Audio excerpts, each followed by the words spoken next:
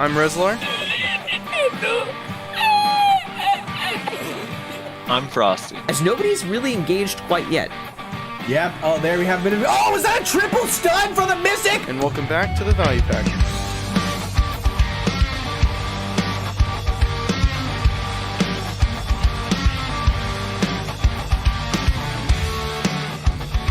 And welcome everybody to another episode of the Value Pack.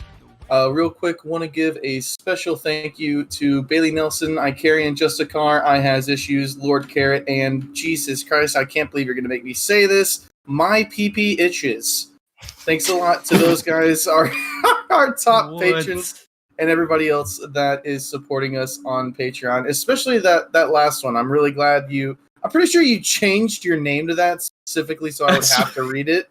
Yeah. So I'm pretty hype about it, honestly. I'm pretty hype. The things we do for money. Oh man, we're fucking greedy bitches. Alright, so our guest today is a very well-known and a very overpowered and overgeared and gear-carried Musa. It is Mr. Kyreme. Thank you for joining us, sir. What's up? I like How's the it going? gear part. Dude, I fought you on a Node War once, and I was like, alright. This was before I knew who you were. I figured out who you were because of this, because I asked Nayashe, and he was like, oh yeah, that's Kyreme. And I was like, who the fuck is Kyreme? And he was like, yeah, he's a pretty insane Musa. I was like, alright, it's a Musa. This is a pretty easy kill for me, in all honesty. And you actually just straight up clapped me in like 0.86 seconds. And I was like, oh, okay, that's fine. Yeah. Oh my god, no doors. I recently saw you in a war. I think you were merking in Camel, and it was like Galaxy against. Have you merked in Camel kind of recently in like the last like month or two? Camel? No, but I think I was in a war. And we were allied with either. Yeah. I merc everywhere. I go. Okay. I was in the Blood Oath. I went to. What's it called again? GBG, dude. I don't know. There was one. Yeah, of these- GBG. Yeah, GBG. And yeah, I think it was that one. I saw you in one of these wars on Medaya, and I was like, you would dive in, attack like 5 people, and you'd have just like a group of like 6 or 7 people chasing you, and I'm like, yeah. Tell me about how Musas can't move anymore. Yeah, those kind of issues, man. bro, it's because I start the fight with all my stamina. I don't just like use all my stamina like to just move around Node War, right? Like you just So can't. what you're saying is you just play smart. Stamina is not as much of an issue. It's true to an extent. Interesting. It's true to an extent. I'm not denying that. It's true to an extent. All right, let's start off with your background. Your full on background. How long you been playing BDO? How long you been playing Musa? Did you start on Musa? What's kind of the history there? I think it's been over 3 years now. I was almost a Steam player.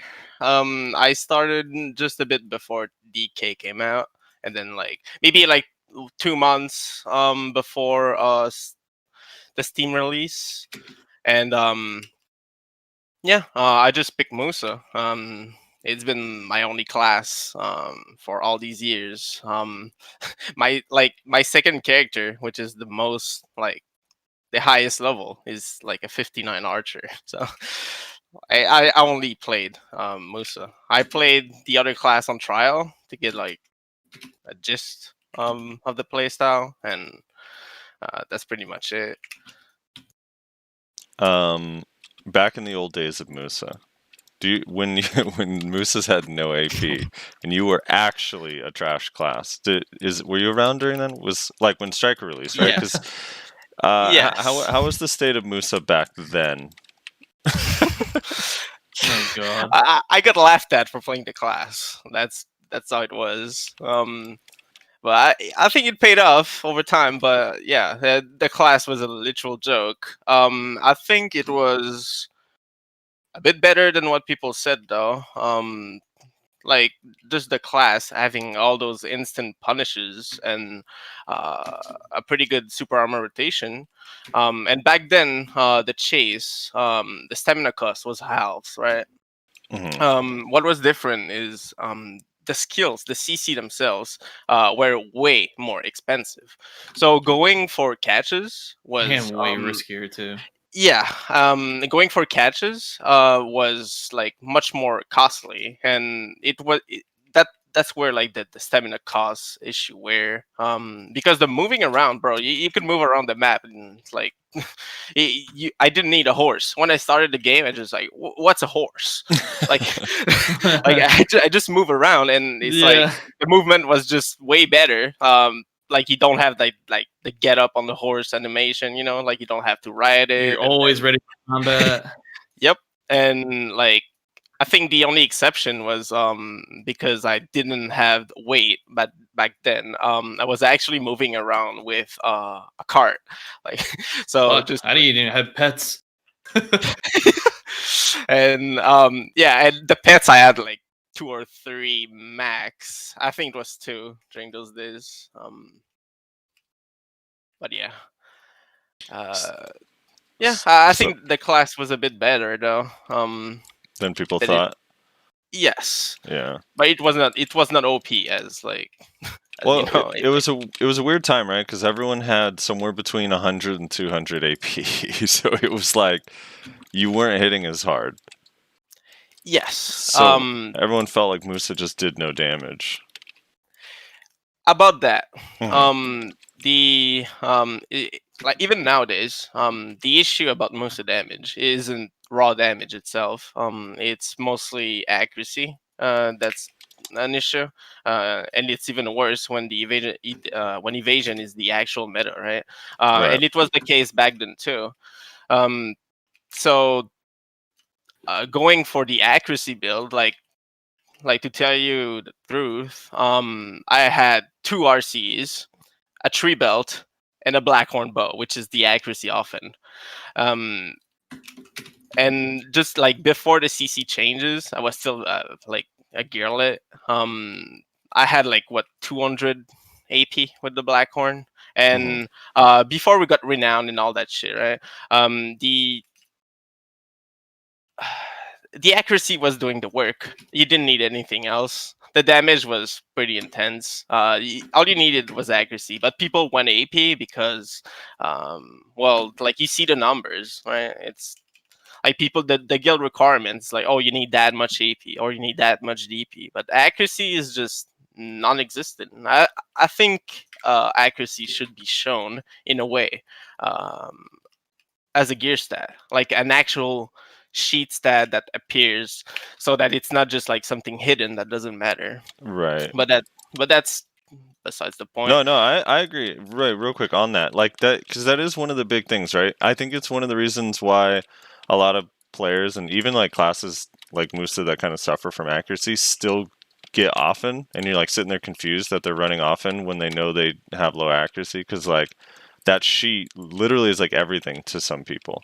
That's the only thing that matters, is seeing that number go up. So Yep. it is kind of weird that we don't have a combined like attack and accuracy stat where we do with DP, where it's evasion and DR. You know, I don't know. Totally agree. Yeah, just having a sheet score that also showed that accuracy is boosting your gear score people would actually care about it. Yeah, definitely, because it's like you see the down earring price, right? Like it keeps going up and it keeps going up. I don't think it's gonna stop just yet. Yeah, I just had a conversation with my KR contacts, and it's still at 300 mil. Yeah, so it tells you how much like important accuracy actually is, and the less value like the AP gets later on, especially when you get those pen accessories. But yeah, if we go back like to back then, the Musa states, besides accuracy about the damage, the other issue, which was very predominant, and I think is a big part of why accuracy felt even worse than it actually was, is our the hits didn't register at all. You would go and throw a foul play, and if it wasn't the exact frame location, in like the specific middle of the foul play, if it was too close, no damage. Too far, you get half the hits. You get on this side, oh, 1/3 of the hits. Oh, it's in the middle, you get everything. And it was not even consistent at all, because for the few hits you got, the accuracy was what, like 6%. So it wouldn't work half the time. And it was also true for the CCs. Because remember, if no hits landed back in the day, you wouldn't get the chance for a CC roll, right? The Right. resistance. So it's another reason why accuracy was just so good.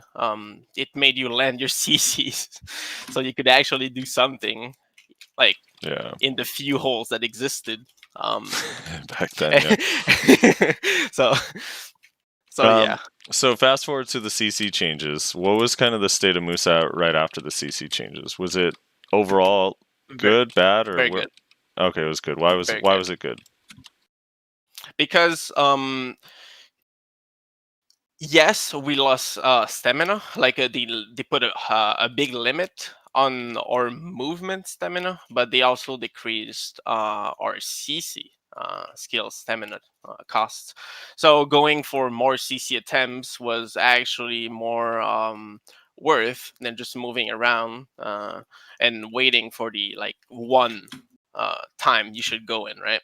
So like it was more cost efficient to go and do a debite, to move around and go for the CC, like the CC chance, than just use the chase. So going for more CC attempts in the game where now there's a lot more holes, and people were still adapting into it. Like a lot of people like still had like the whole muscle memory, right? Like people still use skills that change, no more protection. Oh, that shit doesn't do the same thing anymore. It took quite a long time, and even people nowadays like, I missed that time. I wanna. It used to have essay on that, but like, you see, it's been like years. Okay, so it's gone. Just change. Time to update. Yeah. Adapt. Get over it. So yeah, people were still adapting. So going for like more random CC chances and less reads about them was way better, because people were just not good enough about like their new class. And Musa as itself didn't lose that many protection. You could still rotate essay very well, and D-Byte actually got 4 guard. So you could actually go for more D-Bytes. Yeah, I've that change been went through. I've been one of like the few that like use a lot of D-Byte, even though it was unprotected and people were like complaining about it. And then Twister was the actual like protected CC. But when that change hit, I had a bit of an advantage being used to the actual hitbox, and now being protected, it was pretty insane. But yeah, Musa was very good for those reasons, and the damage buffs we got actually helped compensate for the accuracy At the time. So where's Musa at now? Now we're in the evasion meta. Everyone has Kaffir stones. Basically everyone, especially the type of people you're probably fighting regularly, all are full pen at the very least with Kaffir stones, evasion offhands, like all sorts of shit. So how is Musa stacking up now, like damage wise, but also just like balance with CCs and catches and stuff? Well, nowadays we have Succession, right? So when Succession came out, I had passion again in the game. It was so fun. Like just move around. You weren't being held back by C swaps, which is I think the biggest thing about Succession, and how and why it's so much better than most Awakening. It's the fact that you're not based on C swaps and you don't have to actually wait for those. And because like a lot of C swaps lock you in place, right? So it's an actual opening that people aim for, including myself. Yeah, it does create a lot of unnecessary openings. Yes. So having that removed gives a lot of strength to Succession itself. And in terms of damage, we all know that Succession just went overboard on that, and I'm a fan of it. I'm not. I'll be blunt about it. I think I prefer a higher damage meta than a DP tank meta. I think we've seen those tank metas in too many games, and I think balancing itself will never get perfect, right? Because if everything was balanced, it would all be the same by definition, and there would be no flavor, no nothing, and creating counters is a way of making it interesting for the player base. But yeah. So you're full-time Succession? No. No. Okay. Do you swap back and forth, or what do you play mostly? Yes. Whenever I get my hands on him, Whole Moon Bug, because there's a lot of orders. Whenever I get my hands on them, I swap every day almost. Right. I just play whatever I feel like. It's oh, I want to fight the Awaken this time, or I want to play Succession this time, and I realized that because in the first few months Succession release, I didn't go back on Awaken at all, and I think it I became rusty on Awaken. I was like, wait, I need to play Awaken again. I need to get better at it again. It's wait, I'm playing so poorly. It's so bad decisions, and it's not having to deal with C swaps and having the because of Succession, the movement not being limited by C swaps made it more quick bursts of movement, which makes it look like it's better in a way. But it's a lot less consistent. So to recreate that C swap feel where you get the stamina back, and you keep the high amount of stamina so you can actually go for combos and CCs, you need to play the dash block type of thing, Right. where that's basically the new C swap. So I think that's why they made a lot of skills on Musa Succession lock stamina. I could be wrong, but that's just my guess. Is to recreate a C swap feel to create openings on the class, because as itself, if you And to can move prevent around- lingers, trying to minimize the lingers. Yep. I do have a comment from Silent Chat here about the C swaps. What about the one step back cancel for swapping into Awakening? Because you mentioned it's okay. typically better that you don't have to C swap. So Yes, well, yeah, there's skills that help you see. Change stance, right? But I think they're important. I think it creates mix-ups. If the only way of swapping stance was C swap, I think it would be so obvious to just go and punish a C swap. That would be the only game plan. You'd go against someone. It's the most reliable way to go against them. But by creating multiple ways to change stance, you actually force your opponent to think. And it's oh wait, is he going to C swap, or is he going to use that skill? And fortunately for those skills, a lot of them aren't protected. If I speak for Musas, I think that's what they were mostly getting at, is that with one step back, it is protected. So, and you can do it basically in between chase. So yes, it's a less risky C swap of sorts. Yes, it's definitely an option with one step back. I don't really like using it because I like the C swap feel of getting some stamina back. I just take a step back, during the fight. I just you try just to position go yourself a little bit in a more safe option. Yes, because I take that as a time to get some stamina back and reset the fight. Just opens up more mind games. If you want to keep going up and stay aggressive because your opponent legit doesn't do anything against you, going for that one step back is actually insanely good. And I think it's fine. I think it's fine because it's you need to be quite precise on the timing for it to not look if you go and dash forward. Dashing backward is something different, but if you're going aggressive about it, I think requires a good timing. Yeah. So not to be apparent. I mean, another thing is with the C swap, because they're frontal guards, it helps in a lot of situations too. There's a risk to being unprotected, but it helps with debuffs, helps with blocking damage a lot more effectively than a super armor. Right. There's other benefits to utilizing a C swap, Does normal C swap, than actual transition skills. Musa may want to have frontal guard for both transitions to and from Awakening? Yes. Yes. Okay. Because yeah, not every class has that. I think a lot of True. people don't realize that, but like there's only like mostly the assassin classes do, but like Sork going into pre-awakening does not have frontal guard. They only have it coming back out. Zerker, for example, yeah. Okay. Yeah. So let's talk about Succession compared to Awakening. So Succession on launch was pretty crazy, and then they nerfed Blooming damage. They changed Serene Mind a little bit. You guys have had a few changes like here and there. So how is Musa currently in Succession compared to Awakening? Which one, in your opinion, let's just talk PvP for now, is PvP? Okay. is better, and why? Let's say if we could talk Succession now.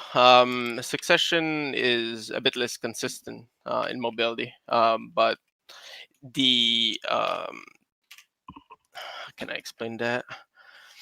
I'm sorry. You're good. Just take your time. The Succession itself has way more on-demand protection. Because of how blue buff works. You can decide, oh, I can just gale, oh, I can just blaze, even though like it's on cooldown. It's like, oh, I need to stay more protected, but I don't really want to move either. And oh, I can just blaze, and you just recreate that the same skill. Like, yes, Rising Storm will be unprotected on cooldown, but that's just besides the point. You can just move around, use Gale after flows. I mean, as a flow. I'm sorry. Like after certain skills, like D-Bite, you just go for CC attempts and you go into Gale instead. You move around Fiery Angel, you go into Gale. And you use Backstep. It's a lot more protected movement. Because to recreate the same feeling on Awaken, you need to use Fiery Angel, which is unprotected, which is fine. I don't want it to be protected, actually. I think that'd be broken. But At least yeah, on Awakening, yeah. Yeah. Awakening has enough super armors, especially for combat. Yes, Yeah, it's not what we need, and we definitely don't need a float like they added recently on Twister instead of a stiff. And we don't need a 9th fucking float. Like we have enough of those. Like that's not the issue on the class. I heard the similar feedback. Like, but yeah. So if we talk about the strength of the class, if we compare it, I think when it came out, it was insanely strong. But it had the same type of feeling as like when like I didn't leave those days, but I can tell when Awakening came out, right? It's like when the first classes that actually got it fought against people that didn't have him, the difference was just insane. Like it was very unbalanced. Like you have 2 kits against 1, you know. So just by default, Succession is just a better version that's been adapted to the current meta of having more DP, which is, I think, in my opinion, an issue. Like assassins that don't kill are totally useless. They don't bring anything to the table. So, it's not like a caster which has healings, which has a lot of debuffs, buffs, etc. So yeah, Musa was very strong, very OP. The nerfs were a bit overboard, I think, on not in terms of damage, but in terms of utility. So like I said earlier, like a lot of skills lock your stamina, right? And they want to force you into that more passive style rather than going full on aggressive, which is their decision. I don't necessarily agree about it, but I'm sorry. Yeah, you're good. The cat. I actually thought that was my cat. I literally just took my headphones off. I was like, No, why is no, my it- cat making noises? My cat's usually so quiet. Yeah, all he does is try and disconnect you by sitting on your PC. No, it's because they attack each other sometimes. Like for fun. I don't want that noise to go into the. It's all the good, thing. dude. Cats are a plus, man. Cats are a plus. I agree. But yeah, so the flavor got removed in my opinion. So the Right. damage nerfs, I totally agree. Blooming before was way too strong, but um, losing the drain. Okay, so I think that's rubbing off on me a little bit. I think it was the actual solution to um, give options against class that just literally just rotated assay, right? But you don't have the damage because these classes usually go for that Kudum route and they have like 360 DP and they usually don't take damage from a lot of trades. Um, so going for trade is just not an option.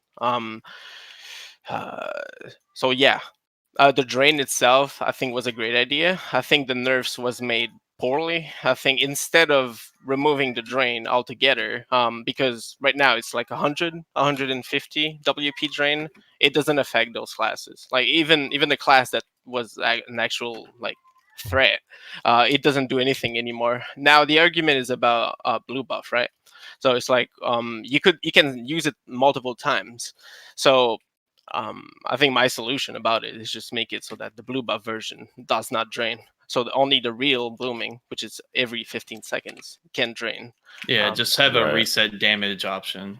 Yes. So Would you You agree know. to no CC and no drain, or just no drain? Just no drain. Just no drain. I think that the CC being ranged, now not being a multi-hit CC anymore is pretty balanced. It's unprotected. It takes. There's a good wind-up time for this. If you cannot see it coming, I mean that's on you. Everything can be read in this game. See, I'll argue with that. Kyreme is a man after my own heart. For a second there, I thought you were defending Tendon Cutter. Don't do that. Oh, dude. So where does Awaken Musa lie? Because like in the last, I want to say 2 months, like the noise has been getting louder and louder that Awaken Musa is just really, really bad, bottom tier class, can't really defend itself, bad against assassins, not good as flex. So I don't know, how do you feel kind of about Musa Awakening balance compared to the rest of the classes in like all aspects, like 1v1, 2v2, 3v3, but also large scale in Node Wars? Awaken, like compared to the Succession, is just simply lacking damage right now. I really feel like that's the issue because the stamina itself is way more easily manageable on Awaken than it is on Succession. You have to play different on Succession to actually go and have a healthy stamina bar. So I think the issue about the stamina, though, which is what makes the difference between a lot of classes, is that Musa as itself needs to get value almost instantly. So if you go and we are resource based. So if you go around and you move, that's resource. Oh, you think you can go and get that C swap, but you get the wrong angle, whatever happens, you cancel it because some C swap can be canceled. It's like, okay, the CC doesn't land, you use even more stamina. So now it's like, okay, does the class have a grab, right? Well, I need to back off a little. Should I go and bait it? And all of those options take a lot of stamina. And what usually happens is that while other classes can just move on forever, I'm not hating on those classes. I think that it's a design that should be uh, in the game for a lot more classes because there's quite a bit of classes that are resource based. But let's give Warrior as an example. There's good and bad arguments about it, but the fact that the class can move around without the stamina bar going down like more than like 70% is insane to me. I think it shouldn't be as free. Now, okay, the movement is less protected, right? There's some drawback to it. And well, I think that's something that would be greatly appreciated on Moose as well. I think it would be a great idea to have a bit more like movement option, which aren't necessarily protected, but aren't stamina based. So you can still keep going. You can still have options. And another thing, like I think would be great is all those like non-movement skills that cost stamina, right? So like blind slash. Like why would you put stamina on that? Like it doesn't move you like okay, it moves an inch. Okay, so it's not something that you use for movement. Like I agree, D-Bite, blind first, way too strong of a skill not to cost stamina. But the kicks, 200 stamina per kicks, come on now. Like that that needs to Yeah. be removed. Like even if the stamina keeps the same, just give options. I think that's the point I'm getting at. It's what you need to be able to do something. Like at least, even if it's a poor option. Because right now, there's no reason to go and play the melee game. It's way more easier to just back chase into stub arrows. The stamina is so much more easily manageable, and like why would you do anything else? A lot of class cannot keep up with that. And Yeah. Would so- you? I spoke to Choice recently because he's collecting feedback for, what some of the more experienced players out there are thinking as far as like changes for the class, Mhm. and trying to get objective or bias obviously, but nothing like super like, oh, my class is broken, I want it to be OP kind of thing. Yeah. And one thing that he was kind of suggesting, it's basically along the lines of what I was thinking too originally for a long time that me and you've discussed about, but like D-Bite being a WP cost rather than a stamina cost. Because I feel like our WP management is fine as far as like how our skills work. I don't really see a problem with that. What was your thoughts on that? Well, I think it should get increased cooldown then, because having that option available every single 3 seconds is quite insane. D-Bite is like if not like the second best CC we have, I think, in my opinion. I think Blind First is just better because it Well, has yours more is also a but- stun. Yeah. But yeah, I see what you're getting at. So I think it would be a bit too strong in my opinion, because it would encourage spamming rather than reading, and like being cautious of where you actually land your skills. And I think it's something that's important in the game. Like you shouldn't be able to just like press keys and get away with it. What are you talking about? Grab classes, just press keys and get away with it all the time. That's a different topic. Look at Frosty. Dude, I just can't. Like, Kyreme is winning my heart every single question right now. Like this, and also I just A disclaimer: it's, everything. Imagine Kyrene says is hitting not block regarding, jumping grab is Musa winning. It's preposterous to me that someone would think that Dragon Bite with a 3-second cooldown is not super strong. And like, oh well, yours is a stun, mine's a stiff. Like, oh well, poor Maywas gets to knock you down and then refloat you again after a D-Bite. That must be so hard, dude.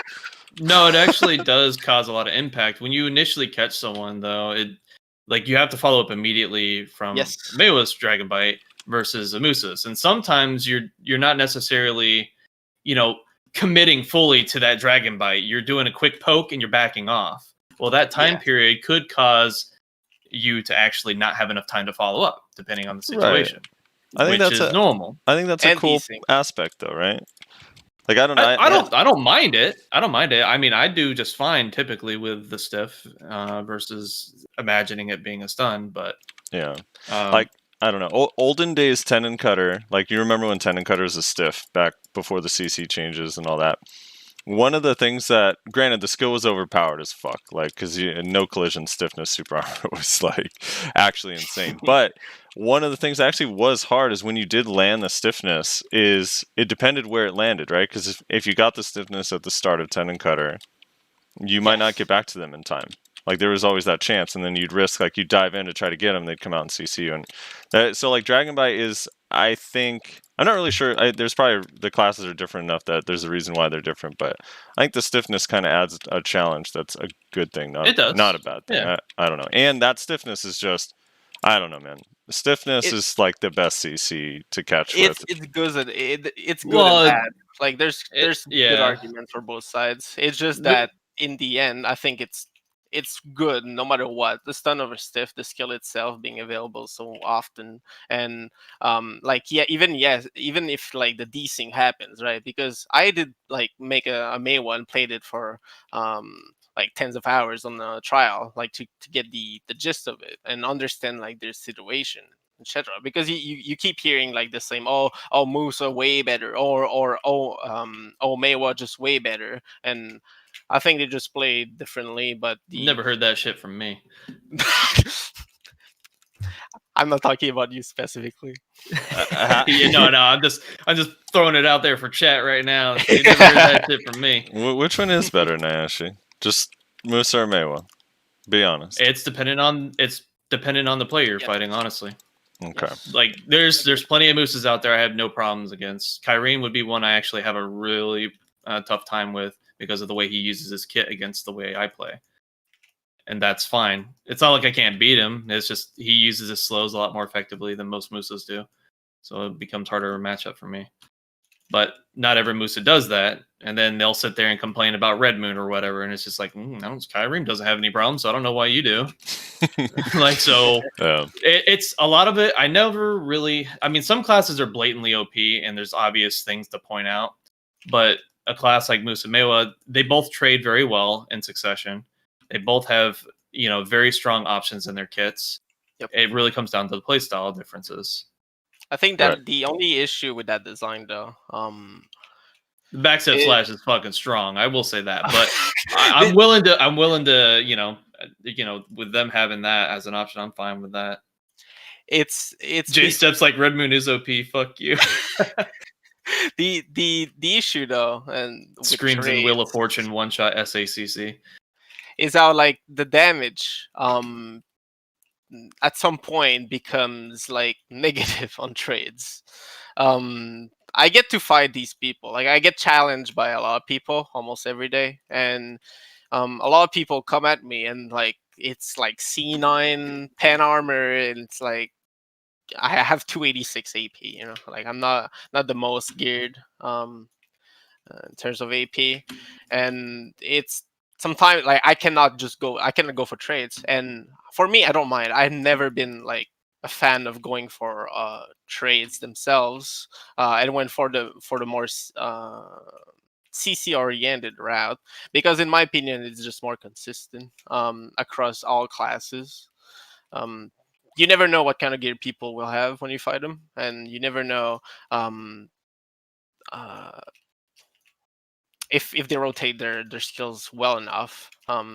So yes, trades can come in handy, but you just adapt into it. But the first idea when I go fight someone, I just do I go for CCs, not trades. Sorry. So yeah, and you just like dissect the playstyle of your opponent. You see, okay, so this guy looks to be more aggressive or he likes to be more defensive, so you react accordingly. I think it's one of the greatest strengths of Musa Maywa, having such an easy mobility, right? We just press RMB. We can spend more time as brain resources of actually looking at your opponent and go for reads and like dissect your opponent playstyle instead of like having to focus like so hard on moving around and make sure you don't like mess up a skill rotation, right? So I think it's an advantage the class has for having such an easy mobility to do. Now the only like hard part about it is how like you need to manage your stamina, which can be hard against certain classes. This is totally matchup dependent. There's some matchup you never run out of stamina, and there's others that just you don't even have enough to just like barely move, and they're already on their face.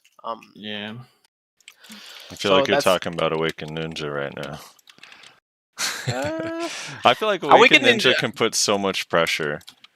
Yes, they can, but it depends on who you're fighting because most ninjas in Awakening are very open and easy to CC. So yes, very. That's why I always say typically I don't like I will state certain things are OP about a class and whatnot, but I typically try to say like who specifically is a problem for me. Right. On X class. All right, so where's what's Musa's ranking for you in terms of large scale? Like how is Musa's large scale balance? Node Um, siege. You mean T1s, T2s? Let's go, because like T1s, I think everyone knows like Musa can pop off, especially if you're geared. Like Musa can pop off in Yes. T1s and like lower tier nude. It's top tier. Tier 2, I yeah. think it's top tier in T1s. Right. And And the issue comes in Node War whenever you cannot kill your opponent, or when your opponent is just way too tanky. So people that actually have gear, is quite difficult to get as much value and do your job as an assassin type of class, like or skirmisher. Like I go for 1v1s and combos large scale. And Is that a cat? yes, oh my god, 1 second. That's what I was scared. I just heard rare. oh, dude, they're killing each other. Dude, my cats are like not. My cats do not. I don't even know what fighting for fun is. My cats like actually hate each other. So They try to kill each other. yeah, when I hear cats fighting, I'm like, oh no, someone's gonna die. Forgot to mention something. I was gonna bring this up at the beginning of the podcast, but while we got a little break here, I might as well talk about it. We were supposed to do a tournament later this month. We're not doing the tournament because Yellow is helping someone else run a 2v2 tournament. So if you were interested in doing the 2v2 tournament, then you're gonna want to join the NA Duelist Discord. I'll see if I can't get a invite and put it in the description of the YouTube video. So if you're interested in doing the 2v2 tournament at the end of this month, you're going to want to join the NA Duelist Discord. That's where you're going to get all the information and the sign up and all that stuff. And hopefully there's an invite. I won't make any promises, but hopefully there's an invite in the description of the video, so you can check down there, and that should be there, hopefully. So if you're interested in that, make sure you join that, and then you sign up in that Discord. That one's happening on Memorial Day, I believe. Monday, May 25th. I think so, yeah. Yeah. All right, Kyreme, you back? Yes. Okay. I'm sorry. All right, make sure you're talking a little bit in your mic. I think that you got a little bit quieter for a minute okay, there. Okay. Is it fine now? It sounds okay, yeah. Okay, so large scale, like let's go like big. It's T3, T4, 60 man or higher, and then siege. Like how is Musa? I guess both Succession and Awakening. Like how is Musa in that format? I don't like siege. Let's be blunt about it. If it's not like Heidel or fucking Value siege, I don't like it. Like it's all about the witch wizards, guardians, rangers. Right. Range damage. Okay, yes, with Succession we can spam cycle and slash. Let's go. Like that's it's not gonna do much. I don't think it's a place like assaulting a castle is just not made for us. We're made to go and skirmish. We're made to go around, pick off people that comes. When people die, right? Like they die and then try to come back into the front. Well, you just cut off those people, and if you can cut off a witch or a wizard, that's just so much value for like your guild. So Yeah. that's just how I see it, and it's more fun that way. I live for those 1vx moments, So you go in and you see that one guy you can pick off, but then there's that one ninja that like comes and protect him, and you go into that 1vx scenario. I think it's super awesome, and I think that's where Musas can shine if you're good at it. 1vx actually. You're just gonna make sure you get value instantly, though. You cannot take your time. If not, you're just gonna die. Yeah, it's sad even asking about seeds, just because the meta has become over time. It's like actually crazy because everyone's been complaining about it being witch wiz based for so long, and now it's like so entrenched that it's just like, yeah, no, if you're not a witch or a guardian, it sucks. It's acceptance. Yeah. We're in denial, and now we're in the acceptance stage. Yeah, or Archer. I mean, you could be an annoyance. Witch, Archer, Guardian, and halfway Berserker. Dude, Berserker you know what's yeah, you know what's crazy though is like even Archer nowadays is a little bit being overshadowed just because Witch Succession or Wizard Succession has so much range that they're not even like able to out DPS wizards anymore from range. So it's like, well, if you think if you look at it, they didn't get a Succession. Their damage just didn't follow up, and that's another issue where I think I came across a little earlier about the Musa Awakening compared to Succession. It's just the class didn't update to the actual meta just yet. So so it's the same for Archer. Archer is still being a ranged class that dish out like pretty good damage. It's still nowhere near close. What a I don't think a 300 AP Archer can do as much as a 300 AP Ranger now with Succession. Right. So the damage just didn't follow, but a lot of people don't like you always see that mixed feelings about we want a more DP oriented meta where like it takes more than one combo to go and kill someone, and then you see the other people that's like I want to get value of my combo. I wanna play the eye damage meta, and then you keep having that like the twist where like people are not even sure what they want. So it's kind of hard to balance around those things because we've lived both, right? We've lived Renown with so much DP bullshit. That basically someone that's stronger than you just can't be killed, it seems. 1 AP bracket ahead can die. Yeah. It's just silly. Like I get that same kind of topic to populate on my streams and comments to be like, I hate this one-shot meta and whatnot, where people just easily kill each other. It's like, well, I mean, you got to consider this game isn't balanced around 1v1s. Unfortunately, it just is what it is. But let's humor if we did. So you would have to consider so many things, like the pots being 2 seconds for regeneration. That would be such a negative for people trying to like multi-combo people in order to kill them. So you'd have to reduce recovery time, which would affect PvE and other mechanics in the game. Yeah. And then, then you got to think, all right, everyone has all this reduced damage. That's really not going to have a major impact in large scale overall, I feel, because you're still going to get freaking gangbanged by like 10 people in a blob, easily. And you're still going to drop like a rock. None of that really matters. I'm now firm in the camp that I completely reject the notion that it's not balanced around 1v1 when like 1v1 matchups overall, like just grand scheme, and like actually has a ton of really fun and good matchups, and almost every class can do really well in a 1v1, whereas like in Siege you literally have to be one of 3 classes. Yeah. So I think the 1v1, the way the game is designed, works really, really well for 1v1. So I feel the exact opposite. Whether it's an intentional thing or not, I think it actually does work in a lot of ways. But the large scale is the issue. Even in large scale, I'll point that out. We get those like those people that like take pride in their node wars, which is fine, and come and say, no, 1v1s are just non-relevant. Only 1v1s. It doesn't matter. But then you go into large scale and you actually go play as a skirmish class, and then you go and you pick off some people. Wait. What is this? A 1v1? They're all 1v1s, exactly. What is this? A 1vx? A 1v1 doesn't matter though. Hey, it's totally useless. Like as a skirmish class, like or like maybe you don't always want to have and be like alone, which is fair, but like still 2v2s is like still pretty close. To what it is. So in my opinion, 1v1's very like matters a lot, and I think that's what like makes a difference. It makes classes like ours actually have some sort of value in large scale because our 1v1 potential, we can clear out those stragglers or those I don't go with the ball, like you don't go there. You go on the side and you pick off people that try to run away, and it's like you get them in 1v1s and you finish them off, So right.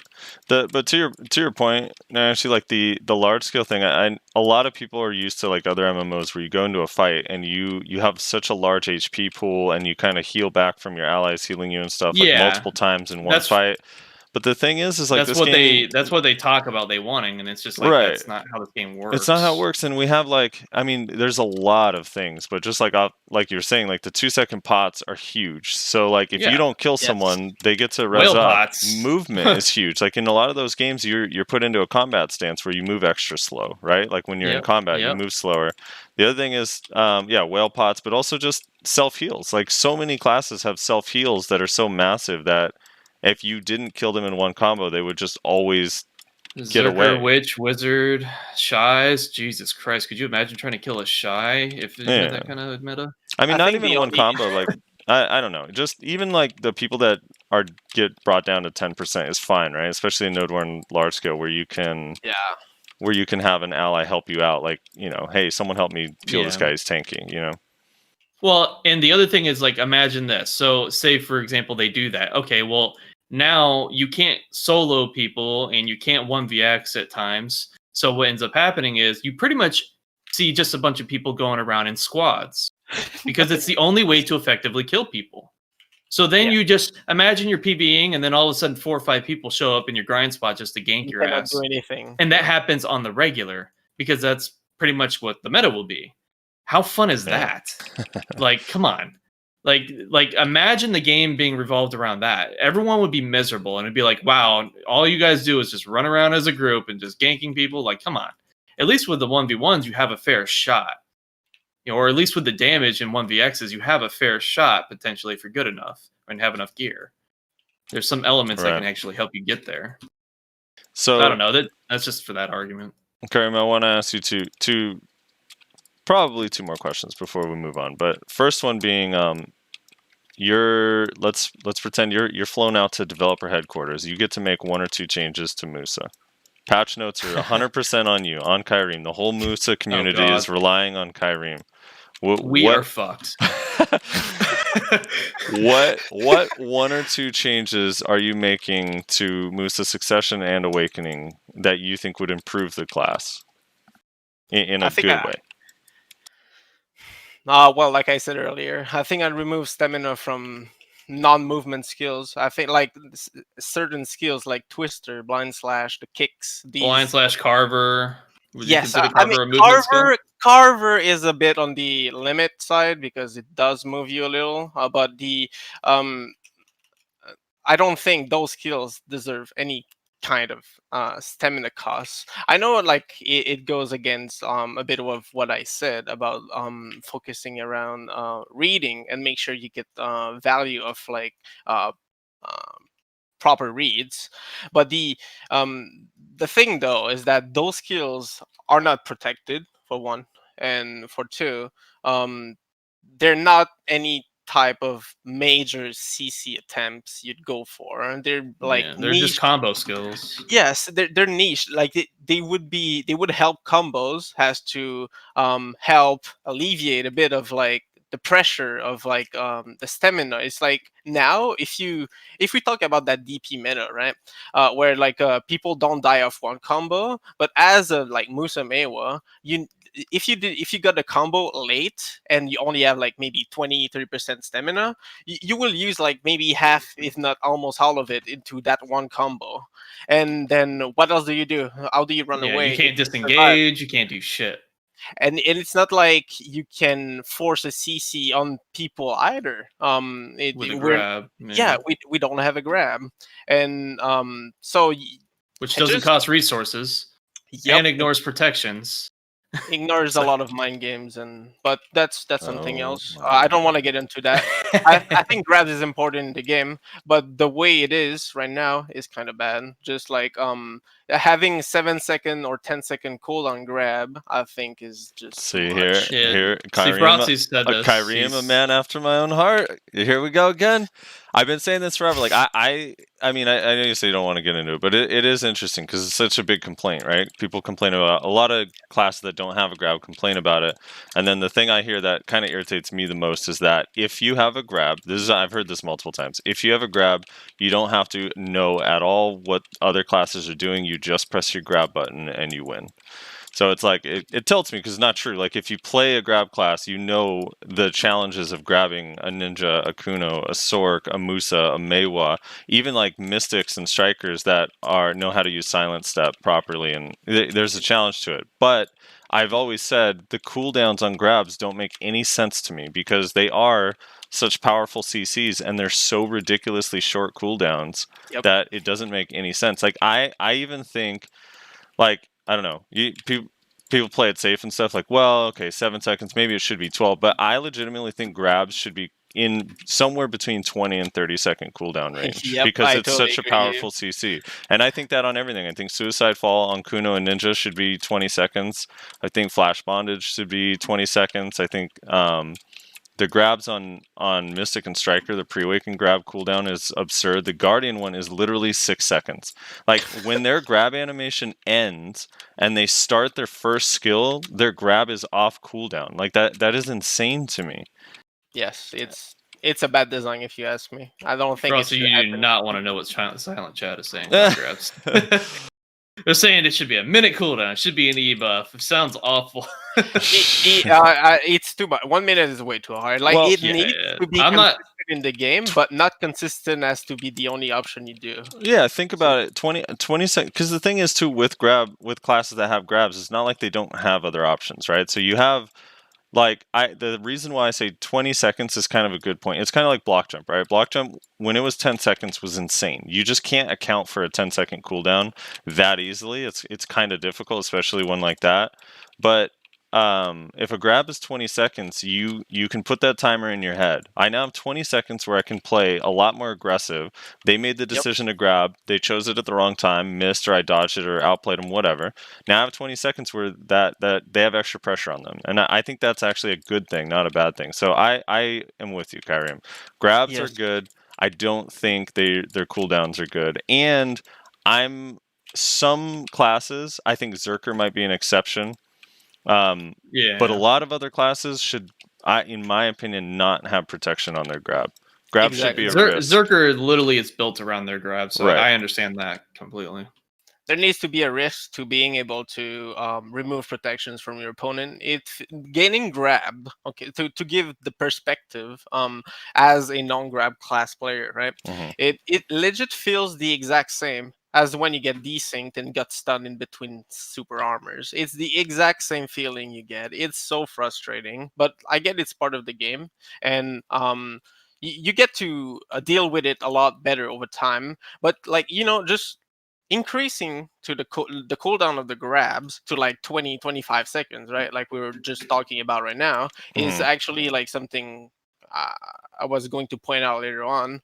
But it would actually help compensate for the stamina limitations on Musa Mewas. Because Right. if you don't have that same threat of getting dash grab every 7 seconds, you don't need to be moving around all that, like all And the you way. can be in combat more. This is Yes. which means more combats would be, or more classes would be in combat more, arguably, and then the fights would actually be more intense and fast paced. There'd be a lot more mind games. Like you'd get way more options, because what it is right now is you run around and you just wait for that one moment you can dash grab your opponent. And I think it's such an understatement of like what like the fights in this game could be. Like there's so much flavor to the fights, and I think that's why we're all addicted to it. Like there's so much going on, but we end up just using that one option that just does way better than everything else. And it's the exact same for stub arrow on mooses. It's OP. I don't disagree with that. The stub arrow is broken. Having it on a 6-second cooldown is insane. That's And charge stub arrow that's on 6 seconds. yes, but like the cancel is just so easy that it's so reliable to do. And the instant stub arrow, I kind of like how it is, where like you need to use it properly, where the cooldown resets. A lot of people complain about it, but I've came to grow and think it's fine, because you need to make sure you don't like waste it. Like you can decide to go and use it more wisely, or just don't spam stub arrows. If not, you're just gonna lose your instant, and you don't get a lot of value out of it.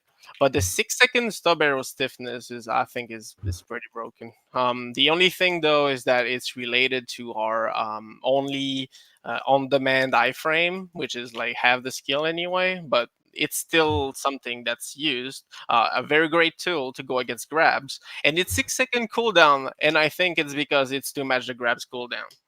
So that like we can do something, but the stamina cost is so high.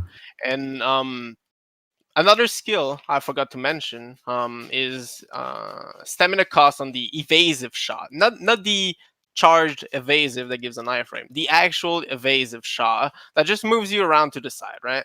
I think that doesn't deserve any kind of stamina cost. Yeah, because it doesn't do anything. It literally just does a little sideways lateral movement, and it's not even protected in any shape or form. It almost costs 2 dashes to do that. Like it's not worth. Like it's not something that should be a thing. But yeah, like these are the type of changes I'd like. I wouldn't touch more on Musa itself, but rather the game in general, where I don't think it's a Musa problem, I think it's a game problem, like we talk about grabs. And the only issue about stamina comes from being pressured 24/7 about that option. If you remove that, like I'm not saying removing completely, I removing the option of being a threat 24/7, then it's playable and you can move around and you can decide, okay, let's go and do a linger a bit and go for more trades. And with how much DP we have right now, trades are not gonna kill you in one skill. I'm sorry, it's not gonna happen. It's the DP, especially the evasion, is insanely high, and you shouldn't die from a lot of trades, unless like you really sit in people's skills and you literally get comboed standing. But that's on you. Yeah. Gotta get DP, man. I've been saying it. Yeah, I wish cooldowns would get an increase. I just think I'm trying to think who would actually be mad by it. Like Guardians would be pissed. Lon.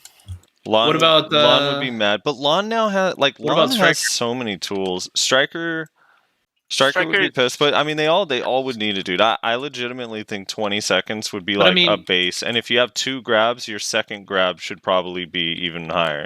Like, let's say they make Suicide Fall 20 seconds, Flash Bondage should be like 25 or 27, like a little bit more. It's just, I don't know. Having the grabs up all the time, I agree, is kind of dumb. Now, that having been said, after attacking grabs for that long, this whole like all you gotta do is press E nonsense there's reads behind them. There are reads behind it, and on both sides. Like you can avoid grabs, and I agree. It's because the cooldown's short. You kind of have to deal with it way more often than you should have to. I 100% agree with that. Hold on. Yep. All right, so with the reads. Your read on grabs is just as effective as seeing that someone is doing a linger SA. No. And us doing trade damage to it. That is how I see it. Yeah, I know, because that's called not playing grab class. Like, so let's say I'm fighting a striker, right? I don't like the soul elements. Yeah. let's say I'm fighting a striker. If a striker has flash or silent step off cooldown, then No, like you're looking for the SA. They're also looking for the grab. When they do that SA, like 9 times out of 10, a striker, for example, uses like Rage Hammer, and they're sitting in that Rage Hammer. They're waiting for you to grab them. That's like what they're thinking about in that moment, right? Like this person's going to come try to grab me. So now you have to make the decision. When's the last time they used Silent Step? When's the last time they used Flash Step? Because if I go for this grab, I press E and it misses, and at least on Kuno and Ninja, the pre-awaken grab, you stiffen yourself. A misgrab is a stiffen on yourself. So then Mass Destruction just gets you, you're stunned, and that's it. Or you just get grabbed, whatever they want to do. So it's like, you do have to read your opponent. Like just throwing out grabs, like literally just gets you killed. Now, on some classes, obvious. It's easier. There's range on Lon that I also hate, and like I said earlier, I don't think any grabs except for maybe Zerker.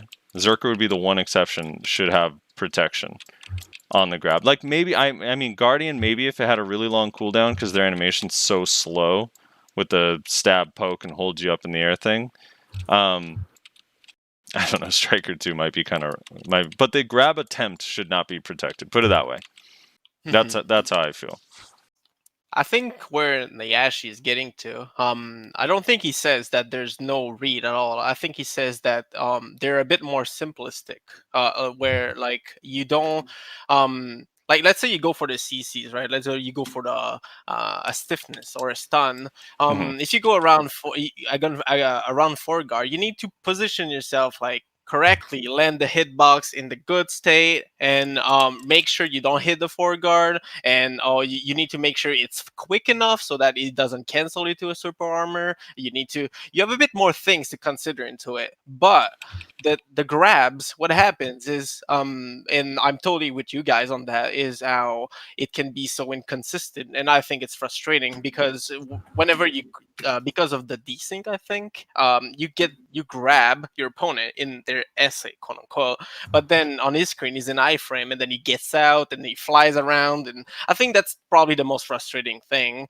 and it's frustrating for both sides. Like when that happens, it's not fun. It's like, wait, I use my fucking iframe, please let me, and then you're like, oh, I fucking grabbed, like, please, can I get my value? It's not fun, and yeah, it's just that Yeah, the grab itself, See, like, I mean, you can decide to put it anytime. If it's not an Right. iframe, you can get the CC. But I think what is the difference between that and fishing for a CC with like stub arrow, something that has no risk, where you don't really need to wait for them to not have it because you have a 6-second cooldown, you get to shoot over and over and over again. Well, That does hold not. on, No. Hold on. Let me finish my thought, because the point made was you don't have. There's not as many steps, right? You don't have to think as much when you do the grab, because you don't have to think about getting behind their frontal or this or that.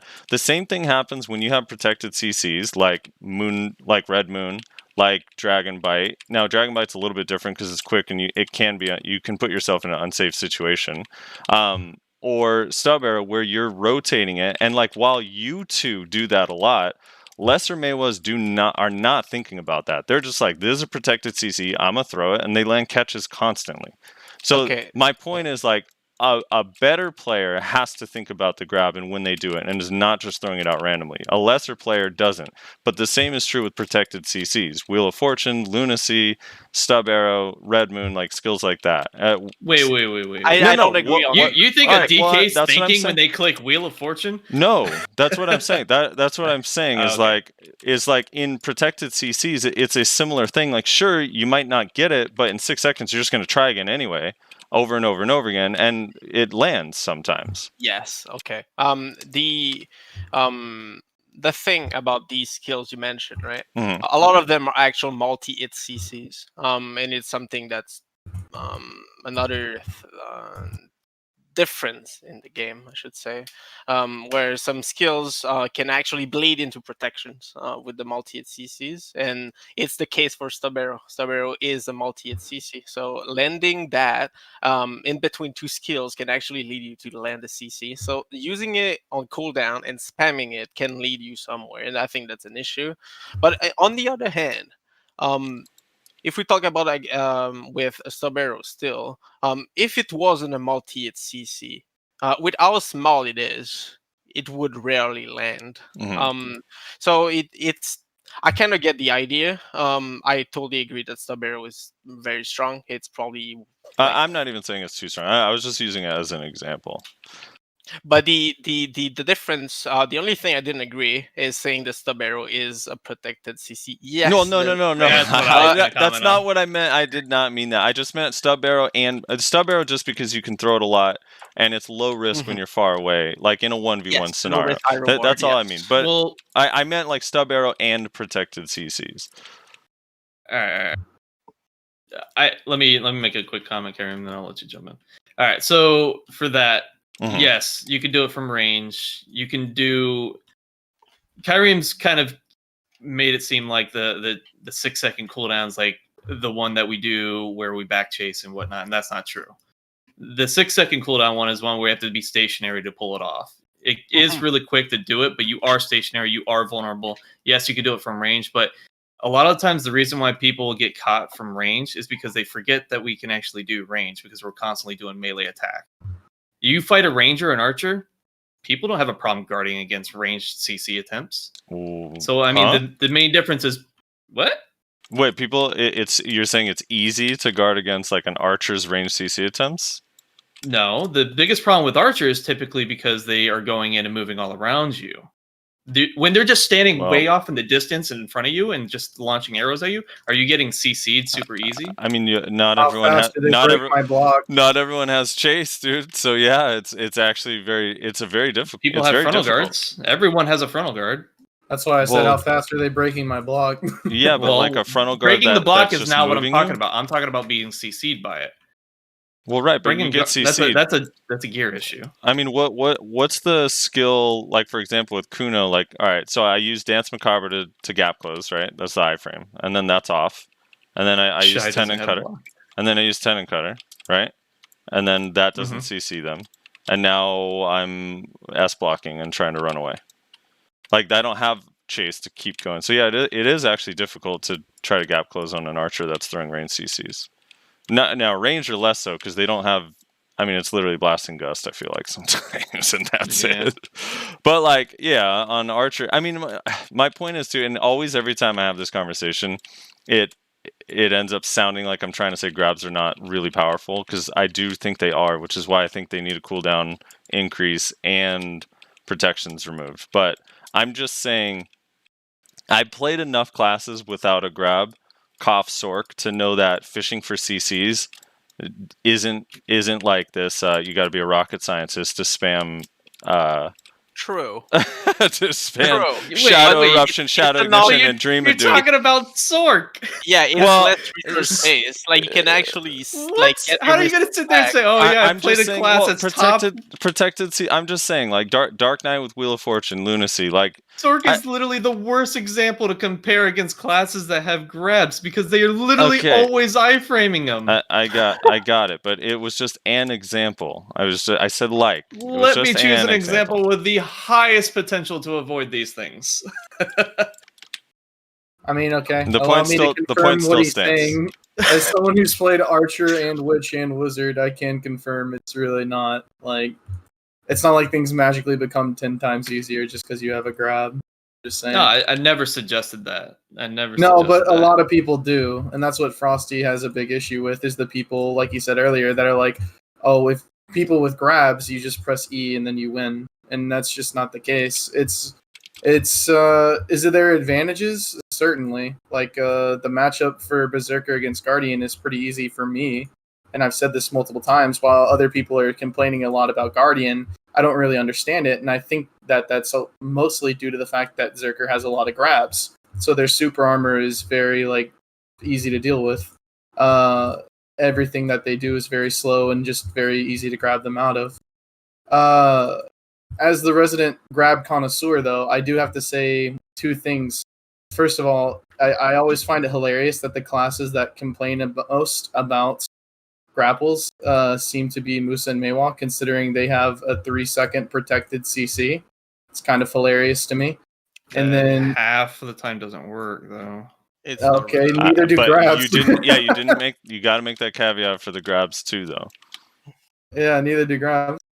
And then the second thing that I find interesting or kind of funny is that grab or non-grab classes pretend like it's only them that have to deal with grabs. Like as a grab class, I also have to be concerned about an enemy grab. So it's not like because you don't have a grab, you're at some like special disadvantage against a grab class. Like if I have a grab, I'm also concerned about their grab and having to deal with it just like you are. Except arguably I have less tools to deal with it because the classes that have grabs are typically balanced in such a way that they have less like quick movements and things like that. okay.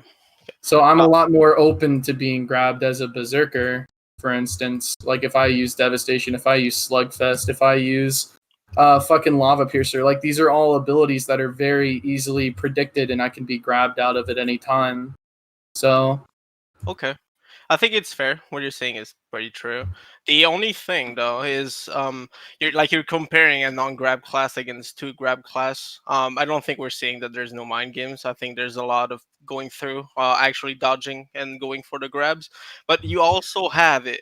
So going like yes, you need to make sure you avoid it, but you can apply the CC if you find the opportunity. Like it's not as restrictive, I think is the word. For sure. You don't have to wait for the exact perfect moment for it to happen. It depends on the matchup, because there's a lot of matchup. Like let's say the assassins, like ninjas or like kunois.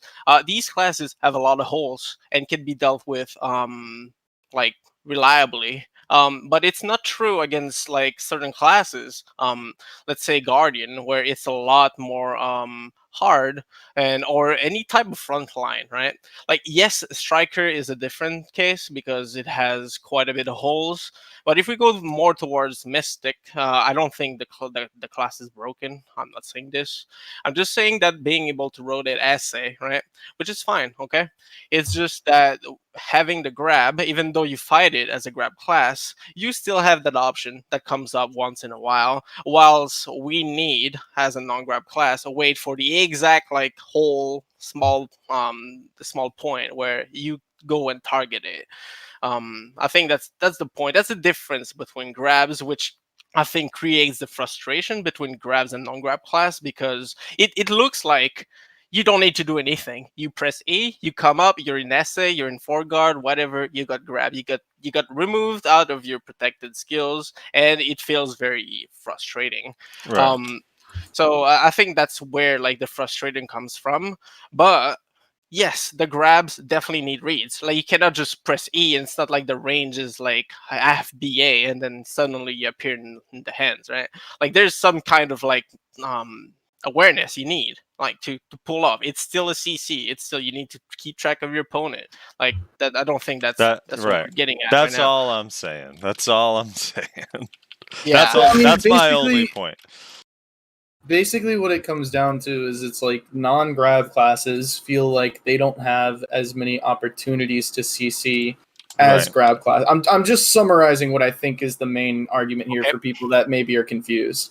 Non-grab classes feel like they do not have enough opportunities or as many opportunities to CC their opponents as grab classes do, because grab classes have the grabs are on relatively low cooldown, are oftentimes but not always protected, things of that nature. And of course, grabs go through super armor and frontal, so it's two forms of protection that you don't have to deal with.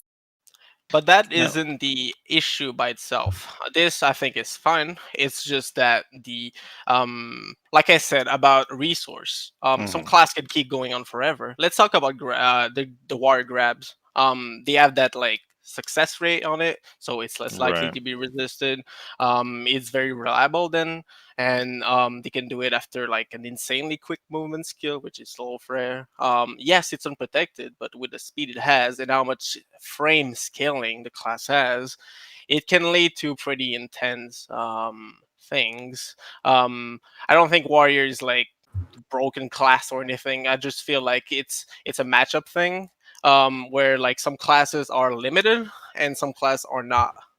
And I think it's only when you're limited on your tools that the grabs become frustrating, because you end up having no options against it, and even though you're still in protection, etc.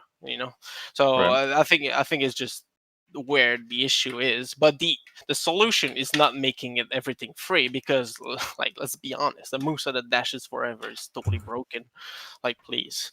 Yeah, I The don't agree with that because it just creates cancer play styles where people literally just sit 50 yards back, go for stub arrows, and that's it. And Yep. just back up, back up, back up. Yep. I want more. I want more combat stamina where I'm in the actual fight, and my stamina actually is pertaining to just the movement, not my actual combo skills. Exactly. Just have like more option. I think for Mewa though, I know we're swapping a bit off the topic, but I think you need more. Like they should rework your Rabam. Yeah, our Like, rebounds are garbage. you're overall. the one that moves a bit. Is such a great idea.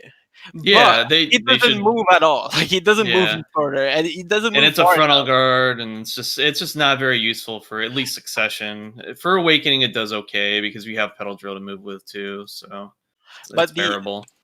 Yeah, because that's what I noticed. Like when I made the Meiwa and tried to play it, I really liked it. It's more of an aggressive style than a defensive style. I really liked it, and like Actually, that's probably what, fits your style a lot more yeah. than Musa but does. but the thing, like you can see it, it's like at some point in terms of movement you're limited, but on the other hand, in terms of CC, you have those free CC options that are actually very great, like Red Yeah. Moon or Stigma, you know. Or um oppression, they're really fast. yeah, exactly. So it's like we if Meiwa and Musa were together, we'd be pretty good. It's like we, Yeah, you just combine them. yeah, it's like they tried to create, and it feels like they created those problems. It's not things that happen because it's the meta or whatever. It really feels like they created those problems. They wanted it to happen to prevent certain scenarios where the class, being for one easier movement and certain inputs, while like mastering it is still very hard. It's like not the hardest class to get into it, and uh, because of that, because of the ease of access, if those classes were just so strong that everyone would just play those, like why would you go and play like a harder class unless you really want the challenge or you hate yourself? What like why would you go Masochist. for why would you go for that when like you have the other class that literally has instant punishes, easy access on mobility, and if like we fix those problems, or I mean not even fix, or just overtune the class and just make the movement just like almost permanent and always having options, the class would just be too strong. That's why stamina exists. We need limitations, but having access to a few skills that aren't exactly the best and would help regen a bit of stamina, I think would be a great trade-off. Just having a few extra tools to be able to, like, I don't know, combo, even if they're high AP luxury type of combo where like they don't deal the maximum amount of damage that's possible. At least you can do something, and those combos won't like drain the small 15% stamina that remains. And yeah, Right. I just dislike that the play style that's being favored is being defensive. It's so much easier to go about it. And then going for actual catches, mind games, and being aggressive is being so limited. And I think it's the most fun play style. Maybe because it's harder, but also because like you feel the speed. When you just back chase around, it doesn't feel fun. Like I'm sorry, but it's not fun for either side. You just get stub arrow to death. It's like, okay, what am I doing? And then the guy that just stubs arrow, it's like This is it's so boring. boring. It's like, okay, let's just wait for that one moment. He stops like focusing on his movement, and he gets that hole. It's like, bop, you get it, then bam. And it's like you get the CC, and then it's not interesting. There's no mind games. There's no nothing. There's no interactions. Hey, don't mess with them. Those Korean players, man, they do that shit for 2 to 3 to 4 hours sometimes in KR open world PvP. They will sit at your grind spot and poke you with stub arrows all day long. I mean, if all you care about is winning, I guess. But I mean, they're pretty serious about the war scores, I guess. I mean, like, at that point, it's getting way too serious. It's getting out of hands. Right. Like, yeah. So let's talk about your personal matchups real quick. Your best and your worst. So let's start with your best. Like what matchup in 1v1, specifically just 1v1 BA, you have your Musa, your kit, your gear, whatever. Which matchup do you feel like you have the highest chance of winning? Like you feel it's super comfortable. If you had to play for money, play for your life, you can fight one class. What class is it? DK, Striker, another Musa. Yeah, it's DK, huh? Yep. They have a lot of decent a lot of openings. abusable holes. Yes. Hell, sometimes we just win due to desync. Yeah, like I don't think it's like it depends. Okay, it's gear dependent. Like some super gear DK that barely takes any trade damage, and then like they suddenly two shot you. That's just different. That's not a class or a matchup thing. That's just a gear. That's like that's what we need to make different. Frosty's chat brings up a good point. Shy. True. I didn't consider that class. Let's be honest. Well, I mean, you can't have a matchup if they never like in the wild, you know? Like Yeah. you can't ever find the fuckers. All right, and I then think Valk is pretty easy too. Valk is pretty easy, and then it goes down to more assassins type, where like a ninja. Not Kuno. I think Kuno is way higher for different regions. I'll talk I about. just but- gotta point out it's funny that 2 of those classes you mentioned have grabs, one of which actually has 2 of them. Just pointing it out. Yes. I know.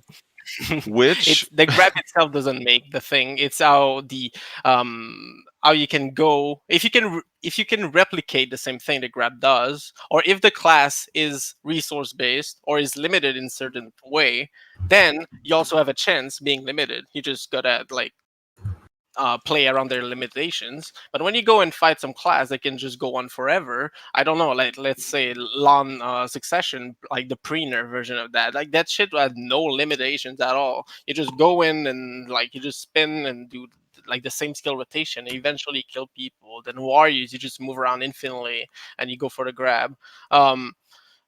Besides that, I feel like Mystic is pretty strong, but it's not broken. It's just that like they can move around, they can keep doing the same rotation, and whilst they're faster than strikers, I think that's what gives them the edge. Makes the holes a slightly bit like harder to get on. I don't think Ranger is hard. Besides, let's point that out. Succession Ranger is free in my opinion, unless like the odd gear you, but that's just gear Yeah. issue. It's sad. It's The- sad. Yep, I agree. And but on the other hand, Awaken Ranger is a lot harder to deal with.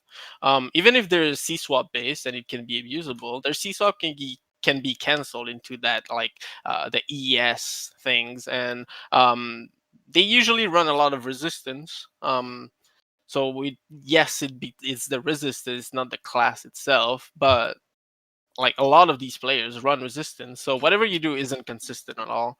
And these players go for like with the fact that they have one of the best grabs in the game, they just go for it, right? They can just rotate their protection and wait for the time the Musa like gets annoyed, and whilst they have like the blasting gust so they can deal against the barrel, it gives a pretty good chance. I don't think it's like top tier hard matchup. I think they have a pretty good chance. Because you can like I said, if either you're limited just as much as we are, or you have as much openings as a grab would give you, then the matchup becomes either even or advantageous. What's your hardest matchup? Single class that's just the most impossible to deal with for you. The single hardest. Well, I don't have one exact, but I have a few Okay. that are kind of hard. I'll put it down like Tamer is one pretty hard class. Oof, yeah, fuck that. class. Why is that? then What makes Tamer hard? their openings are so small, and the better the Tamer is, they won't rely on their WW hop. So by then, like you just remove an extra opening. So now you have what? Okay, you have grab fails. Oh wait, you can cancel the grab fails. What else? What else? Oh, they can block sometimes. When they summon their pet, sometimes it desyncs. But it's a few frames. You know, it Right. needs to be very perfect, and it's not.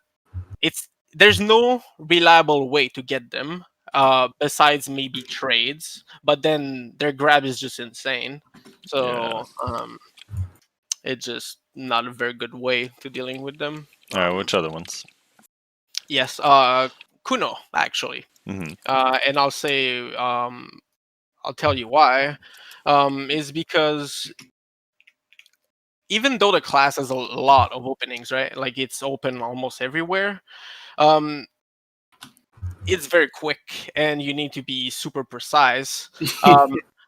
So like if you go against them and it's like, okay, let's get let's land a D bite on their movement. If they move in a straight line and they're not like very wary about it, it's very easy to deal with them. Like it's very easy to say this is a good Kuno and this is a garbage one. Like the difference is just massive. Like the Kuno that's gonna like make you wonder where they go because they have they're so quick, and by mixing up stealth, it's harder to track. So you can create mind games with that movement, even though it's unprotected, and most likely struggles against AOE protected CC, and it's probably one of your hardest, like Dark the most Knight. hated thing. Yes, these type of CCs are probably the biggest issue you have because it's what gets you. Now, if you go against classes that need super precise type of CCs, now you have a bit more room to actually use your unprotected skills and move around. I think that's You nailed it. my thing Bro, about it. I'm glad I'm not the only one that's like, dude, Kuno is just so fucking fast, bro. They are. Like, it's insane how fast that class moves, actually. Like, even Choice pointed out when you were fighting him, Frosty, when there was one point where you actually, I don't know what fucking ability it is, but you basically just, like, teleported to him. Like, that's how fucking fast it was. And he goes, It's holy the gap shit. closing. It's He- not he the. was like- it's not he was like- sustained. He's like, It's not dude, he sustained literally speed. just teleported to me. Like, it's so quick. It's, like, actually jarring how fast that class is, bro. Yeah. It's just the gap closing ability. It's It's just like- intense. It's very like intense. it's like infuriating on the opposite side of Sork. Like Sork is like pretty slow and predictable, but they're so protected that you can't fucking do anything about it. Kuno may be unprotected, but they're so goddamn fast you just can't catch the fuckers. I'd be okay with them actually getting more like normal, decent mobility and reduce a little bit of the speed at which they can engage. I They hate got this, hit super hard with the changes recently. It's this, kinda sad. this We're homogeny, good. dude. Why do they all? I don't understand. Like, I mean, there could be things you would change, right? Like, I definitely, like, let's say, I don't know, if something's OP, you want to fix it. But there still has to be an element of uniqueness. So, like, I know. if it's like, yeah, Kuno's super fast, I wish they were just as slow as everyone else, but had more protections. It's like, well, then it's not unique, right? Then it's just, Yeah, I know. I don't know. It's just Like- my thoughts on it. I don't know what to do to actually help the class be. For the record, yeah.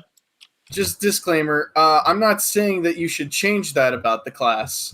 No, Because no, I don't I I don't know if that would fix it. Because the thing is, I Is know I'm the at- class is gated by cooldowns too. dude, like- the Zerker's Kuno matchup is at such a disadvantage for Zerker that I honestly can't like even begin to say like what they should change to fucking fix that.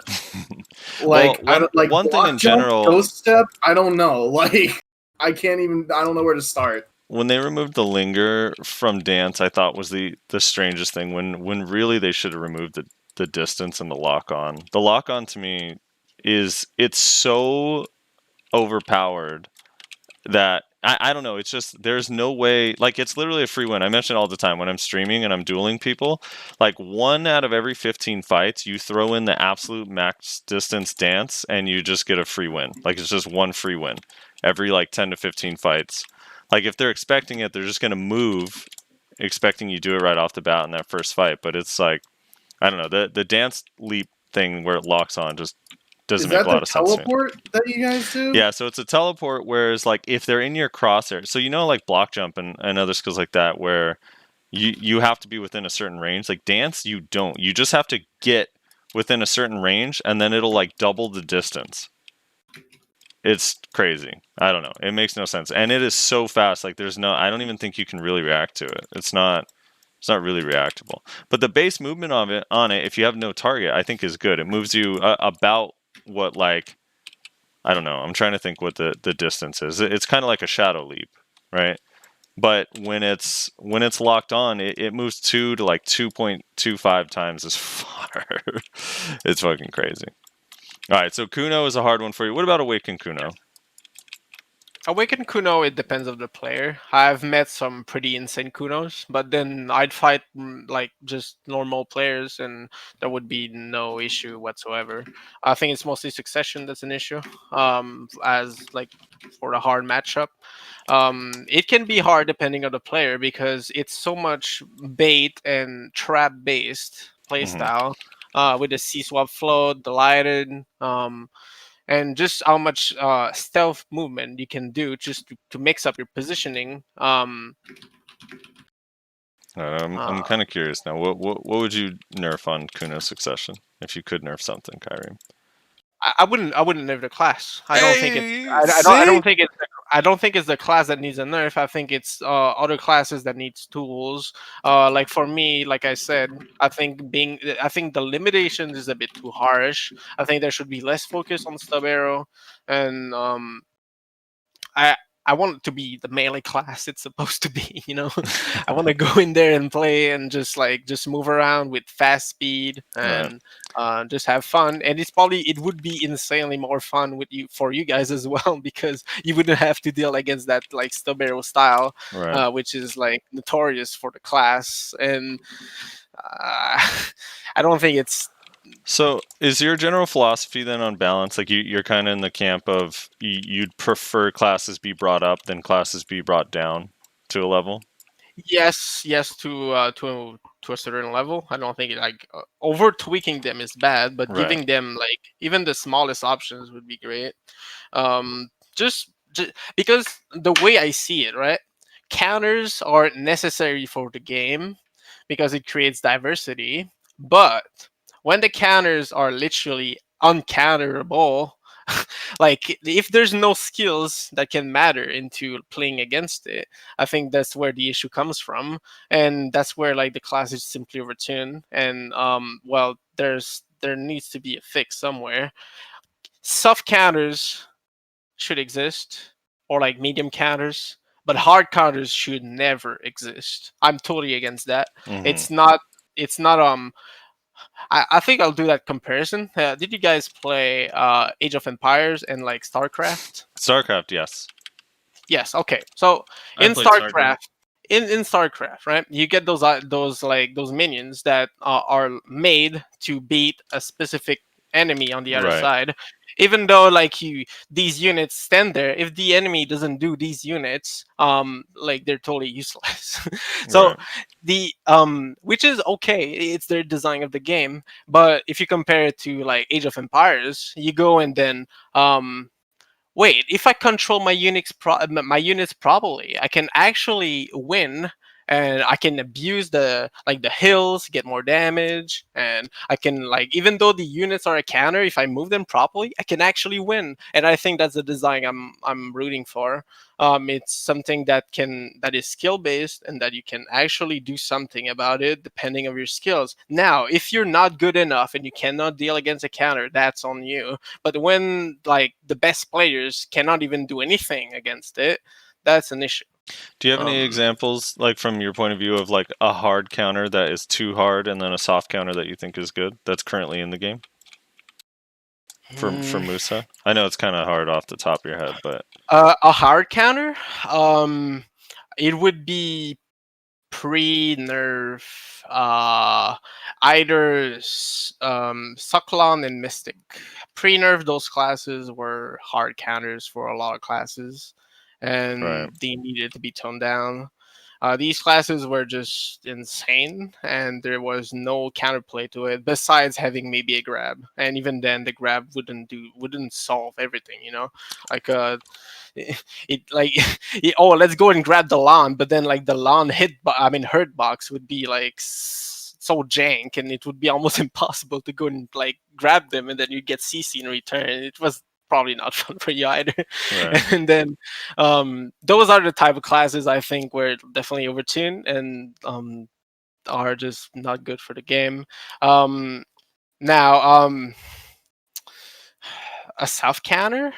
Yeah, South counter is kind of tough. I do want to point to with Sucklon. I played Sucklon right before it was buffed to extreme, and then during its buff to extreme. No matter what, a good guardian was still impossible to kill, even on Sucklon. Yeah. I'm not. I don't want to talk about Guardian just yet because it's so it's so new that like I don't. Yeah, you feel like I it's think not in its permanent state yet. yes, Okay. not at all.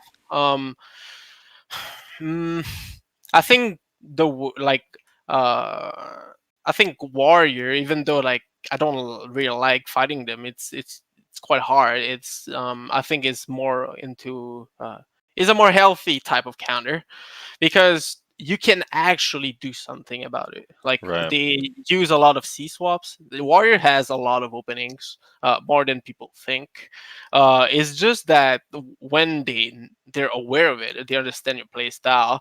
There's only so much you can do about it. Like there's only so much like adaptation you can change into your style because of how limited all your kit is, and that how many options are available to you.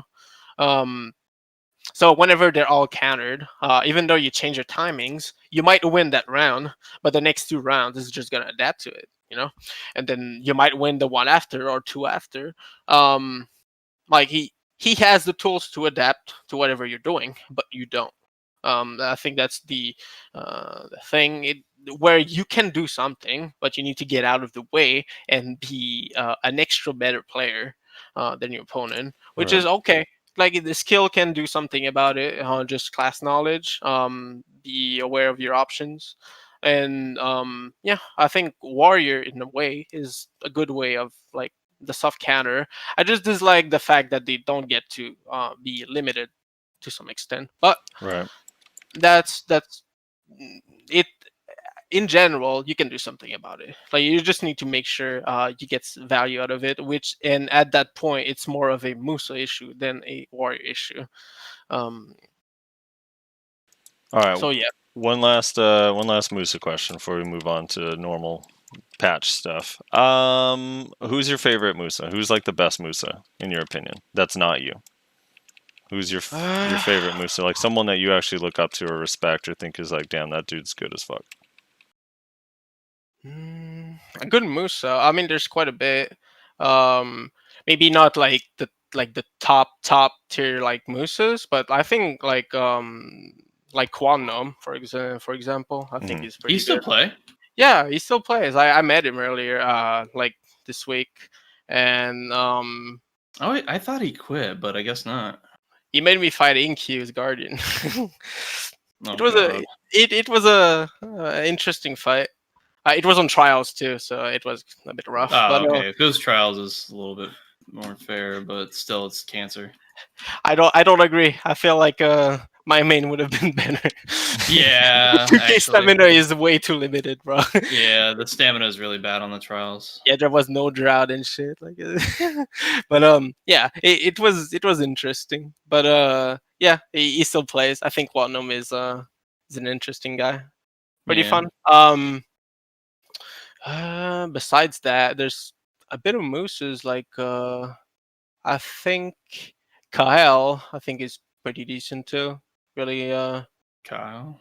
yeah, I think it's pretty good. I don't know about a lot of his matchups. Like I mostly know these mooses by the Mooser mirror. Right. I'm not real. I don't really lose these matchups, so it's kind of hard to tell. It's kind of hard. He's just naming all the shitters on his list that he's dominated. Wow. So yeah. What a toxic guy. So you But have there's you have like, the Musa mirror on lock, huh? I think there's Lubu.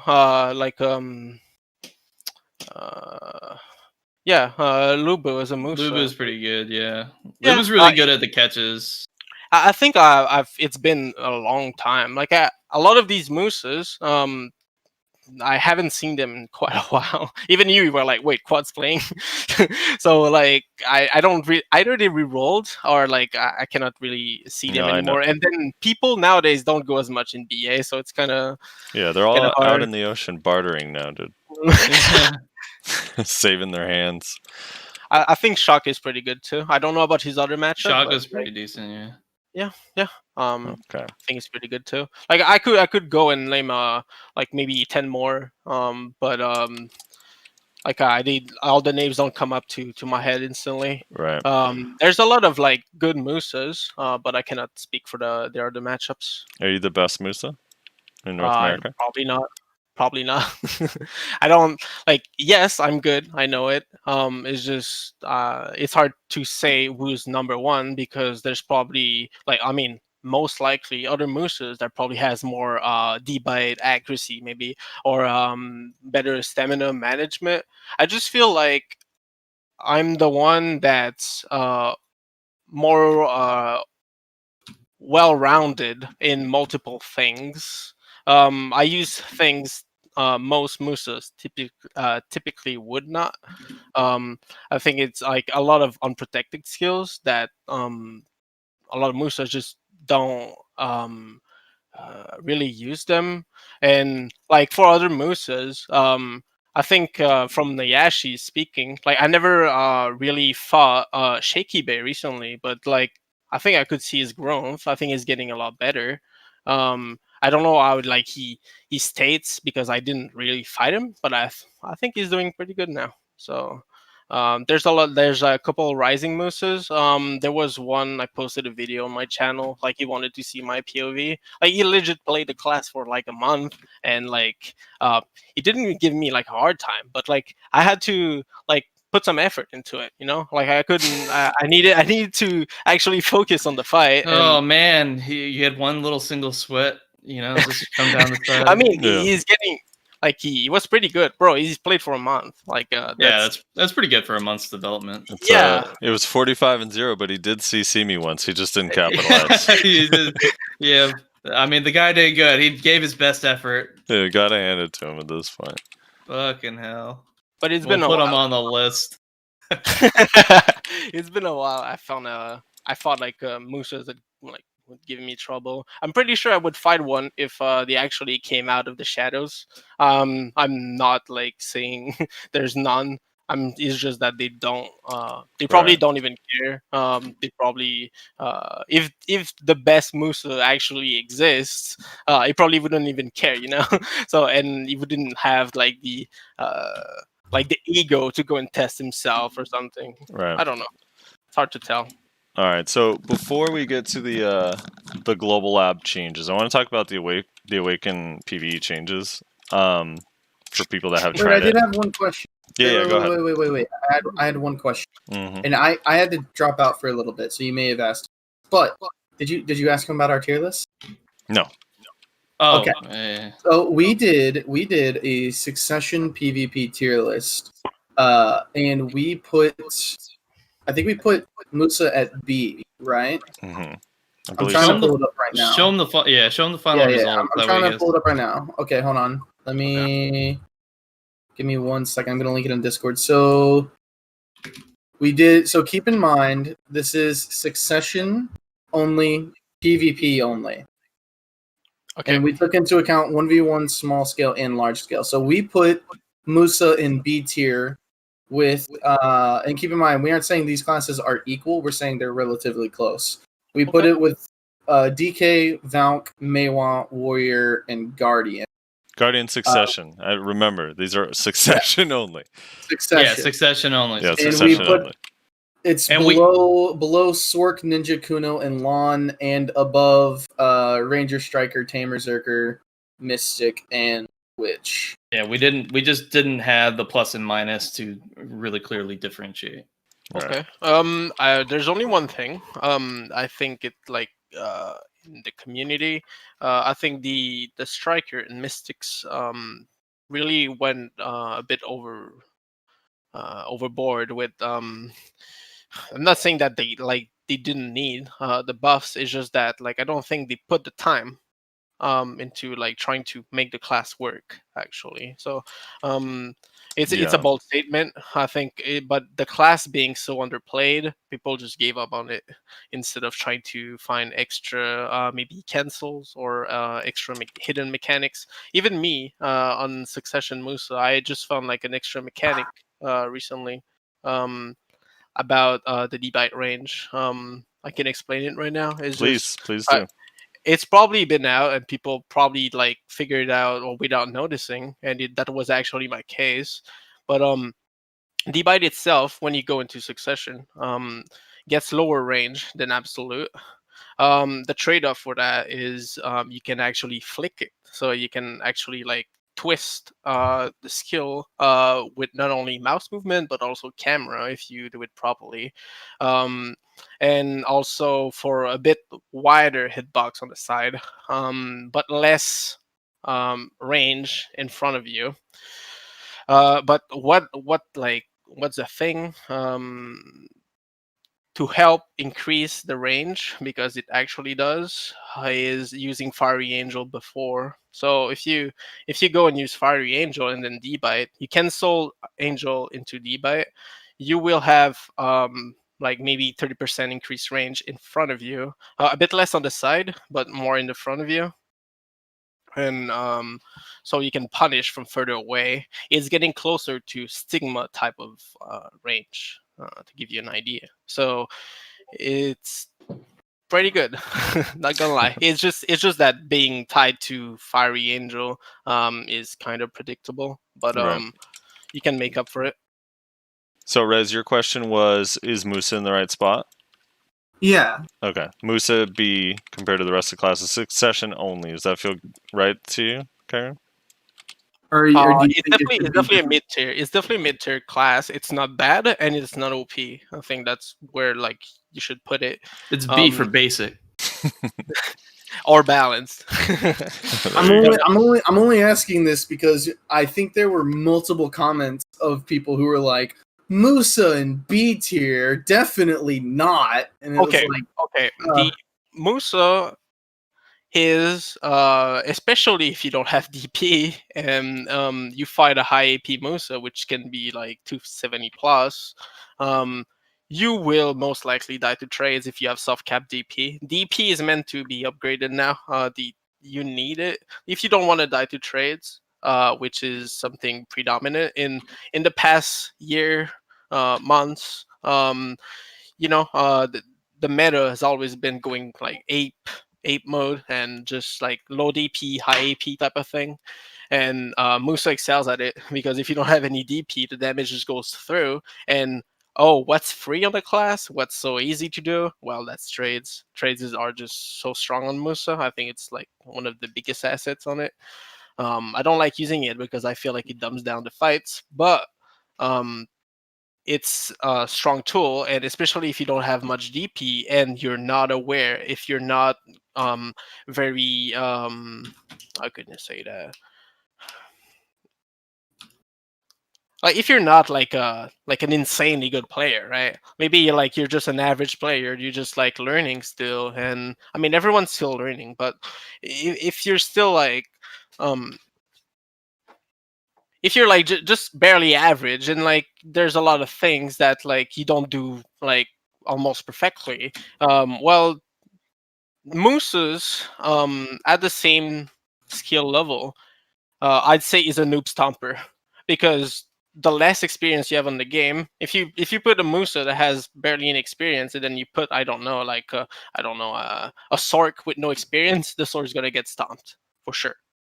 I'm like I could bet on that, honestly. Like skill, like the skill, like the skill required to start on the class on certain classes outweighs does not outweigh the gain you get from it at lower tier skill level. At higher skill level, Musa becomes pretty hard. I get people are aware. The Musa speed isn't anything special anymore. I think the speed is a big deal as well. If you're new to the game or like you're just not that much into PvP, when you go and fight a Musa that just runs around and it's like super fast, and especially if the guy has a lot of frames, well, it's kind of hard to deal with even if you have a grab, because you don't have that fighting experience to go against that type of speed, well, you're most likely going to die unless you're like a natural and then you adapt instantly. Well, that's something different, but I think Musa is a noob stomper, and that's why a lot of people like don't like fighting the class. And it's also very annoying at some point, especially depending on the player. If he goes for that stub arrow playstyle, it's a lot harder to deal with. The worse you are at the game. So the better you are, it can be dealt with. It's just very hard and annoying, and it gets very frustrating. It can be dealt with at lower skill level as well, but it's a lot harder to go against it if you don't like have mastered your options. Follow-up So- question: Do you think the Musa community has become the whiniest of all the communities? Okay. I left the community Discord years ago because Yikes!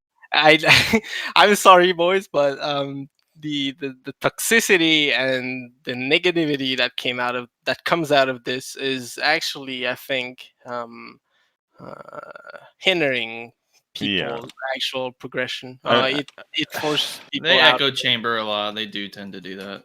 Dude, So all of them, man. All of the class discords. It can be a really great resource for new players with the pictures and the combos and stuff. But when you actually have to talk to the other people in it, it's just this echo chamber of my class is shit. Don't bother re-roll, and it's just not helpful. You know?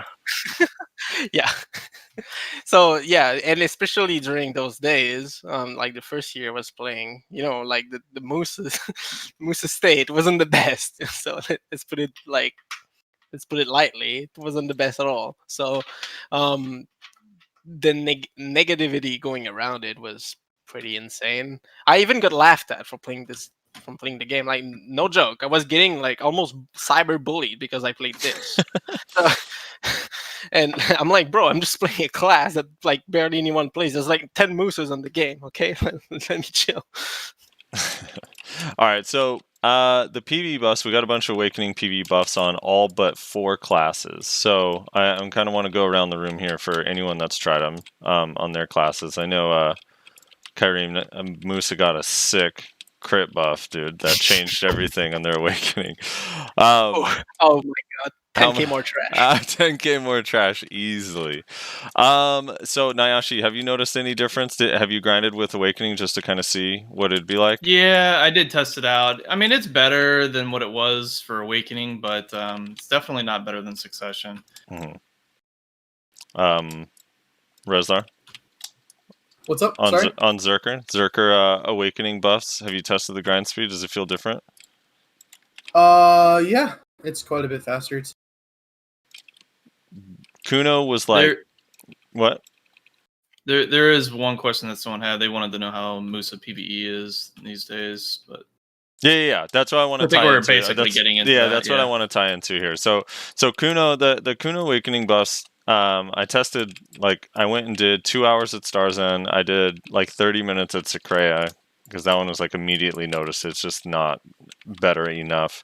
And then like an hour at Histria. And the thing is that's, if you have, so I'm like super high AP, right? So if you're at the point where you can kill a pack with just your setup and spin and like one other skill, it feels really fast.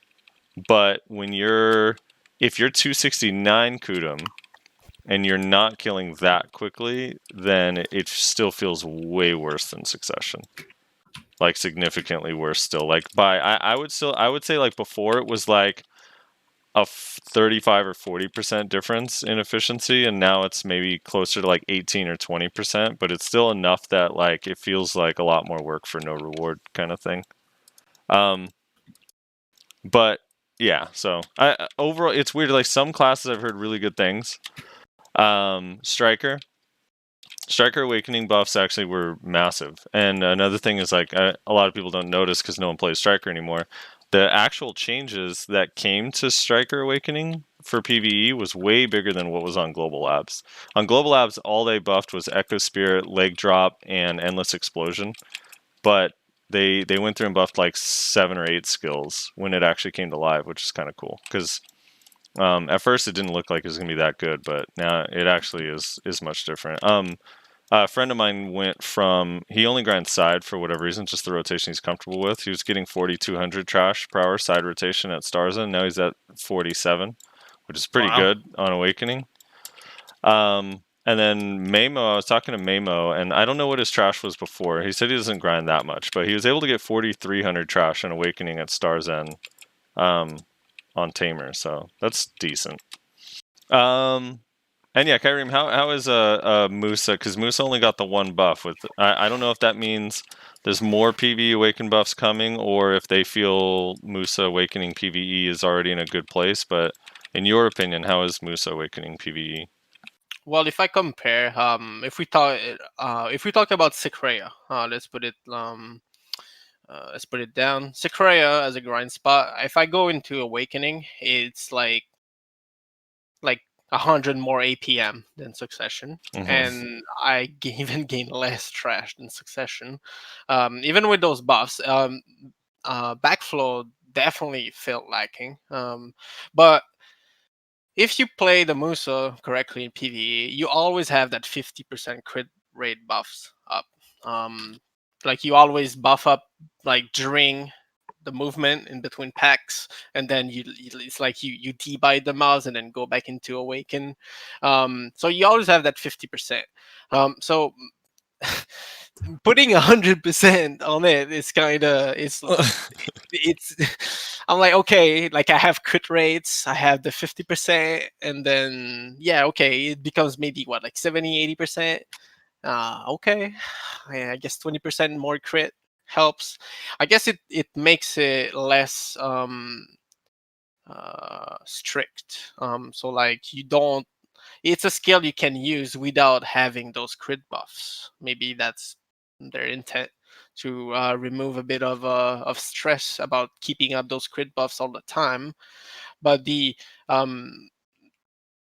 yeah, I don't think that's what would solve the issue. I think the Musa's itself in PvE Awaken has so much consistent damage, but the consistent damage is so low that it's not. It's something that's insanely good at lower hand grind spots, and even at like Aukman, which is like lower high tier, because we get modifiers. Modifiers is another big deal about Musa PvE. If you don't get modifiers, it hurts you a lot. And I think it's a bit hard to get modifiers at Secrea when you don't have like like the old mechanics of Sork. The blade would get aggro and stuff like that. Like we don't have that type of thing, and they remove our stiffness from Twister, so we lost that PvE stiff that could actually maybe help us reposition for the back attacks. And this change, I won't get over it. I feel like it's such a wasted potential. Like the issue on Twister, why it wasn't used isn't that it was stiff. It's because it costs stamina. It doesn't move you. So it's different type of issues. But yeah, I don't think that's what would solve the thing. Musa itself does great trash per hour. It's just nowhere near the best, but it's not bad. Like it's not like, okay, I'll play Musa and then I'm hurting my progression because I play Musa. No, like yes, you'd get way more on like specific classes, and that's fine. Like some classes are better at certain spots than another, but Musa itself is oh my god, I cannot speak. Generally well-rounded in PvE. It's just that sometimes it requires a bit more effort to get the same trash loots than Right. a few other classes. But What- it's not bad. It's not bad at all. What are some simple buffs you think it needs to make it better, like a place like Secrea or when Odalita comes out? Because this place is going to be kind of Secrea-esque, you know. Yeah. That's a good question. I feel like Crosscut on cooldown should do a bit more for Secrea. Because whenever we have Bell of the Belt, whenever we have Cross Crusher, whenever we use Twister, this is a low cooldown. But like it doesn't matter which EC it has at Secrea. Like the damage is good. There's Fiery Crevice that's also pretty good. But besides that, like the filler damage is not there. I don't really feel it. Like I know it's kind of brain dead, but that's the design they gave it to the class. So I kind of like just saying, oh, just buff all the skills damage, just gonna make it so that if you don't kill them in that specific rotation of skill, you're hurting your trash per hour. So let's say you go and below the belt, cross crusher, foul play, crevice, dash slash, get all those skills out, and maybe even backflow. If you don't kill your pack with all those skills, well, if you rely on crosscut, it'll feel like you're hurting your trash. So I don't think that's the type of change. I think like the damage in itself, as consistent as it is, needs to go up slightly higher to make it a bit better. Sounds reasonable, but Succession's in a good spot. You think?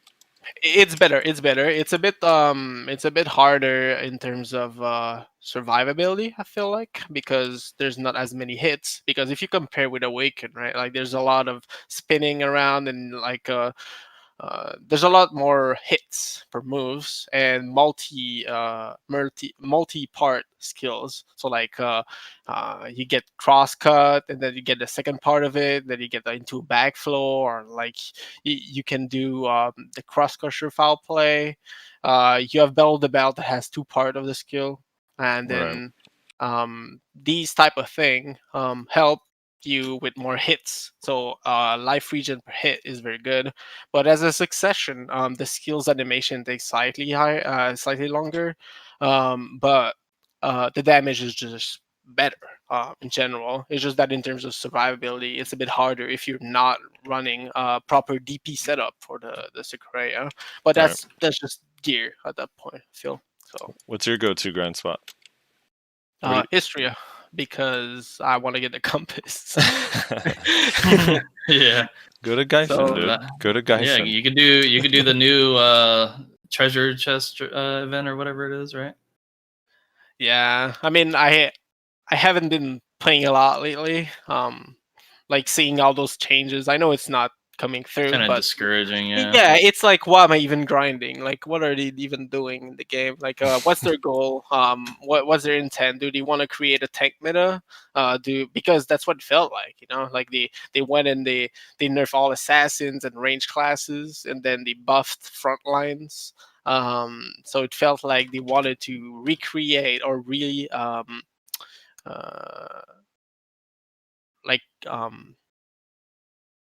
they want to bring back tanks in general. Like they want to have strikers, warriors in front of the ball, right? And then so they can actually soak damage. I think that's the goal behind it, but it kills the purpose of assassins then, because if the assassins don't kill what they bring, like just play the tanks that just do as much, you know. So speaking, so the global lab changes. Let's move on officially to global labs. What the fuck? No, it's it's super weird because I don't know the number. There's a lot of things that philosophically don't make any sense with the change. So first of all, they said that they buffed the damage ratio, but didn't give us any specific numbers or anything on all the characters. Yeah, kept us in the dark on that. There's supposed to be some sort of damage increase. Not sure how it's based. Not sure if it's like a base PvP AP. Not sure if it's just the base stats on a class or like how exactly they did it. My guess is, if you remember, this is going to be like, you have to actually remember this, but do you remember when there were like these random PvP changes that happened to, I remember it happened to Ranger, it happened to a few ones where it literally had a patch note that said Ranger's base PvP AP increased by 16. Yes. Like those patches. So my guess is it's that, but they just didn't tell us how much. And that part is really confusing because when you see all these nerfs, all you see, you open up the patch notes knowing everyone's expecting, like, all right, they said they want to buff Awakening to bring it up to Succession level. That's really cool. I think everyone is actually excited about that, right? And then you open the Global Labs notes and you're like, wait, what the fuck is this? Everything is nerfed really, really hard, except for some things that are extremely baffling. So the biggest one that stands out to me is 3 weeks ago now, they nerfed Blooming Netherflower on Succession Lawn by about 20%. It was like 21 or 23 or something like that. And then in this Global Lab note, they're buffing Blooming Netherflower by 21%. Which is like literally one of the biggest issues everyone had with Succession Lawn is that the spin was super protected, moves you, recovers stamina during it, and it did a shitload of damage. So it made sense that they nerfed the damage a little bit. And it's like, so philosophically, it's like the Global Lab doesn't even agree with the live patch that they just put out only 2 weeks ago. It makes no sense. So I'm left kind of confused. People keep asking me, I think the question I get asked most because I play Kuno is like, so what do you think of the Kuno nerfs? Sound like pretty bad. And I'm like, I have no idea what to make of them because 13 of the classes got nerfed, like exactly as hard as Kuno.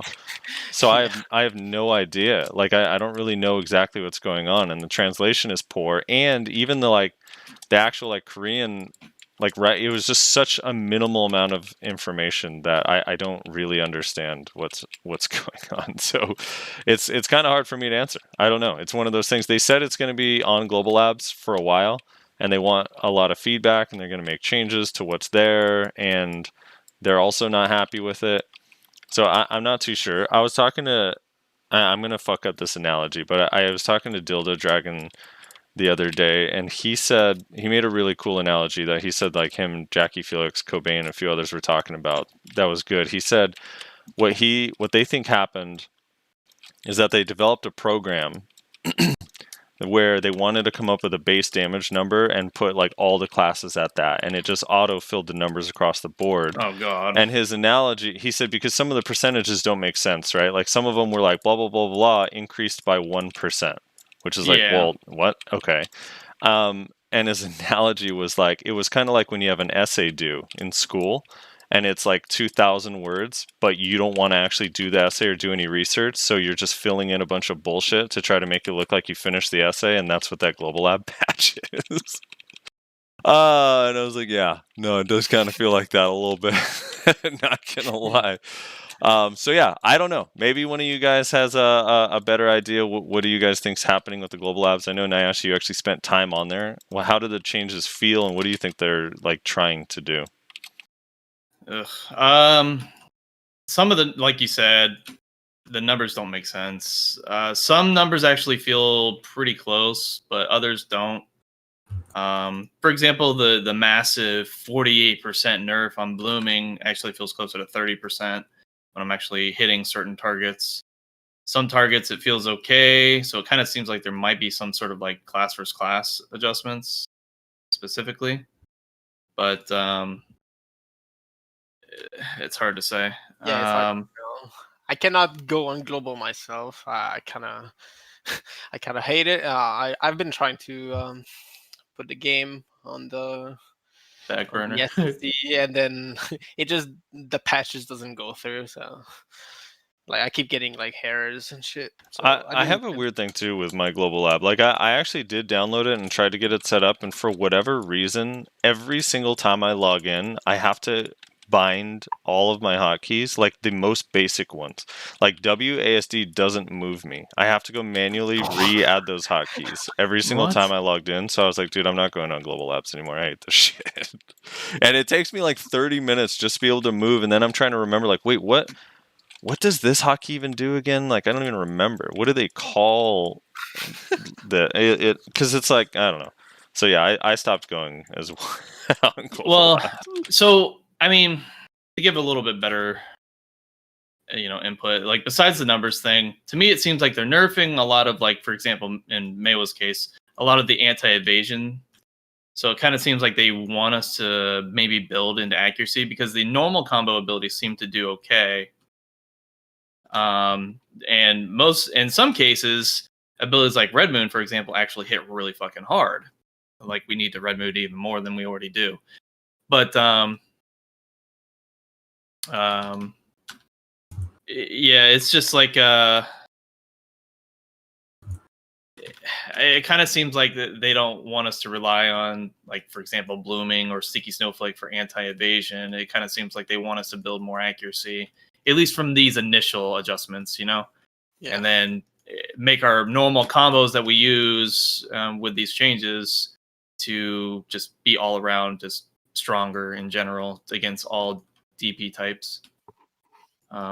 If you're like low DP, the damage feels amazing. Higher DP, it still feels really good even for both kits. But if you start adding in like evasion and whatnot, then it's going to feel a little different. Yeah. So it's just it's like a maybe that's what they're thinking kind of thing. I noticed the community's like reaction, about 85% are super angry, and then there's a small section of Valkyries and Zerkers that are like, I wouldn't mind these patch coming through. Yeah. There's always one. Dude, I don't know, like my initial theory, and like I'm having doubts about it. I still think it's partially true, is that they're in a weird place with damage numbers that they didn't account for when they initially designed some of the classes and the percent damage numbers, where they literally just need to massively buff the base damage percents of stuff, like, or not percents, not the percent that you see on skill, but just the base inherent damage, so that way the percents can be lowered and increased to actually matter. So like on an example of something simple like not tendon cutter, like ankle cutter, right? Like, let's just pretend, for instance, ankle cutter does 100% damage times 1, right? And then in PvP, it's reduced by 30%. Devs are like, all right, want to buff this skill in PvP, but we don't want to affect PvE because we think the skill works as it is in PvE. But because the skill is reduced by 30% in PvP, it only has 30% headroom to go up, unless they want to buff it in PvE as well. Because they don't have, I mean, we don't have any tooltips, and I don't know how their programming or whatever works, but we don't have any tooltips that are like damage increased in PvP. Like, that's not a thing, right? So it seemed to me like the idea, as stupid as it sounds, is that they literally needed to increase the base damage percent, so that way that headroom is like there. It actually exists, so they don't have to go above like the percentages without changing PvE. That was kind of my initial theory. It's just the problem is skills like blooming or some of the succession skills that got buffed on classes that already do a ton of damage with succession make like little to no sense to me. Yeah. So There's a lack of info, like that's clear. Like yeah. like it's not like we cannot do proper statements or analysis from like what we see on the patch notes. It's pretty known that they don't deliver like clear patch notes. Yeah. They even do changes that don't even appear on it. So The Global Lab is such a weird place too, because one, it feels buggy. It's super desyncy. Like it feels inconsistent. It seems inconsistent. Also, everyone's crystal setup is different, and then a lot of people I see test. I don't know what it is. Maybe just because the gear there is free. But someone I know will be like 281 AP with Kudum on live server, right? And they go on a Global Labs, like, all right, I'm testing this out. My character has 330 AP. I'm like, wait, what?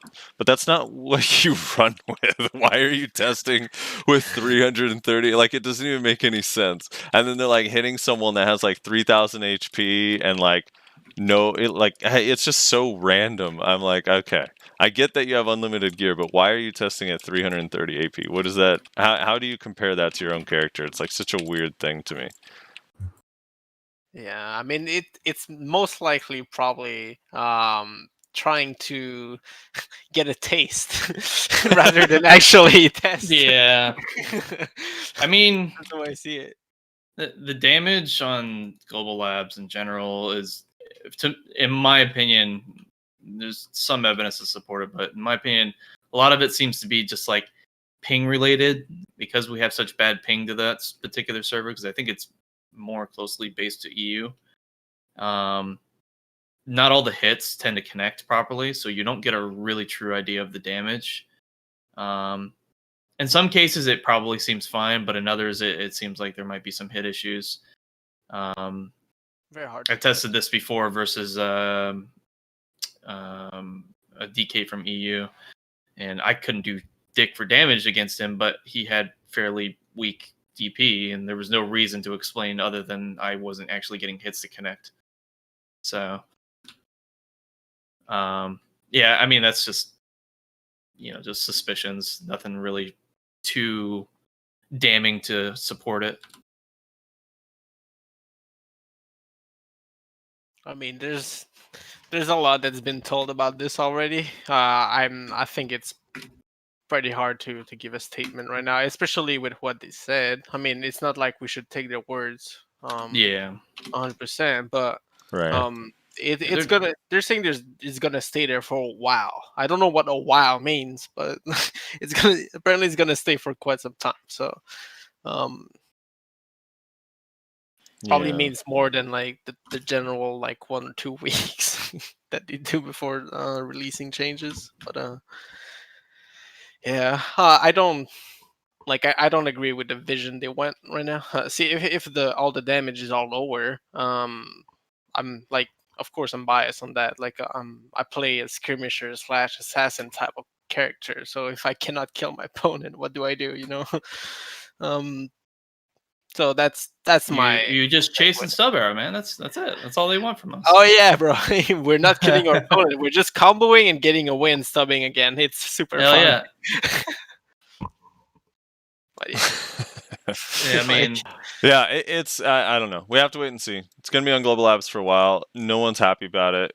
The Koreans Yeah. also seem to be universally agreed that it's not good. The direction's not good. So, unfortunately, we have to wait until next week to see what they do differently or what direction they go from this point. Because yeah, it's kind of Yeah. confusing. Also, stop asking me if how I feel about the Kuno nerfs when it's like the whole game got nerfed. It wasn't just me. Even like some classes that definitely did not need damage nerfs got some damage nerfs. So like, but Frosty, how do you feel about them the nerfs? dude, I don't feel any way. I'm just as confused as everyone else with the whole change because I don't know what it means. I mean, if we're all nerfed, is anybody really nerfed? You know what I mean? Well, the thing is that not everyone's been nerfed. Like Warrior I said, hits hard as fuck for some reason. The- DK hits really hard. the front line, especially, got pretty good buffs. And I think like the idea behind that change, I think, like I said, is to just bring back the front line, which, like, in a sense, could be very interesting. But the way they do it just contradicts the play style of other classes. So, like, it could be like talking up my ass. I'm sorry for the word, but You could pretty cuss. You're good. so like I feel like Oh my god! Oh yeah, now we have to go R-rated. I feel like going and just nerfing or buffing percentage numbers is wrong. There's an issue in the actual game mechanic. If you want to bring frontline without making assassins totally useless, you need to give active damage reduction somehow. Like you need to give these classes some way to mitigate damage actively, not just something that happens like because you happen to be that class, or you happen to have like 10 more DP, or you reach that DP bracket. It's not interesting, it's super annoying, and it kills like the purpose of any type of assassins. So maybe an idea, like, I didn't think that much about it, but maybe doing on certain skills, not everything, because namely gauntlets classes could potentially be immortal, but increasing the damage reduction, or because I'm pretty sure a lot of classes have 0 DR on their essay, just to make the game feel like tankier without penalizing counterplay and landing CC, so that combos are actually strong and something to look out for. But just pure trade damage won't get you all the kills in the world. So that if you use like certain skills and you get a certain amount of DR, the DR amount could be changed, but let's say maybe 50 or like 70 DR. That's quite a bit. And it's something that you do by yourself. You as a player pressed that key combination for that specific purpose, and it would also add more mind games for grabs. It's like, oh, he's using that skill, I should not go for damage, I should go for CC, or I should stop, you know. that type of idea. It could be totally refined. I don't claim See, that it's the best uh, idea. But, outside of our grab debate, dude, you and I are on the same page. I've been saying this forever. Like these frontline classes, I think it wouldn't even be that difficult to implement. And just have like, and I don't know, you'd have to pick and choose which, and there'd have to be balancing. And I'm just throwing arbitrary number, but yeah, I've said this before to Rezlar, where like, if they just had a passive where if you are not CC'd on like a striker or mystic, for example, just for like large scale, I mean, I think it would work honestly in 1v1s as well, to an extent. But if you're not CC'd, you have 50 additional DR. The second you get CC'd, you lose that DR. And then I think for like large scale too, it would add, like you were saying with the CCs, just way more strategy. Instead of like dive in and do the hardest hitting protected ability you can do, your mind would change. Like, all right, we got to CC this front line, so let's get some range CCs, and then we'll get a couple people to go in the front and tank. And it actually might change like the strategy of engages a little bit on what people are trying to do. other than using a PA that does all the job of a frontline. Yeah, exactly. I think Yeah. that'd be awesome, man. Like, especially just for frontline, because you don't have to put it on assassins, and assassins could still do their job. Because like Kuno, Ninja, I mean Musa, I guess to an extent, you're a little bit relying on super armor trades, but you can land a CC and still be as effective. Yes. So yeah, I think that would be actually a really awesome idea. I would love if they did that. And even like, because even passive, I feel like could be expanded on actual active gameplay. I think that's where I was getting a bit more at. It's not base stats. It's like like the tanks, like let's say in other MMOs, they all have like these type of small cooldowns to get some damage reduction. Mhm. I totally understand that it's not something that would work in BDO, but in comparison, you could simply have those buffs tied to specific skills. But like, I'm not saying a few, but like quite a bit, like a good amount. Of skills that when you maybe if you do 2 skill combination, you get that buff, or like just pure super armor, because super armor doesn't feel super at all. Like it's you just don't get CC'd, and like you get blown up in it. Like super armor, like a lot of the time in games, give also some kind of damage reduction, so that you could actually take the hit and then land your actual abilities. And I don't think all classes should get that kind of mechanics, but more like the front lines. Even as much as I don't really like fighting these classes, the front lines, because like you never get to if they have too much DP, because their innate DP is so predominant, you don't get to get value of countering your opponent. It's like, okay, you landed that CC, but oh wait, it's gonna survive, and then etc. You know, you don't always get value that you deserve, but at the same time, as a frontline, they don't feel as tanky as they should. So that's why, like, I think that idea could be great. It's like, you just, if you rotate your skills properly and then you use it at a good time, you could actually maybe gain more DR, because let's say you don't use a super armor, a front line that just, like, let's say, I don't know, warrior that just dashes just a bit. It's like, oh, that moment he lost like that 100 DR he got, so like he just get blown up instantly. So yeah, like a passive if you're not CC'd, and then make it reward more if it's active, like some active gameplay, some brain thinking. I don't know, like not just some brain dead tank playstyle, like make it interesting for these players as well. I agree. 100 DP on grabs. I agree. 100%. Wait, what did I just walk into? Two things. One side note, I keep checking the Discord to see if someone said anything, if they had to leave or take a break or whatever. And the last message is Rezlar saying, just lost a fucking Jin Viper because of lag. And it just, even though I feel bad, it keeps making me laugh every time I read it. I'm like, oh no. But we just had Anfield on the podcast like 3 weeks ago. And one of his main things with Awakening is he felt like Awakening just needs a little bit more damage, right? Like it would help so much if it just had a little bit more damage, consistent damage. Like some of these hard hitting skills aren't powerful enough. So it's funny to me looking at the global labs where it's like, Ranger, the following skills PvP damage has been reduced by approximately 33%. All of them. The whole kit, all of them. Like, well, shit. All There right, goes his, Anfield, dude. God damn.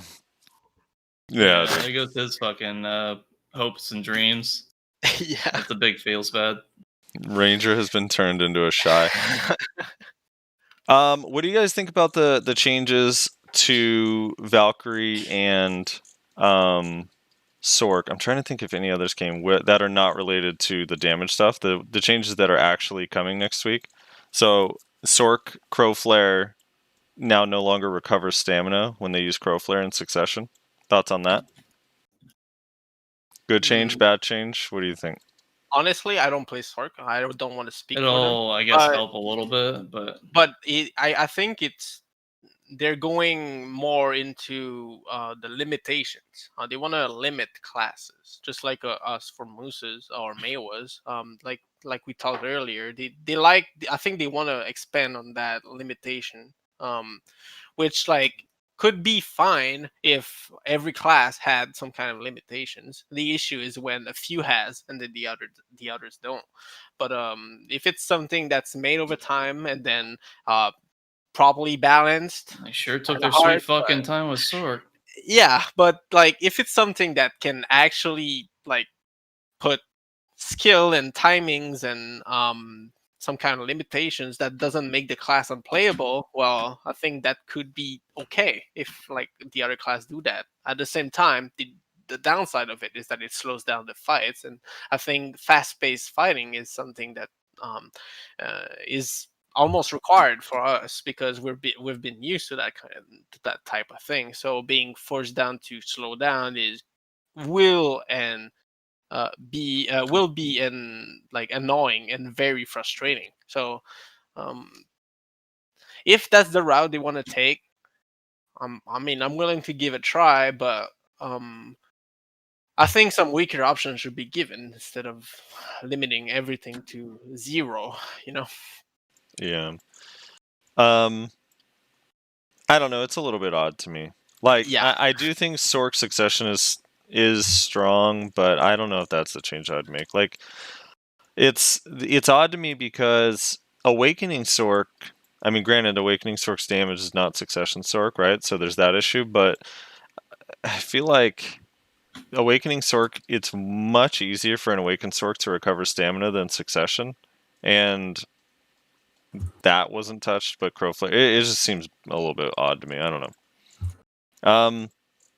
And then, so Valkyrie got a couple changes. Hold on, let me find Valkyrie on this list. Let me see. The translation is going to be poor. Someone sent me a image. If there's any Valkyrie in the chat that has the image of the broken down image, that would be nice. Wait, Choice had a actual full English. Do you have that? Let me see. 1 second. Let me get dumpstered by this Mystic real quick, and then we'll... Yeah, I was looking at it yesterday, but I'm not going to remember everything off the top of my head. I only remember the chase change and the vacuum DP change. Dun, dun, dun, dun. We're doing research. Did I see right? Did I see you say correctly? I think it was yesterday you were talking about it. Something about they get frontal guard and super armor. Yeah. So Valkyrie's chase ability that they use, it has 3. Well, I guess technically 4 separate cooldowns. Oh, here we go. I think I got it. Here, maybe. I got it. No, that's not it. Okay. This is it. I'm pretty sure it is. This is it. Fully translated. It's in a Reddit. It's in a. I see. That was it, Calcifer. Thank you. I didn't realize it was it. Okay. Here we go. Let me find the Valkyrie on this list. All the way at the bottom where it belongs. Just kidding. I concur. Okay. Okay, so I'm trying to skip over the PvP changes. Or the damage increase changes. Wait, is it on this list? I don't see it. This is damage. No, that's just the damage changes. Was it listed in a separate section for Valkyrie? Oh yeah. Here we go.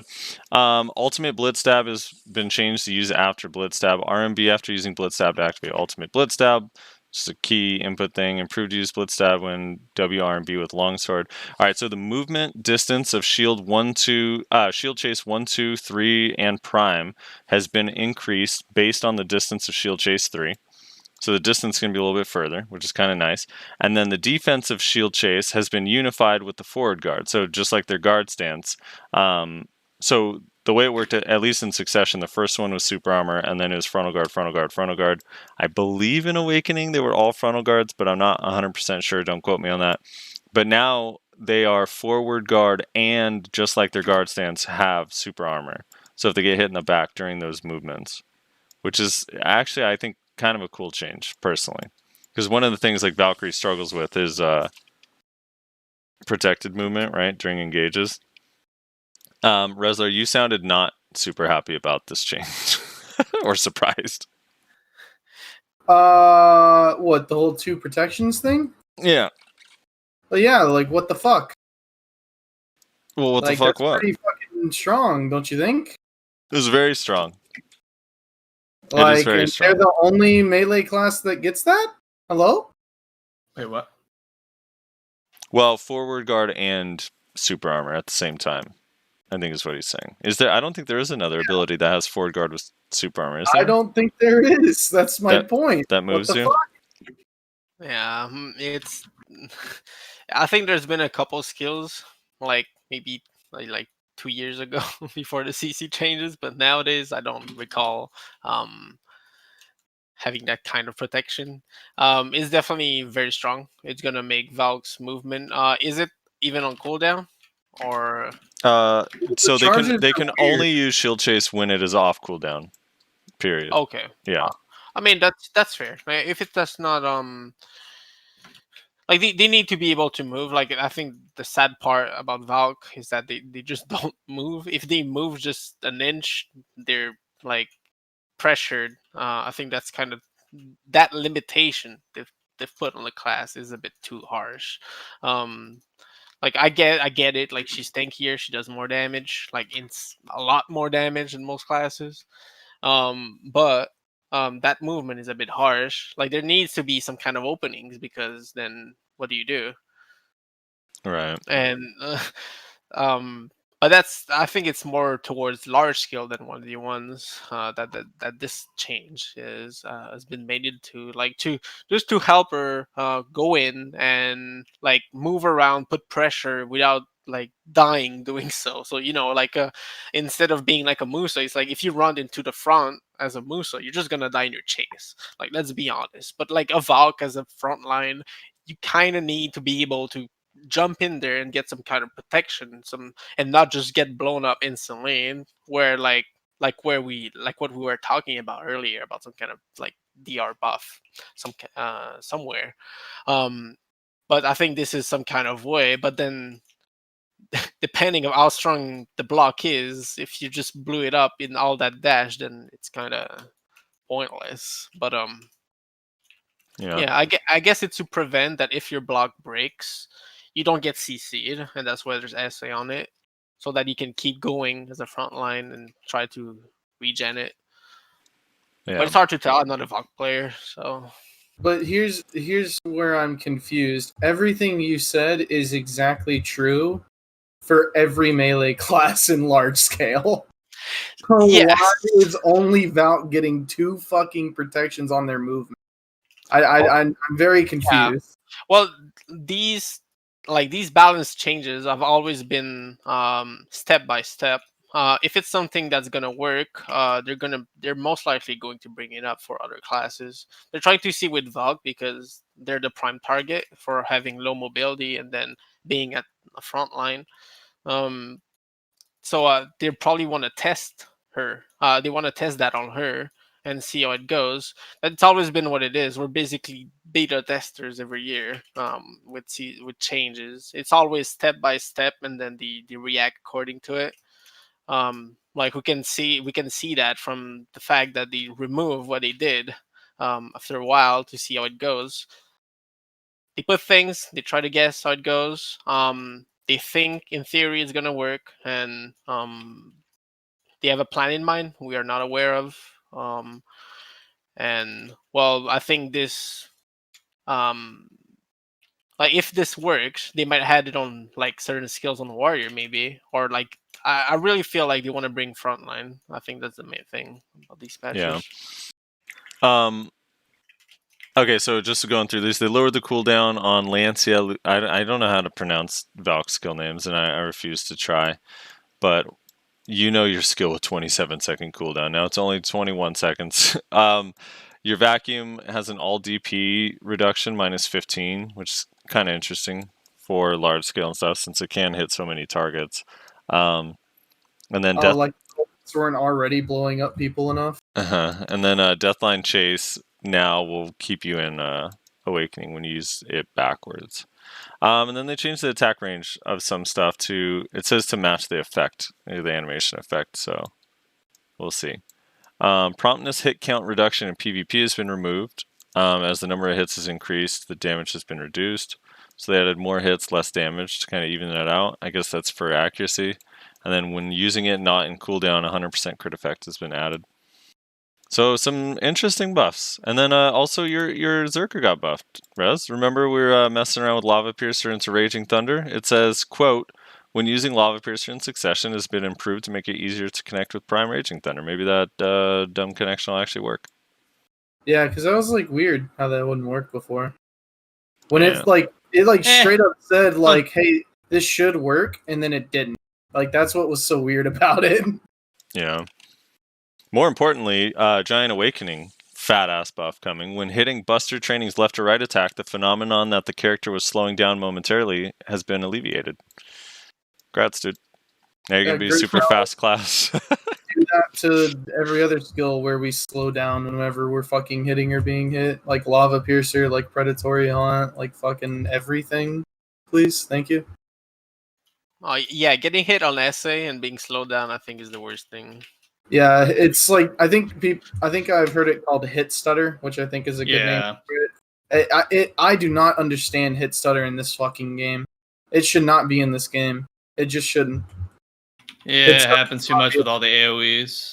Yeah, it should not be a thing in this game, honestly. Can you imagine? Like, I'll put that example as a blade class. You get hit, you go in there, like, you try to get a flank on a few people. Then the witch or the wizard actually landed, like, I don't know, cataclysm or like a voltaic on you. But you're actually dashing, like you're in essay, but you're gonna use chase. Yep. But then you're stuck in the wall voltaic, even though like you chased away. So you have to do like 2 or 3 chase to get out of voltaic instead of the one. And burn all that stamina. Exactly. That it's so frustrating. I don't like. Not only that, the starting frames of the iframe chase, the off cooldown chase, are actually not protected, it seems, or it's just servers being garbage, so you just get caught sometimes if it's a CC. That one seems which happens with a lot of skills, but that one seems to succumb heavily to desync, like bad. The iframe version, it is interesting too, because it's like whenever I fight Musas and Mewas, like I never hear them say, "Oh, that this chase was super armor." It's always like, "Dude, that one was supposed to be the iframe." Yeah, it's always the exact same chase. Even mid chase, like even mid, like if you hold RMB and then like it's the iframe one, you can get CC'd in it. It's I don't know why, but the iframe one is so inconsistent. It can't handle that transition. Somehow, Nightcrow and Storming Crow doesn't have that issue. It's very consistent. All right, moving on to happier things. Besides all those sick buffs Zerker got, Rezlar must be hyped as fuck. For the record, the only buff I would actually be super hyped for is we fixed the issue where the iframe on Giant Leap was not applied correctly. That's the only buff I would actually be hype as fuck for. If our iframe would actually fucking work for once in its life. All right, that's an Zerker. I have a little timer here, and Zerker, you get about 1.5 minutes of Zerker time on every podcast, and your time is now up, Rose. Okay. You get minutes of Maywa time. Is that how this is done? He gets way too many minutes of Maywa time, so that's why we just edit him out in post, dude. Yeah, I mean, what you guys actually hear in the actual video is not how much I actually do it. You know? Okay, May 30th, they're having the Hideout Ball, kind of like last year. They're going to announce a bunch of new stuff coming that we will get in 2021 in North America, and Korea will get this year. And then they tease the new class. When are we getting rock climbing? When are we gonna what? When are we getting rock climbing, dude? I've been waiting for years for rock climbing.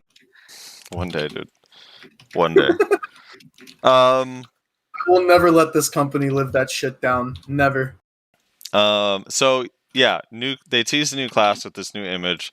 Has a scimitar, has some Eastern garb with a amulet for an offhand. I'm pretty sure that's an amulet on the dude's back. Male Sork-ish class with a sword coming. Anyone excited? Hell yeah! That sounds interesting. I mean, like, we already have a lot of classes, but I feel like it's kind of a money scheme. It's like, okay, let's make everyone scared of staying on the same class. Our coffers are getting low, guys. Look at that beautiful new class, and you see that new portrait. You know, honestly, it's awesome. I think I know what it is. In order to balance, they need to hire all their actual developers that are going to do it, and they just run out of money midway through. That's why they stop halfway through most of the balancing changes that they promise. So in order to actually move forward, they need to introduce a new class for all that extra, cash. I mean, everything revolves around money, right? It's a business at the end. So my daydreaming self is imagining a airbender type class that manipulates air, and like for the skill effects. God. For the skill effects, it's like wind, but also with like sand in it. That would be dope, dude. Isn't like Mystic and Striker kind of like the closest thing we have to that? No, what? Neither of those are magic. I think Tamer is. Well, I mean manipulating air. Sorry, airbender was the wrong word. Like manipulating like air and wind and like sand in it. I meant like in the sense that when they do certain like martial arts type movements, some like water dragon comes out or fire clones. It's like some spell casting from movement. What you're saying? I would much rather like a magic sword with like a lot of attacks that are very like Musa projection-esque looking thing. Oh, so like a battle mage. Yeah, exactly. Like that'd be pretty sick. I hate projection. I wish there was one in this game. Projection's like the lamest Musa skill of all time. I don't know why. It's only lame because they made it lame. The concept of it is so cool, but then they like, I don't know, just like everything else PA does, they come up with a cool idea and then they just fuck it up. They're scared. Yeah. I don't know. I'm just, my only hope is that it's not a ranged class. Please. We have enough of those. We have enough range, dude. Please. He's like a sword throwing. He throws his scimitars at you. It's gonna be guardian like. It's like it's a melee class that has like archer range. Let's go. What if it was another kind of like mid-range class? Think like DK Awakening, like not like up in your face, but not really like far away either. Mm-hmm. Could be interesting. Someone brought up the idea of what if it was like because it has kind of this like Eastern vibe to it, right? With like a Prince of Persia kind of thing.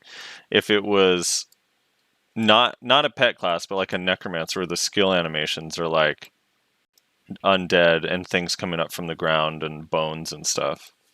I think that would be sick. Not a pet class. Yeah, we don't need a pet class. The frame rate, like large skill, a whole bunch of like curses and whatnot. Curse play would be fun. Yeah, like a whole bunch of curse play.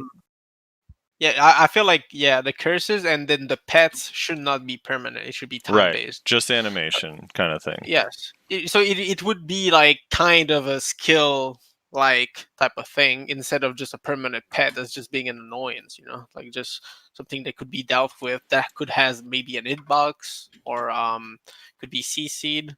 It could be maybe annoying in large scale, but depending on what kind of effect, or most likely, if you put a curse on that skill, maybe it could explode, maybe it could do something. Isn't Guardian a ranged curse class? Dude, yeah, I mean, I know, right? Technically, with that slow debuff, dude, it could also. Yeah. I don't know. I imagine like with the curses, because there's not a whole lot of like AP debuffs. Like it would be Well, kind of no, not interesting. that. But imagine It'd be like an AoE curse that like for 15 seconds a ball of 10 people have 75 less AP. I think something like that could be kind of interesting. You know what I would be more interested to see, honest to God, and I still wish to this day, I think I've said this before, I wish that this was a shy ability. Some sort of dispel ability where you can get rid of like enemy buffs. Yeah. It should be limited to class specific buffs, because if you remove food buffs 24/7, it could be No, not Oh, like that would be great. That would be hilarious. I mean like PA. All right, Shies. Get in there and remove food and villas. that'd be so freaking costly, bro. It's like, oh, it cost me a bill this war. Let's go. remove all their days. No, Yeah. like food Oh, and removing villa. someone's loot scroll. Oh my god. Like anything that's probably, I think I would argue anything that's not kind of like magic in nature would probably be fine. Like food, villa, house, like those things are probably fine because you would think that those are some sort of like physical enhancement. But like it would be interesting, like class buffs, Z buffs, maybe even like elixirs, maybe. Add-on? No. Dude, what about Kyreme? You mentioned you StarCraft. Did you ever play StarCraft 2? Or do you know StarCraft 2? Just a bit. I played with a friend. We duoed for a bit, but I didn't really get into it as much. My friend was master. We just duoed for fun, and I didn't like really like Right. getting into it. I went into Age of Empires more. So. There's a unit for Protoss called the Oracle that has I'm forgetting the name of the Oh skill. god, the Oracle's so cancer. I know it is, but there's a skill it has that like reveals vision. You know, it'd be kind of interesting is putting like if you throw like an AOE like 5 to 10 people and it reveals that person on the map to the player that cast a curse for like 2 minutes. So you could kind of like track the ball in like Node War or 1v1 or whatever. That'd be insanely good for like if you're a scout or something like that. Yeah, giving good information. Yeah, dude. but yeah. I feel like it's more than like a class thing that's an issue in Node War. You don't get recognition for doing anything else than kills. So like Yeah. being a good peeler, a good healer, a good like even structures. Who gives a shit who fucking like destroys like the barricades? Like no one noticed that. It's like, oh, this guy top frag, and it's all that matters. Even though like he probably just killed random people on the side that like didn't do anything. You know, like that don't matter. Yeah. Like. So just bringing more, even damage as a wall. Even if you don't get the kill, there's a lot of instance where you just got kill stealed, and it just happens to be it. And then some people get inflated stats, some people get under. I wish so much they added more stats to help alleviate that, because it would also be such a headache relief for like GMs and shot callers that. Like people don't listen to calls because the only thing they care about is KD. Like if they added kill assists, where if you did at least 50% of someone's health, you get a kill assist. If they added number of opponents CC that directly resulted in a death, that would be a really cool stat. Even just total number of damage dealt would be a really cool stat. For class that play like Wiz Witch, like total number of like allies healed would be a cool thing. Or something like that, or HP recovered over the course of a war, like stuff like that would just make people's objectives change just enough to where, like maybe they'd actually follow shot calls. Because this guy like he told me to dive in there, and then I didn't get any kills, and then like everyone just like worshipped the top 5. So you know,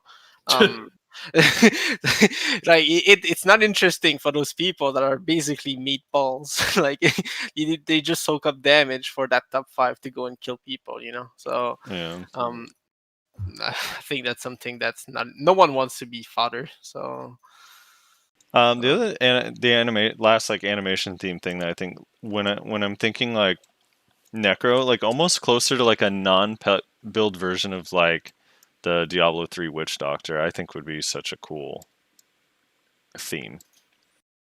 I don't know, locust and raisin It could shit be from the ground. interesting. It could be interesting. But that type of class can do so much weird things that I mean it has a lot of options, that's for sure. It's just that it can become very OP easily. So if whatever not it done is, I hope it has a ranged grab on a low cooldown. You know, that's completely protected. Yeah, I hope it's protected lawn grab on a 3-second cooldown. That'd be pretty nice. Maybe it could be the first class with a ranged grab that's an iframe during the grab for the entire animation from start to Oh my finish. god. Hey, Ninja It's used like to be old school iframe. ninja. Hey, Ninja's still, dude. Flash bondage still is an iframe when you succeed. That shit's busted. People don't even realize that, but Also, if you miss the grapple, it should also be an AoE bound for the fail animation. You know, just to be Yeah. safe. If the grapple fails, they're still stunned through super armor. Yeah. I'm into it, dude. And of course, 100 DP. Is there anything else you guys are expecting from these announcements? Anything you think they might announce that could be interesting? I know, like last year we got Shy, the underwater stuff, or not underwater, but the new boat stuff they announced. Well, and Dragon bartering. for NA. Or not Dragon, but the Odalita. You think they'll announce Odalita again? That would be so weird. Well, just announcing that for this quarter, this third quarter, that they plan on doing it for NA. Yeah, I 100% think that's one of the things that's going to happen. That's going to be pretty funny. They're going to be like, and I know you guys are really excited for this. Odalita! It's like, oh, cool. We've only been Yeah. waiting 6 months now. I mean, Yeah, thank God we're on a global build, right, boys? Mm-hmm. All right, it hasn't been 6 months. Odalita came out in like early March, all right? Or Is it really? late February. Well, yeah, I think, right? Let me see. I think Odalita's release date in KR was like, it was just earlier this year. Yeah, it came out this year. I don't know. My sense of time's fucked up since COVID. So. Yeah, it's fucking weird. Okay. Also, Yep. I don't think KR even has the tree thing yet, do they? Which tree thing? Tree thing. The PvP make your way through the tree here. No, I don't think so. No. Which is the only thing I give a shit about in that region, and they don't even have it yet. So what the fuck? I'm still waiting for that naval combat update.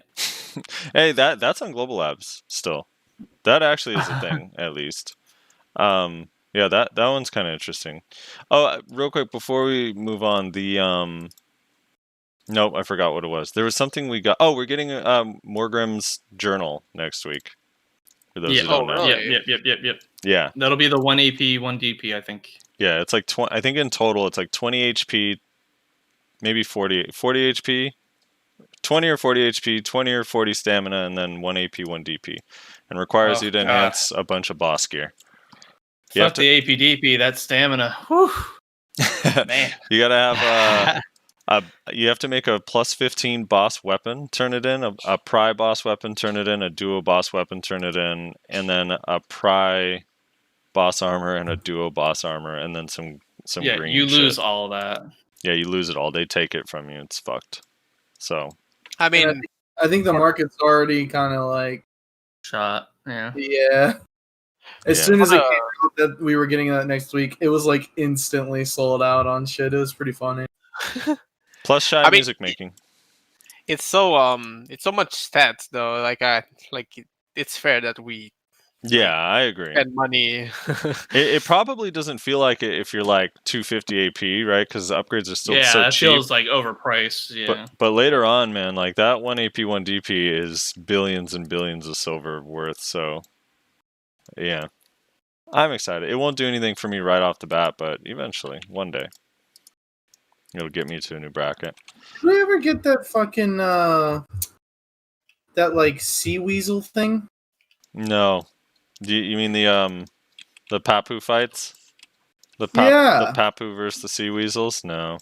When are we don't getting have Papu fights, dude? My hope is never.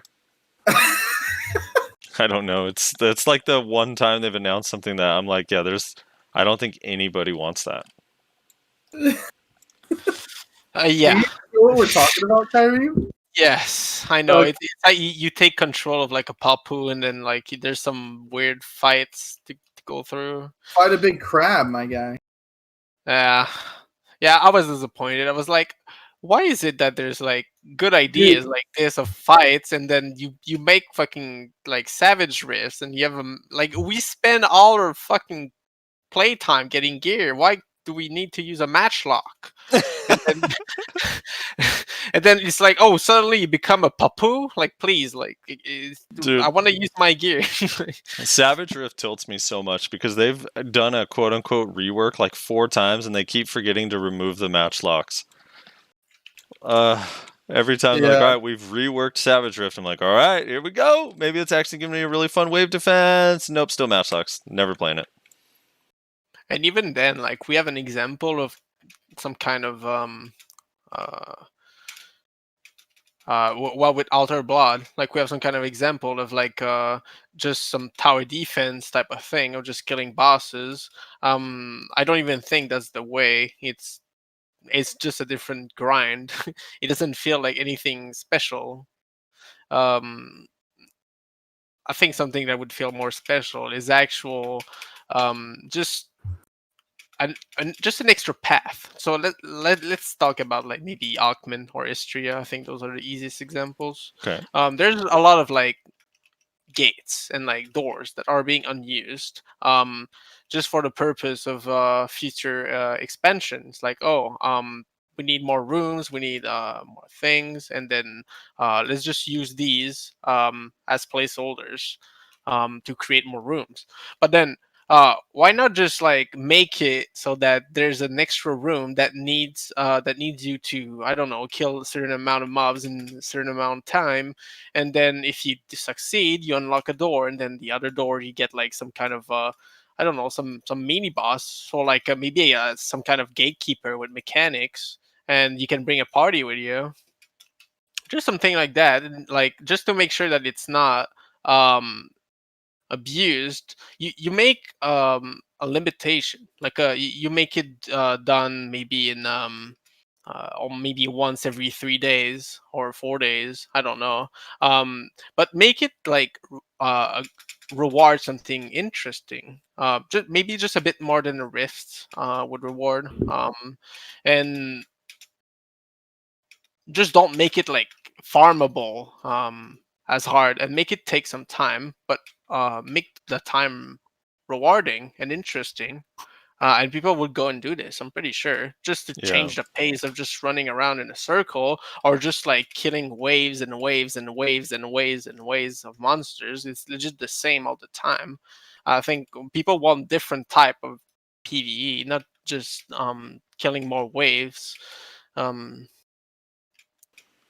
but you know, like just, and I don't think it would be too hard, because you just take a reskin of Istria and then you just add a bit more rooms. Like those templates are already made, so you just you reuse the mouse, change the stats, change the name a little, or maybe add an extra effect. I don't know. Well, see, that's why the Thorn Tree Castle sounded so cool. Is it because it sounded like this cool new, almost like blend? It seemed like of like PVE and PvP.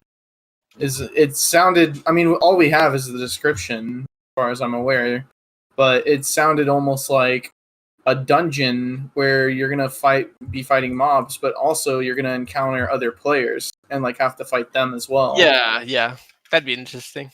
Which sounded super cool, and is why I'm still so confused as to why the coolest idea they've had since Awakenings, there's still nothing about it. Like, where is Yeah. it?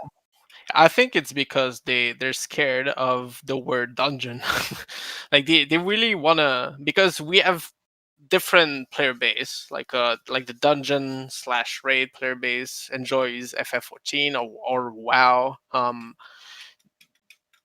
So like our player base, a lot of us just came from those games and we're just tired of it. Like Yeah. so dungeons themselves aren't maybe the word or the solution, because people are trying to get away from that. They join BDO because it's different. They don't want to play the same theme park type of thing. But ideas like similar, just making a bit more boss fights. It doesn't need to be a raid where like you have to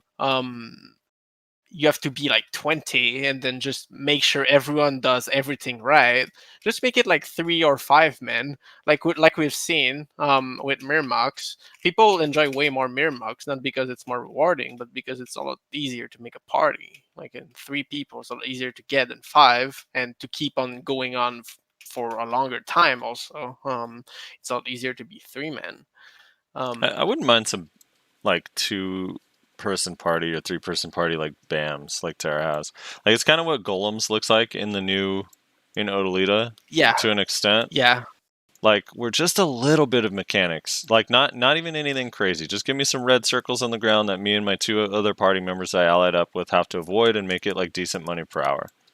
And we have to work together, and it's kind of fun and challenging, and you're actually scared to die. Yeah, and like make it rewarding. Like because if there's no point into putting more effort, why would you put more effort? You're just gonna go and do the same old grind spots, which yes are very annoying and boring over time. But if you have the choice of being almost AFK brain and make more money than risking all your crystals that are like almost 400 mil each, like it's a lot of time you invest into all those crystals. So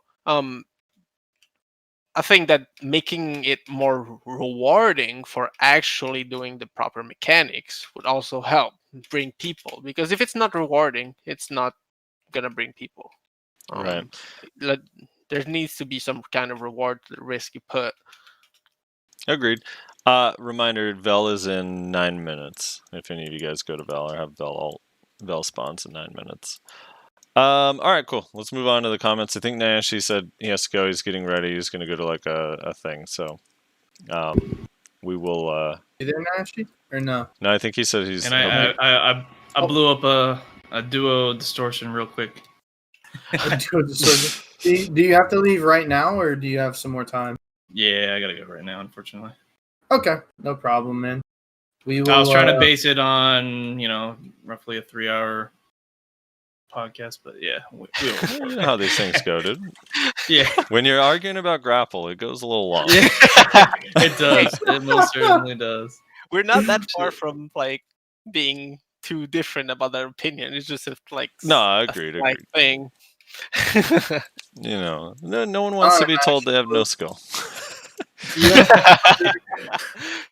We'll talk to you later then. I'd appreciate it, guys. Thanks for hanging out, man. Thanks for coming on. Yeah, I got the stream up if anyone wants to finish out the comments with us. Okay. Yeah, I'll. It's does Vel spawn in 8 minutes? Yeah, 8 minutes. Okay. Well, Mm-hmm. Sorry, go ahead. No, I was gonna say, Kyreme, would you mind joining us for the comments, or do you have to go? Or I mean, if you give me just a small 5 minutes, sure. You need a little 5-minute break? That's all right. I can rant with Rezar for 5 minutes.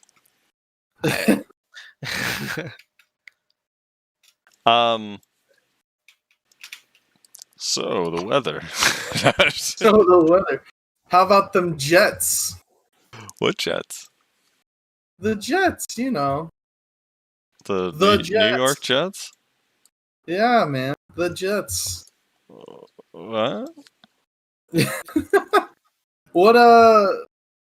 What games are you playing now? Dude. I just downloaded Red Dead Redemption 2 yesterday because it's on discount, so I couldn't resist. And I have to say about that game, there's one thing. So I haven't played very much, and so I'm still kind of in the beginning. But I basically got through like the intro tutorial quest, the intro tutorial thing, and then I went to online as quick as I could. I couldn't really figure it out. The interface, Rockstar Games is really fucking bad at interface design. I swear to God, like it is so complicated to find like players you want to find or like get into groups with friends. So whatever. Anyway, so I hopped in online. But one thing about that game, it's the open world in Red Dead Redemption 2 is actually so like alive compared to any other game I've played. Like when you're running around, like every rabbit and bird and deer and the alligator is either dangerous or interactable, or you can get something from it. Every person, car, cart, wagon, whatever, right? Like it's like, I don't know, it just feels super alive in that game. It's kind of cool. Have you played Witcher 3? I've played Anthem. That is not the same game. I've not played. I generally don't really play single player games, to be honest. So no.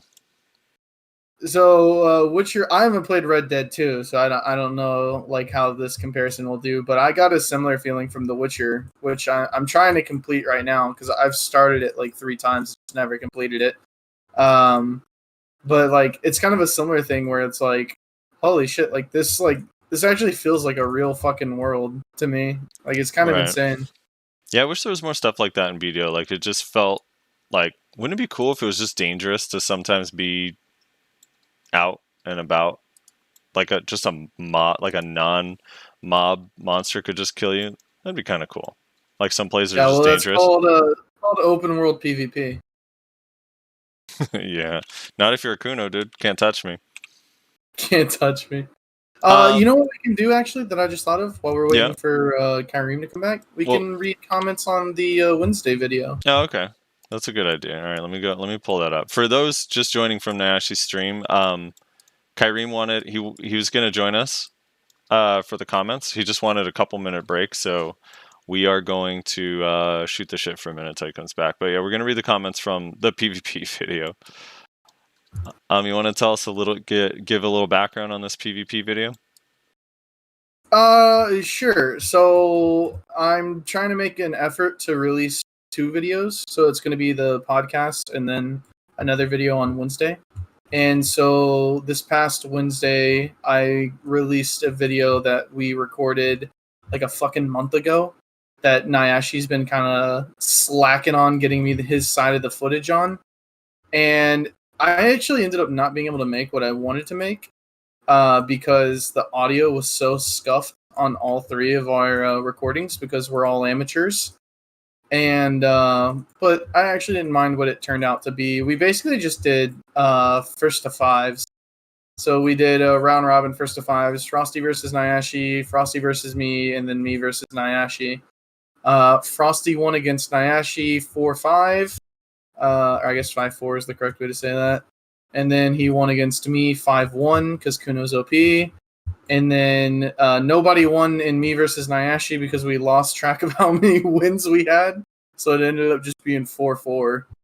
We thought Nayashe had one more win that he did, so we thought he had won 5-4. But when I went back and reviewed the footage, this was not the case. Oh, I didn't realize that because when I saw that ending, I was like, "That is so toxic that you didn't put Nayashe's last win in there."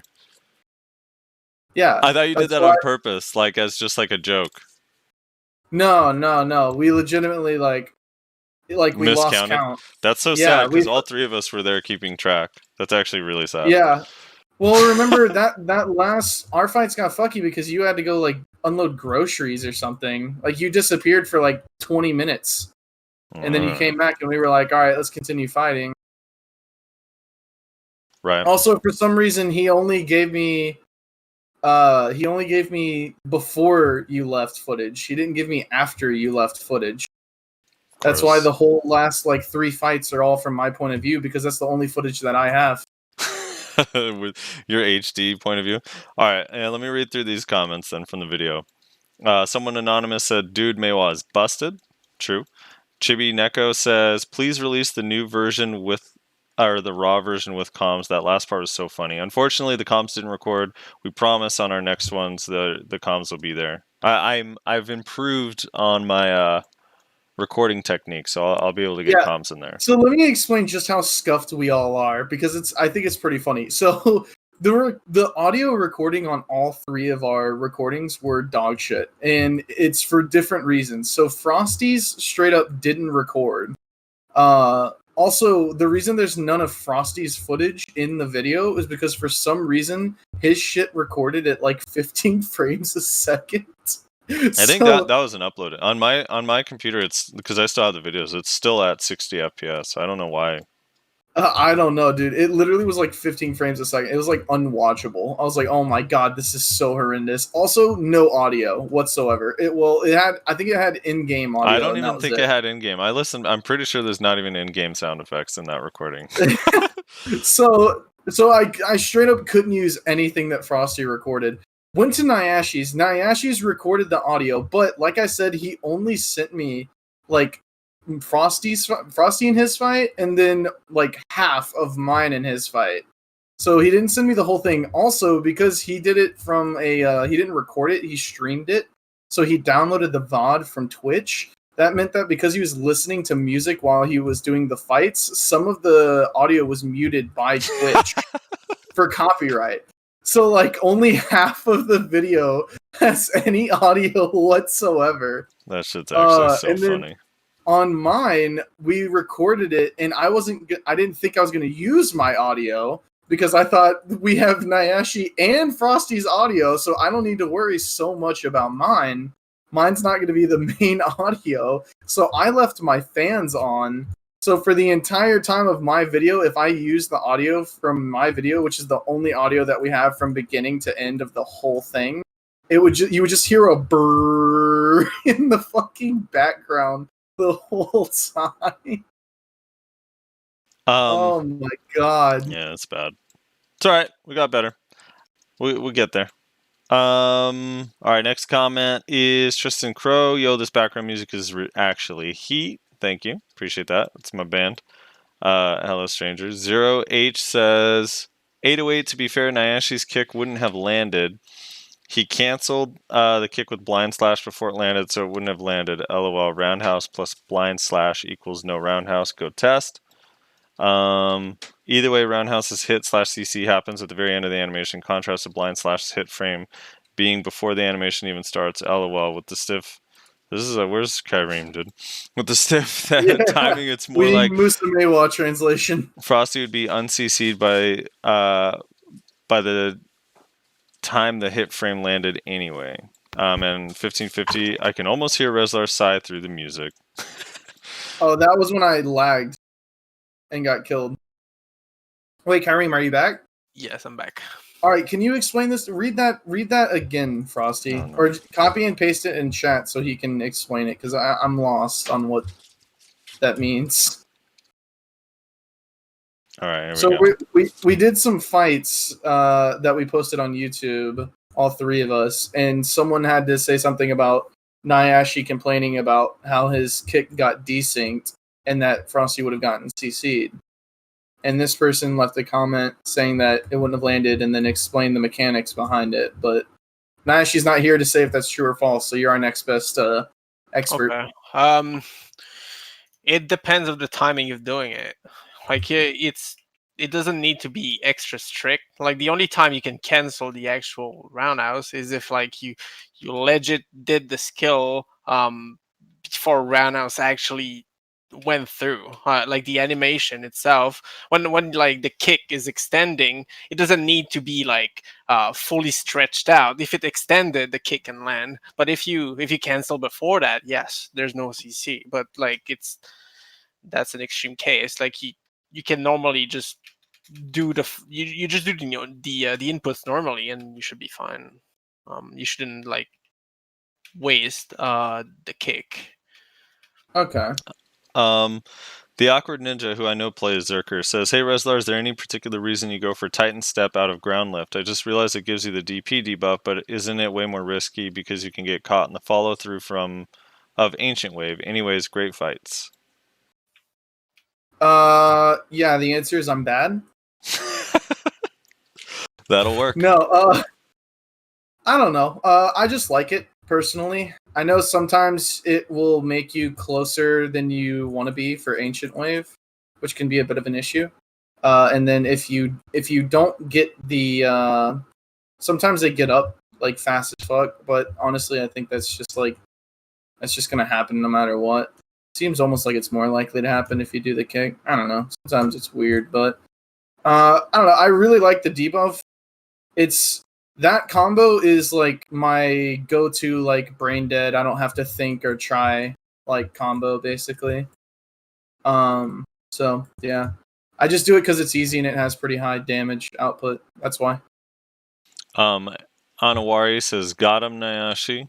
Fry from Futurama says, Reslar, you're a beast. I think he means literally. Talus Acceptum says, Frosty, Zerkers have a bad habit of trying to heal as soon as they get up. Reslar, yeah, they do. Also Reslar, and then he timestamps 9:30 where Reslar is super low, just starts healing right in front of me, and dies because of it. Yeah, but I don't think you didn't grab me, though, because your grab was on cooldown. No, I just use damage abilities on your back over and over until you die. Yeah, but my thought process was I should heal here because I'm pretty sure his grab is still on cooldown, so he can't grab me out of it. So if I can just turn my frontal well enough to not die, then that'll solve my problem. But I didn't. Also, it should be noted, when we recorded that, I had not been PvPing like at all, so I was like hella rusty, which is why I choked super hard in that first fight. Yeah. You fought well, man. That's a hard matchup anyway, honestly. Let's see. Laxon 9003 says, Pog fight, guys. Reslar buy new PC win. Frosty class in the mid-tier win. XD also good music. Class in the mid-tier win. You know, he's right. I should roll to Sork. Eumenidai says, I came for the PvP, then stayed for the music. Thank you very much. Wow, seriously says, great artwork for the thumbnail. If only we could get that type of art for the podcast. ZZZZZ. Stuff says, that's the official art for the podcast. Yeah. I have it uploaded like everywhere. It's on like the YouTube channel. It's on fucking everything. Everything but the thumbnail. Stevie says, bring back the Bruiser class. Zerk buff win. Sly Fox, I'm digging the music. Thank you. Negan says, nice iframes. You got there, Reslar. LOL. Garrett F2, good fights. I like the soundtrack. And Austin Lastard, I've missed the duels with the guests at the end of each podcast. Yeah, we haven't done that in a while. I kind of missed those Yeah, we too. should bring that back. It was, we just, keep bringing on Musas, and they're just not very good, so it's why fight them, Okay, so there's the comments from the actual podcast from last week. So Cameron Zukov says, when does Vel spawn? Vel's dead. Vel died. Oh, he's already dead? Okay. He's already dead. You're safe, dude. Well, I was gonna say I didn't know if he spawned right now. I was gonna say if you wanted me to do him, then I could, so you could do Vel, but he did. I let him just kill me over and over. It doesn't really matter. Cameron Zukov says, I gave up on PvP with the +20 update, which is the pen update. When, technically you go 15, 16, 17, 18, 19, 20 is Pride, Duo, Tried, Tap Pen. Technically, if you think of BDO as Dynasty Warriors, as a Dynasty Warriors game with a built-in chat app instead of an MMO proper, it becomes a lot more enjoyable. Sure, true.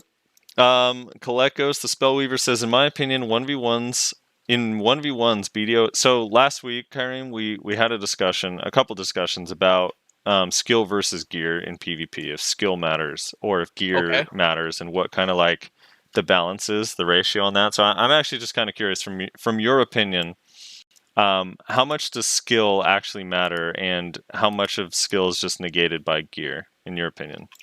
It depends of the gear difference. Like, of course, if you have like 150 gear score difference, there's pretty much nothing you can do about it. But if it's like in a good range of like maybe like, I don't know, like 30, maybe 70 gear score to an extent, depending on the class, you could get away with it. Like if the player isn't playing optimally and you have like 70 less gear score, you can definitely kill the guy. It will be hard because you don't have the same gear bracket, you don't have the same gear damage potential, of course, but you can do something about it, and it's up to you to play to that level of skill to compensate for the gear. So if you are really better than your opponent, you can actually kill them. It's not something that's impossible, but gear definitely makes up for having a lot more gear and having a gear score advantage lets you get away with more stuff you would not normally would. And even at equal gear, these type of things just don't happen because that mistake normally would lead you to death or like using certain risks that aren't really risks because you don't really die from getting punished from it. Well, that's an advantage of having too much gear on your opponent. Right. Like you can use like unprotected skills with a lot of rewards and debuff effects without much risk to it. It's like, oh, I'm just gonna get up and just land the CC when he's trying to kill me in a combo, and then yeah, you get away with it. So with that in mind, it's like if you're really better than your opponent, you can get away before your combo ends, and then you try to set up an extra CC before he's fully healed. It gets a bit harder sometimes when you don't have, depending on the matchup, if like you cannot force a CC on your opponent, and then he just rotate essay. It can be a bit difficult, especially when trades are just not possible because that's the way to try to compensate. Sometimes you go for trades, you try to lower your opponent's health, and then you go in combo. So instead of fighting someone that's like 100% health, well, you fight the guy. I mean, you combo the guy with around like 70%. So you can maybe, if you use all the good skills, kill the guy even though he has more gear. So Right. there's more setup to be made, and it's possible. And it's just that gears help you compensate for some certain lack sometimes, and even solves class issues sometimes. So Kaleko's the Spellweaver says, Also, yeah. wait, Frost, before you start, I did write TLDRs for a couple of them, so make sure you check their replies to see if I wrote a TLDR. Okay. So in this one, I'm going to read his first part, and then I'm only going to comment on one part of the second paragraph. So Kaleko's the Spellweaver says, in my opinion, the 1v1's BDO is way harder compared to WoW, but when it comes to 2v2, 3v3 or above, WoW is definitely much harder. The coordination required in WoW 2v2 or above is much, much, much more demanding. I don't agree with that. I mean, I guess hard is relative, right? It just depends on what you look at as hard. Because yeah. Okay, keep going. No. What's your opinion on it? Okay, so for me, I've been in the past, I've been hardcore WoW player, and I went like I wasn't that high in MMR. I was like 2.1k, almost 2.2. And the thing though is that it compares 2v2 and 3v3s when it includes a healer. If you compare the actual fights, when let's say you go in 2v2 arenas and you fight two DPS, it goes the exact same way as it is in BDO. Right. It's 2 DPS. There's no like heal like that's mixing up the fights themselves, because you still go land the CC and combo your opponent. It is the exact same way. You try to kill them as fast as possible in like a 2v2 type of 2 DPS against 2 DPS. And well, you have the exception of maybe rogues, where like you have a bit more counterplay into 1vx scenarios, but like we have ninjas, stealth mechanics too. It's just that people don't seem to enjoy them as much, or appreciate fighting them as much as in WoW. But it's I think honestly it's almost the same unless you fight a healer, and then it's because we don't have a designated healer that does that type of work. Right. He also says, I agree with you. He also says, also no way in BDOC content even come close to Arcage's, and then he references bartering and it's not close to AAC trade. So one, I don't think did any of us make the claim that it was better? I don't think it's close at all either. I think Arcage does a lot better with C content. However, I do think bartering is good, and it's kind of different, and people actually do enjoy bartering, whether we like it or not. People seem to be into bartering.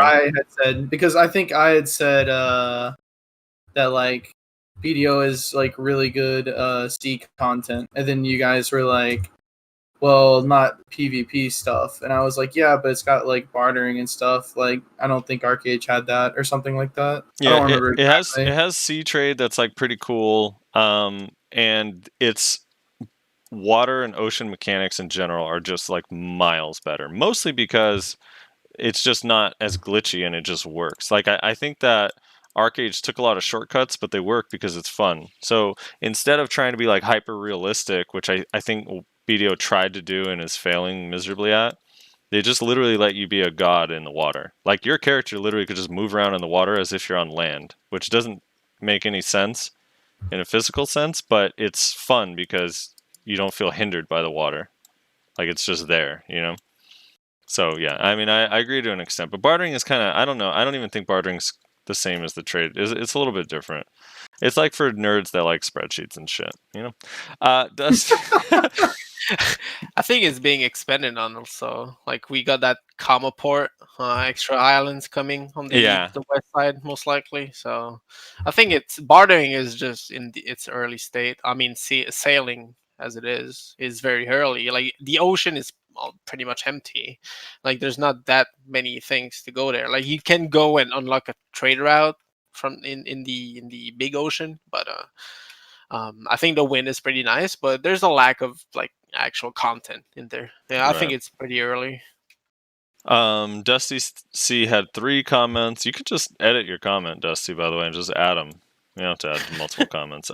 He says, skill is a thing to a point in small scale. Obviously, gear is a big deal, but resistances ruin PvP for me. I hate RNG PvP mechanics. Kyreme, your thoughts on resistances in their current state? It's definitely annoying. But you gotta make sure you find the multi-hit CCs your class has. Pretty sure most classes have at least one, and if you find your opponent to be able to resist too much, maybe consider ignore resistance crystals in your offense. I know it.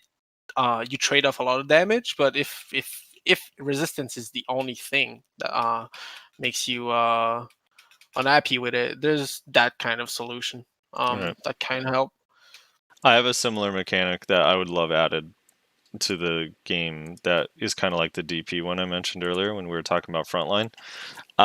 If you are CC'd, your resist just go to 0. That's my I would love that. I would love that. Yes. Because I don't mind that they have resists on the initial catches, right? Because you have to. It does take an amount of skill to recognize if you have a CC and make the decision to go in or not go in, right? But if I already landed the CC, to just get complete RNG, ruin my combo, and get me killed is not fun for anybody. Yep. That's like just winning by laming, honestly. Right. I also think it makes desync even worse because the game is like sitting there trying to calculate resistance, so sometimes it shows you the refloat even though they didn't get refloated, and then you end up CC'd that way. Like I feel like it would relieve some of the desync frustration as well if it just dropped to 0 if you actually land a CC. I just don't like resist in general. Desync is too much of a problem to warrant resistances. Like, I don't know if I landed my CC or if I'm desyncing, or maybe they resisted and it says that I landed it, but they actually resisted it, or there's just it adds another fucking variable that like I just don't. An RNG variable. I mean, the other thing too is it causes friends to fight. I mean, if you're dueling a friend, you're in Discord, right? And it's kind of getting serious or heated in any way. It's like your murder intent just hit this guy when he's wide open, right? And you're like, fucking resist. And they're like, what? That was a super armor. That wasn't resist. And then you go back and forth and ruins friendships. Resists ruin friendships, dude. It's not fun. It's not fun. You get punished for actually playing well. So it's something that's... Yeah, like, and that's the other thing that annoys me is it's like, I mean, it's funny because I'm advocating for this when I'm a fucking grab class, but like, it must be goddamn infuriating when you perfectly time a CC on somebody when they're open one every, 4 seconds or something, one fucking frame every 4 seconds, and then they resist it. Yeah. And it's like, well, hold on, like I like that definitely outplayed you there, but you just got lucky. Like that's not exactly like fun or engaging or like meaningful. I just I hate it. Yeah. I hate it so much. Another issue it does though is whenever you're learning the game, right? Sometimes you go by trial and error. And that's totally fine. It's a legit way to go around and actually learn matchups in your class. And then you keep aiming at some spot, but for some reason it didn't work, or for some reason it's supposed to be unprotected, but you try for it and it doesn't seem to be working. It's kind of hard for new players to actually adapt to it. And like it's not your first impression. Oh, it resisted when you're a new player. It's like, oh, I cannot CC them at that spot. That's what it means. So it kind of makes people believe wrong things about being protected on certain skills that aren't. Um, and it's also Yeah. a lot of complaints. Like some people were complaining that Serpent Ascension had Ford Guard. I'm like, what?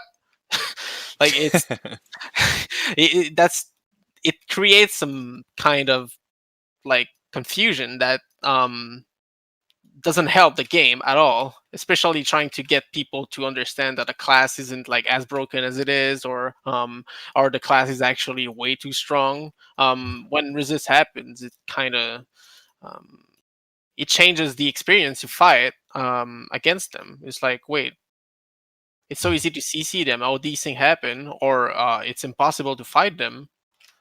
So yeah. Dusty C also says when they added crons for costumes, they doubled the value of crons on them. And then Dusty C also says buy to play, subscription fee, and pay to win. Oh yeah, dude, that's the way of BDO life. Yeah. Talis, But that also helps you as a non-pay-to-win it player. does. It does. It has a side effect with the central market. Yes. That makes it so now if you're not a pay-to-win player, you have a chance to get, and a good chance to get, value packs, old moon books, camo blessings, costumes that you normally wouldn't ever spend money on, that now you can get like actually relatively easily. So it's it does go a little bit both ways. Talis Acceptum says, remember a few weeks ago when Nayashe said something along the lines of, quote, I'm glad they're buffing Awakening and not nerfing Succession? Good times, dude. Yeah, good times, dude. PDA didn't like that. True. Tahomie Gaming says, I totally agree with you guys about BDO being the game at the moment. I mean, great PvP mechanics plus open world PvP too, and talking about those gorgeous graphics. But as every game, there are some minor cons. Love the podcast. Keep them coming. That was the other thing we talked about last week is kind of the love-hate relationship people have with BDO. If you ask if you were to give someone like what are your top 10 MMOs in a non-BDO subreddit, BDO would be like absolute bottom. Like people hate BDO that don't play BDO or that used to play BDO, whereas like other MMOs kind of people remember fondly. So I guess for you, Kyreme, where does like BDO rank for you in MMOs? Like, do you actually think it's like a legit like great game, or do you? Yes. Number one MMO for me. Yeah. I wouldn't be playing if it wasn't the case. And the fight got me in love with the game. I came from tab targeting, and I despise it nowadays. I cannot stand tab targeting. I hate being gear checked. I hate being gear checked 24/7. I like having an option to dodge because I actually read your options, not because it happens to be auto locking on you. I think that's unskilled. I'm sorry, but that's not good. That it's like I know it's a big statement I'm doing right now, but that's my opinion. No, I'm 100% with you. Comparing maybe like Smite as MOBAs and League of Legends. I know this is an even bigger statement, but I feel like having to aim your skills and your auto attacks makes up to creates a lot more skill cap than just clicking on your opponent and everything suddenly lands, and your opponent happens to have more gear, so well, you don't kill him and then he kills you. So unless your character has some love and some kind of mechanics towards them, well, you're just unlucky, and then you have to accept defeat. Right. So yeah. No, Dude, BDO is only your favorite MMO until Doki V comes out. Dude, Tab Target is I feel like it's originally a product of just technical limitations, which is why it's like I understand it in WoW and I can accept it, right? Because the game is from 2004. Like it just it was like desync. There's no way you were gonna have like action combat without like miserable server issues back then, and even now we see how much desync can play a role. So to me, it irritates me so much when a new game releases, like post 2017, that comes out with Tab Target. It's just an instant no. Well, can't play that game. And then the other thing is like I ranked it last week. There's a comment in here that's funny. I can't wait to get to. But I said last week, I think WoW is the great. It's like WoW is like the Beatles, because like the first great MMO, right? So it's like the greatest. In my opinion, WoW would be like the greatest, number one greatest of all time, because it was the first and it was super innovative, and all these that came after it were kind of because of it in a lot of ways. I know there's like technically EverQuest and stuff, but WoW's scale. Yeah, that's what I was about to say. Is what do you define as the first? Well, right. WoW's just copied EverQuest. WoW's scale though was so much bigger, and they innovated on it, and it was just they did a ton of cool stuff that everyone tried to mimic for 2 decades. So, but BDO, in my opinion, is the next best MMO of all time, in my opinion, just because I think overall the game mechanics, the fighting, and everything is like it's just the most fun and most in depth. For me personally, plus the skill, like I love that there's skill involved, and it's actually such a huge important part, and that you could play for a long time and still there's stuff you have to learn in PvP. It's like a mix of fighting game and actual MMO, but the difference is that in fighting game you don't have that world to go with it. Like Yeah. it's simply going to the arena, you fight, and then it's over. You go into the lab, you learn new shit, and then you fight more people, and that's it. In an MMO, there's a story. There's an actual world to be involved with, and I think that's what makes it even better. Also, the open world too, like the no load screens anywhere across the entire world is like you kind of forget about it. It's one of those things that you just forget about. Like you load in and then that's it. But like in every other MMO, like you play Blade and Soul and you're like, holy shit, every time I leave the town, I'm in a 45-second load screen, and you have to like leave and come back constantly. Oh yeah, I agree with that. You know what's always impressed me about BDO is how fucking like populated they make the world feel. Like I realized this whenever I tried to play Arcade Unchained, which Arcade Unchained was fine. I didn't play it for too long. I played it for like a month. But like Arcade Unchained, it was like you leave this town and you're just on this like fucking desolate road with nothing on it. And it's like you have to like walk off of the road quite a ways before you get to where any sort of like mobs are or anything. But like I don't know, it's just weird, man. It's weird like not seeing things like walking around, or like not seeing a goddamn weasel get in the way of your fucking auto path. Like it's just strange. It was a strange thing. I was like, this is fucking weird. This place seems like dead. Right. Pidu, oh my god, this name. Bob. I'm going to call you Bob.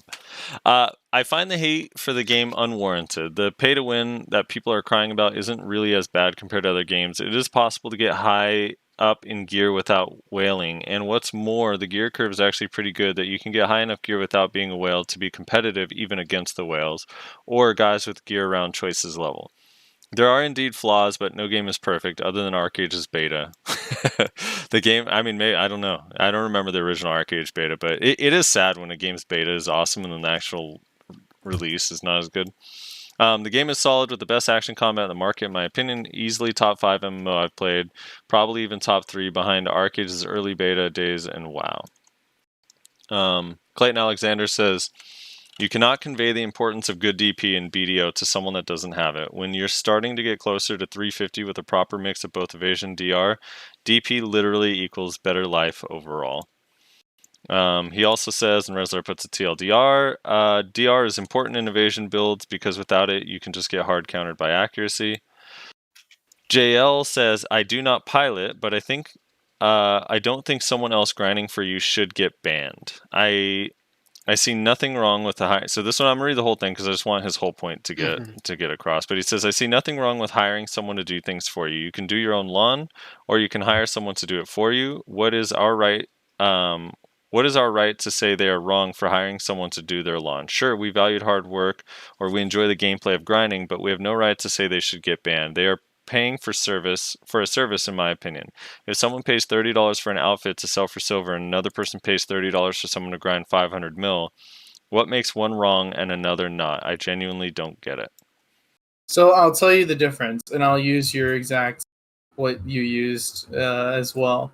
So imagine if you were living in a place where you had like a fucking, I forget what they're called, but like it's those neighborhoods where like it's all like uniform and they have a bunch of strict rules and shit, you know? What are those places called? I don't remember what they're called. Anyway, whatever it's called. Imagine you're in a neighborhood where you all have like a strict code of rules. Like you can't have a fire in your backyard. You can't hang things from your front porch. HOA, Homeowners Association? Yes, thank you, Homeowners Association. So imagine you're at a house, you're in a neighborhood, a Homeowners Association. You signed up for this shit. The Homeowners Association says only you are allowed to cut your yard. As stupid as a fucking rule as that sounds, that's the rule. And you signed up for this. You agreed to this rule. And you still hired someone to come cut your yard for you. Then the Homeowners Association comes to your house. They say, dude, what the fuck? We said only you are allowed to cut your yard. And then they end up kicking you out because you keep hiring this other dude to cut your yard for you. They are in their right to do that. You agreed that only you were going to be the one to cut your fucking yard. So if you have a problem with that, then you shouldn't have fucking signed up for it in the first place. Like, even if I can agree with you that, like, it's kind of whatever. I don't have a problem with piloting more. Like, I really couldn't give a fuck. That's the thing. It's a moral argument that he's making versus like a letter of the law that's actually taking place, right? I couldn't give a fuck about people piloting, but the thing is it explicitly says in the rules that you're not supposed to be sharing your passwords and shit. So if they want to ban you for that, for breaking those rules, then they should be allowed to. It's at their fucking discretion, my guy. Right, and the other thing too is like if you ask me, because I said like I wouldn't mind those people being banned. I'm not like advocating for it. I don't care enough. Doesn't bother me that much, but they do have a distinct advantage that I can't get because for me, the fear of getting banned makes it's not worth it for me to pay for one of those services. Like, let's say I'm desperate. I'm really close. There's a pen ogre on buy. I'm like, I don't know, 3 bill away. It is cheaper for me to pay for a pilot service and get that 3 bill overnight than to buy costumes from the marketplace. But I can't do it because it's in the terms of service and there's a chance I get banned. So now I'm at a disadvantage, right? And even in your example, if someone pays $30 for an outfit to sell for silver, it would actually be $34, they would sell it for silver and get 330 mil. And another person pays $30 for someone to grind 500 mil. Well, the difference is that they made 500 mil for their $30 and not 330 mil. That's also an issue. So it's kind of like, I don't know. It's against terms of service is kind of the bottom line, to be honest. Piloting, Kyreme, does it bother you? To an extent. Yeah. It gets frustrating, let's be honest. You get to fight people that, well, technically didn't work for their gear. You there are grinding like almost every day. You go and just try in the hands, but you're just that guy that just don't get your enhancement succeed, right? While that guy just like buys everything just from being from I don't know, a wealthy family. Maybe the guy's a genius and just made a fortune for himself, but it's just an unfair environment that recreates social how do you say that in English? Sorry, it's not my first language. The disparity in wealth. It recreates it in games. So games in general, you try to get away from real life, right? But with that, you just recreate the same thing. The rich are powerful. By removing that, you just make it fair for everyone to have a chance to succeed. But it's going a bit further than it actually is. But I think you get the idea. But see, like, if we didn't, like, here's my thing, is I would be able to take a moral stance against piloting if there wasn't also already pay-to-win stuff in the game. Like, Right. that's why I can't take a moral stance on it. It's like, it sucks that rich people can just pay for an advantage, but they're doing it like legally, quote unquote. Like if you Right. consider piloting illegal, they're doing it legally as well, or they can if they want to. So it's like there's no moral like. It's hard but for like a company to say like this is morally wrong when they're allowing people to do exactly what they're saying is morally wrong. Which is honestly why I think they haven't taken any action against piloting, by the way. But like you said, it's much more convenient to go for it because it's much more you get way more out of it. Absolutely, yeah. Yeah. I mean, if I agree with you, Rezlar, but if you want me on a letter of the law standpoint to be on the same side as like paying for piloting, then can we just make it an official section in the Pearl Shop where we can hire them from there through Kakao? And that way we don't have to feel like, are we going to lose our account or get banned? That way everyone can do it. That would be the most fair thing, right? Or, that way it's like, now it's official. Then I could be like, all right, yeah, that's the same thing as pay to win because I'm not risking anything. With how convenient this game has gotten recently, I wouldn't doubt if they tried something like that. I'm not gonna lie. But because they do it doesn't mean the others should. They're in the wrong in the first place in pay to win. But right. I agree. They just make it even worse with piloting. But it's not the game itself; it's the people. I know it has certain advantage for pros for it. Like these people aren't necessarily like the in the richest country, and it helps them a lot. Like just by playing games, they can make somewhat of a living. So it helps their situation in real life. I totally get that, but shouldn't that be just an actual charity type of thing? Has the game developers to actually make it, like you said, into an option in the Pearl Shop? But then there's no guarantee that they would not steal the accounts. There's no guarantee on anything. So right. The Awkward Ninja says there was pet tiers on launch, but it was only 3 tiers, max 3 pets originally.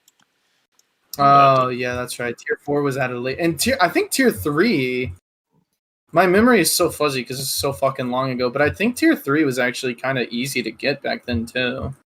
I think they made it harder when they made Tier 4s. Hell yeah.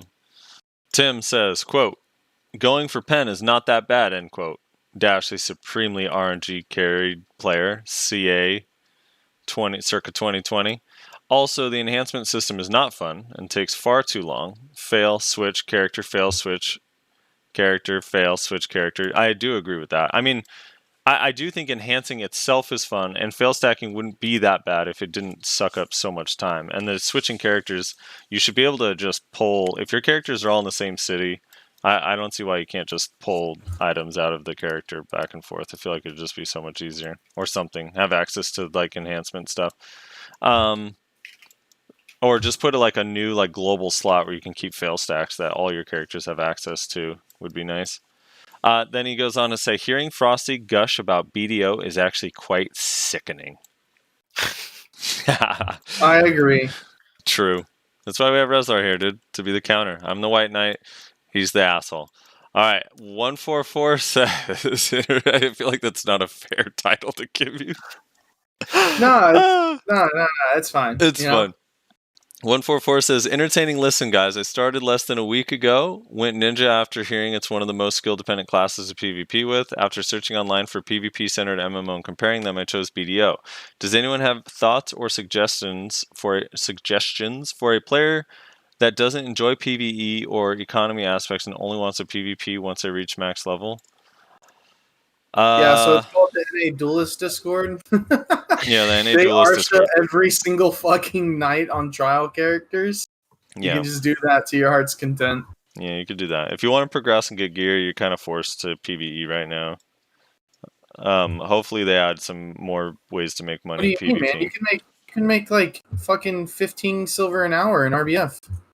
That's true. I mean, you should like even if it doesn't like it that much, you should make that imperial cooking just the first step of it, and it doesn't need to be like super efficient. Just buy the materials and just sell them, and over time, even if you don't grind all those days, well, at least you make that like maybe 50, or like if you make it a bit more optimal, maybe like 100 mil a day, and eventually it'll pay off so that you can buy your own gear, while in the meantime you just play on the trial, enjoy the game. So Invendentia said in reply to Tim's comment, imagine playing a game that you hate. Kick W. True. Also, Hearing like someone say they like this game is sick. Like the game on the podcast for the game that we're talking about. It's I preposterous. also am not a huge fan of PvE. I mainly play this game for PvP. That's what I enjoy about it. But it's important to recognize that grinding actually helps a lot in PvP because it helps you get muscle memory down. It's actually like pretty important, I feel anyway. I don't know, maybe you guys disagree, but No. I think it's really important, honestly. No, it is. It's true. You're rotating your It's true. skills and your movement between packs, and you have to PvP, and you get to fight people with different styles open world like all the time. Yeah, you get open world experience. Let's see. Enfrax says BDO is the best game I played to date. It has everything I ever asked for. I do love grinding. It's kind of meditative and competitive as well. BDO has polished this aspect of the game so much. It's just perfect. The effort/reward ration is also so much better than any other MMOs, and I'm definitely with Rezlar on the RP thing. Dude, I do wish they made... All they would have to do is put like graphs in game that show you like how much silver you made, like where you set a timer and like have a leaderboard for that, and people that would actually be kind of fun. Make grinding a thing. I mean, it would show the imbalance of like how fast some classes are compared to others at grinding, but maybe that's It's a good just thing. Succession Warriors. it's all wake and suck warriors on the top of the leaderboard. HC247 says Frosty is my BDO Joe Rogan, while Rezlar is Alex Jones and Nayashe is Jamie. Rezlar is Alex Jones, dude. He's like Putting actually chemicals is in the Alex water Jones. that turns the frickin' frogs gay. Yeah. Igor Falazewski, says, man, you really don't have to spend any money on Terra to play it without feeling that you can't progress as fast as people that paid. Or maybe I just play too much BDO now. You don't have to spend money on Terra to play it without feeling...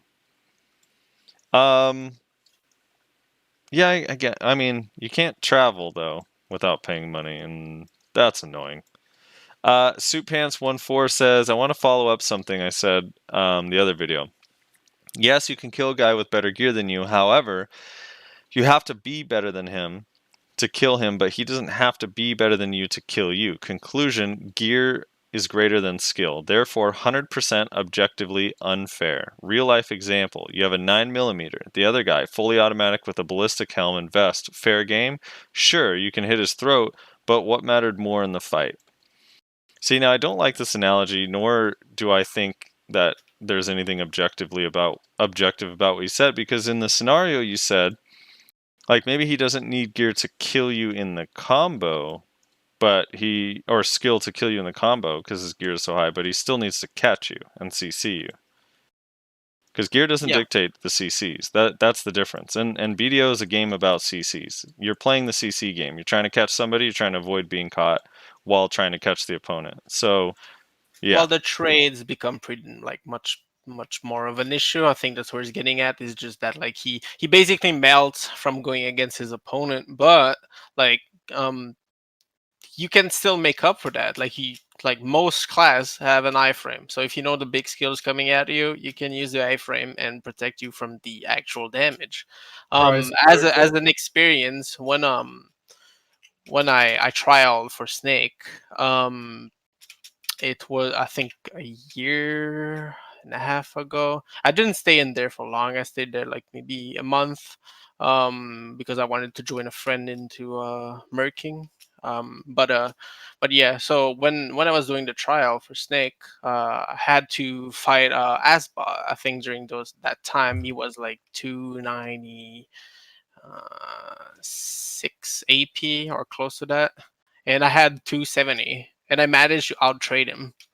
So there's still ways to go around gear itself. So it's just class knowledge that maybe you don't have just yet. Just thinking that you're doing everything perfectly isn't a good mentality to have. Always look for maybe improvements. Can I make an edit to this analogy here? All right. You have a 9mm, right? And you also have years of training with this 9mm. You know how to shoot it, you know how to aim, plus you know how to aim while shooting. You've also practiced that.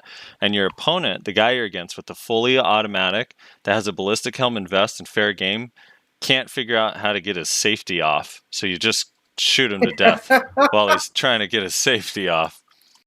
That's there you go. That fixed it. All right, Nom's Fatty Kitty. All right, you ready for this, Rezar? Here we go. Oh, is this the one? This is the one that you were excited about, I think. Nom's Fatty Kitty. He's been in the comments for a long time. He's supported us for a long time, which we appreciate. He says, putting your content behind a paywall is not a good way to get people to support you. Pearl Abyss 2.0. People will support you if you put out a good product. You should not limit or punish those who can't support you. This just makes you look greedy as fuck. And I guess, like the game, you follow its cash grab model. I support Frosty and Nayashe on their streams because they make good content, not because they made me pay for it to gain access to it. I doubt I will continue my subs on either of your channels. TLDR, Patreon and OnlyFans is not for holding back or limiting content for those who don't pay up. It's for the fans to let you know in a monetary way that they appreciate you. I mean, it's a way to give these people that support you some kind of rewards. So. Right. So here's kind of the thing. Here, this is in reply to basically what we did is we started doing additional stuff, right? That we've never released before. Anything. Like we just haven't even created additional content. So right now we have our podcast. We put our podcast up, and our podcast is free. There's no paywall. There's no nothing. Like nothing has changed with the podcast. And then we thought we came up with the idea is like, oh, maybe we can get something for the time we put in. So we can do these tiers and do something just kind of fun, a little bit of extra content that's like not anything related to the podcast at all. So we made like a PvP video or whatever, put it up. And so my point was to him, I replied, we're 100% not holding back on any content or limiting our podcast behind a paywall. Like the content that we make and we release and we promise to release is still there, unchanged from start to finish. Anywhere from 1 to 4 hour podcast with a guest where we interview, talk, give our opinions on everything that's going on, and that's it.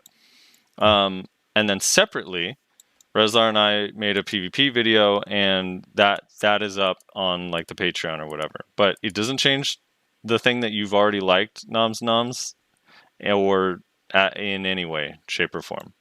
Like, we're not withholding anything. Like, we're not changing the podcast, or like the comment section will be for only the Patreon or whatever. Like, it's completely separate. So I said our podcast from start to finish will still be on YouTube unchanged. Will also be streamed live on Twitch each week.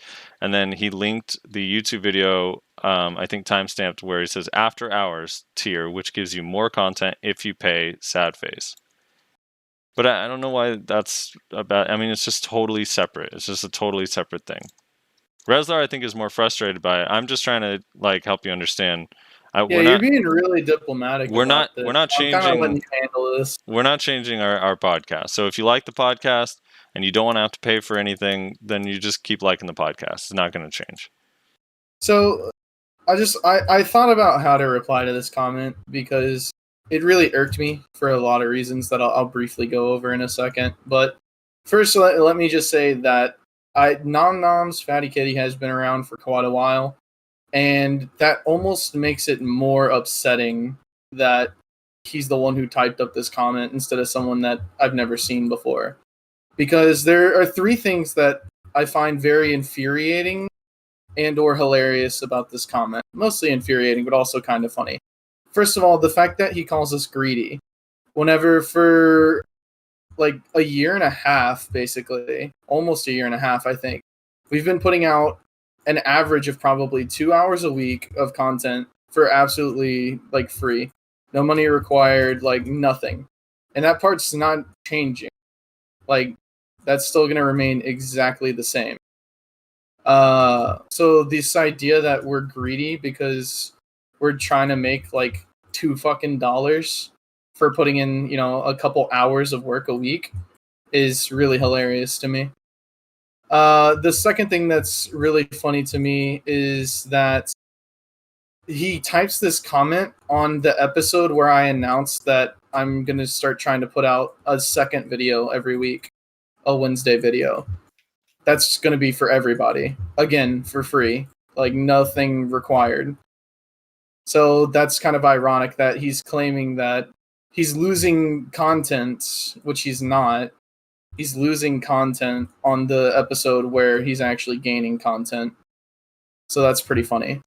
I like And it. then Sorry, I have to interject with some lighthearted comment. Invendentia says, "Wait, are you saying I didn't have to give you all those blowjobs to watch the podcast?" and then the third and last thing that I find kind of funny is that this idea that like you're losing you're gonna stop supporting Nayashe and Frosty on their individual streams just because you don't like that we're trying to allow another avenue of support in this way is like very confusing to me. This just I mean, I understand you not watching Nayashe's stream. I've been very clear about that. But mine, that's too far. You've crossed the line, fatty kitty. It's just such a weird man. thing to say. That's almost like it almost sounds like you're trying to like hold your subscriptions on their Twitch channels like at ransom or something. And honestly just seems super childish. And if I'm being just totally honest.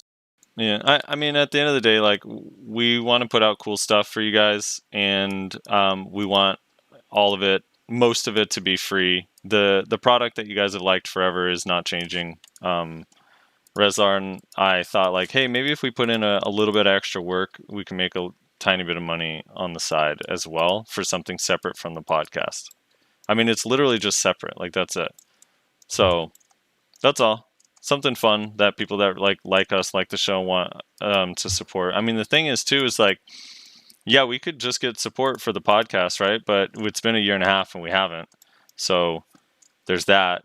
And then so we thought like, oh, maybe if people do want to support, here's an avenue. And then if they do, as a thank you, we could just do something extra for them. That's literally all it is. It's nothing more than that. It's pretty simple. Yeah. Kyreme, I don't know if Kyreme expected to be on a podcast with basically PA clones, but here you are. I don't know. Didn't expect that. So I'm going to leave that there. We'll move on. Is there anything else you wanted to add, Rez? Or... No, okay. I mean, that's pretty much it. Okay. Kirishiro Iwazumi says, LOL Joe with his false equivalency, 10 weeks that anytime they can get kicked out if someone was competent enough to kick them out, like, I don't know, 200-man alliances like BR and Barcode. Yeah. Did you see that clip, Kyreme, of Joe like screaming that the snake using the swapping guilds thing to avoid the HP loss is the same as the chest exploiters? What? I mean, it's still some kind of like cheesy way to get around game mechanics. Exactly. But like, it's like the mechanic itself is wrong in a way. So I think it's a way too punishing. Like 5k health is more than an actual fucking health bar than normal characters have. So it's basically it's more than having twice your HP. It's way too much. Like I don't agree with the HP changes. Like I understand there needs to be some drawback about holding a castle for too long, but I think it takes too long to get back up. Like if it took like how long does it take? Like it takes what, like at least to get it back? Yeah, like if you drop 2 months? If you drop to 0 HP because you held it that long, it takes 11 weeks to get it back to 5,000. Yeah, almost 3 months. Yeah, so see, it's way too much. Like it's not an interesting gameplay. It's like, oh look, we played well, or why, or like we're our guild is just way too strong, so we're getting punished for it.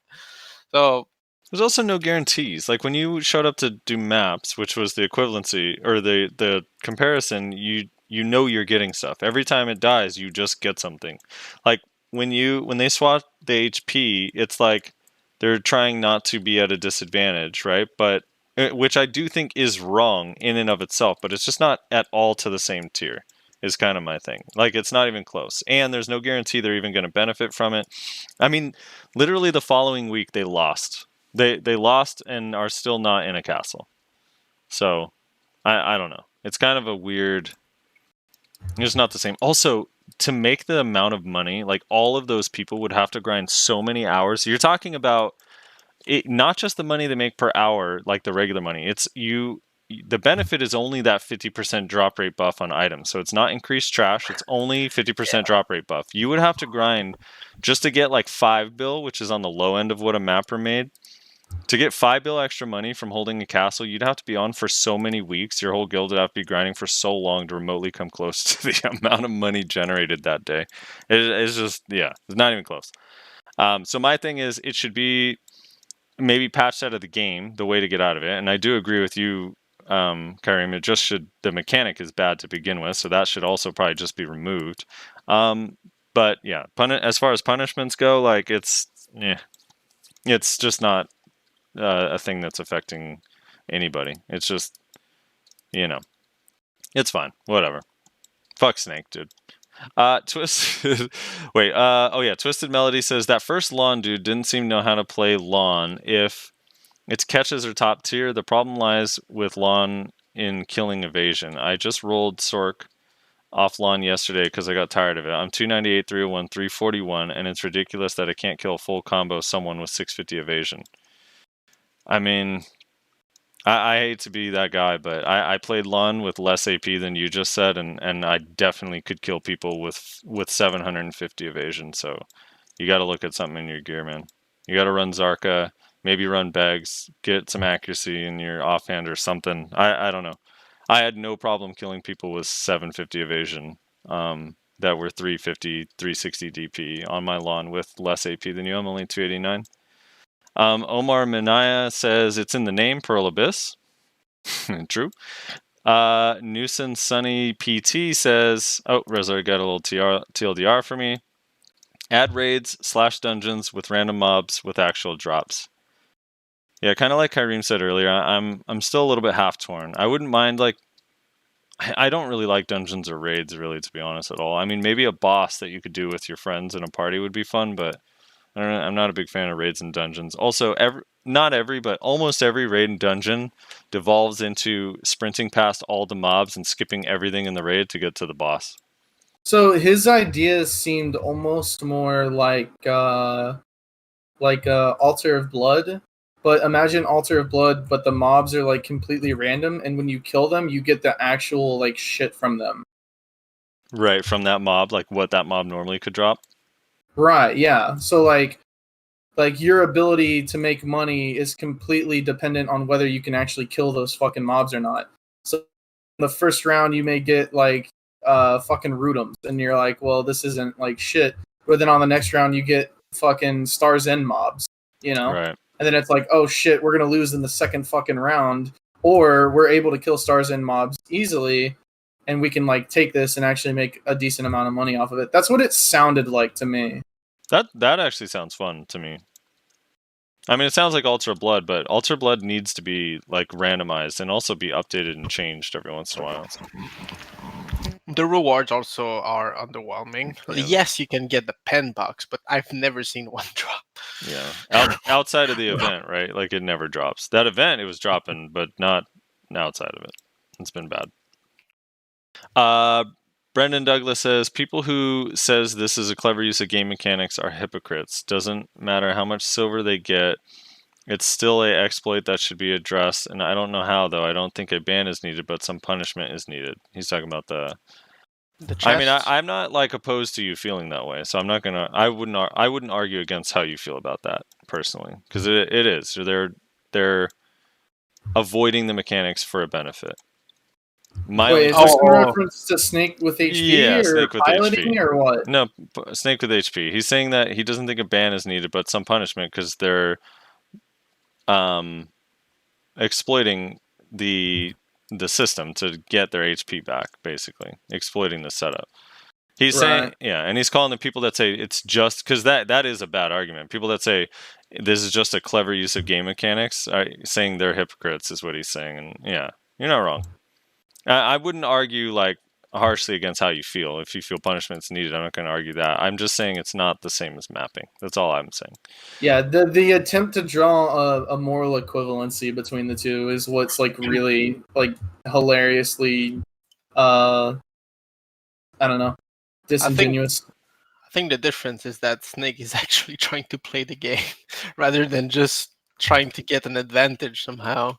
Because it's not like you gain an advantage over someone. Like you just gain the same HP as everyone else. Yeah. So it's not like you're trying to get advantage. Like I totally understand. It's definitely just a weird way of countering game mechanics. But I mean, it's I'm not defending anyone, but I feel like I think it's a bit exaggerated. It's just like people are trying to get people that actually have gear out of the game. I also think it's interesting that they would rather give up like basically 4 weeks of payout. You have Yeah, to swap and then swap you back. lose something. They would rather lose a month of payout than fight with that fucking HP debuff. I think that says how stupid that debuff is. And no, people are missing the silver lining. We don't have to fight a bunch of guilds with snake mercs in them. They're all fucking yeah. They're all on the leaf status. So Andre says, Frosty, take a shot every time Resler says, quote, I don't know. And Nayashe says, quote, you know. Keck W, love the podcast as always, my dudes. No, I can't, dude. My liver, I need my liver, dude. Mayo Do I Knight, say I don't know a lot? I actually haven't noticed, but probably. Probably. I don't know. Mayo Knight says, what do you guys think of making the siege HP bonus a risk reward mechanic? For example, drop the base drop rate buff on castles, say to 25%. Each consecutive week that a guild defends the castle, they get 1 defense stack. For each defense stack they have, the HP bonus drops by X amount.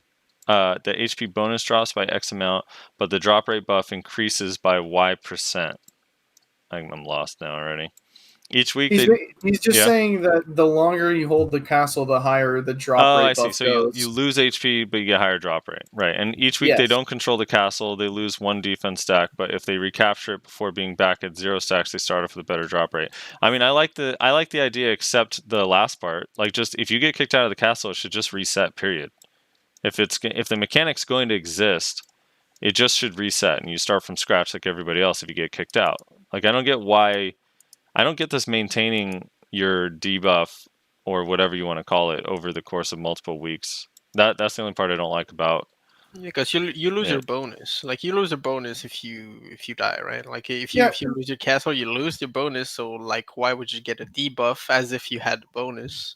That's the thing that I don't like. I actually don't mind the buffing, losing the buffing of the HP. The issue I take with this system as it stands now is the fact that they get kicked out of the castle and they still have that fucking debuff on them.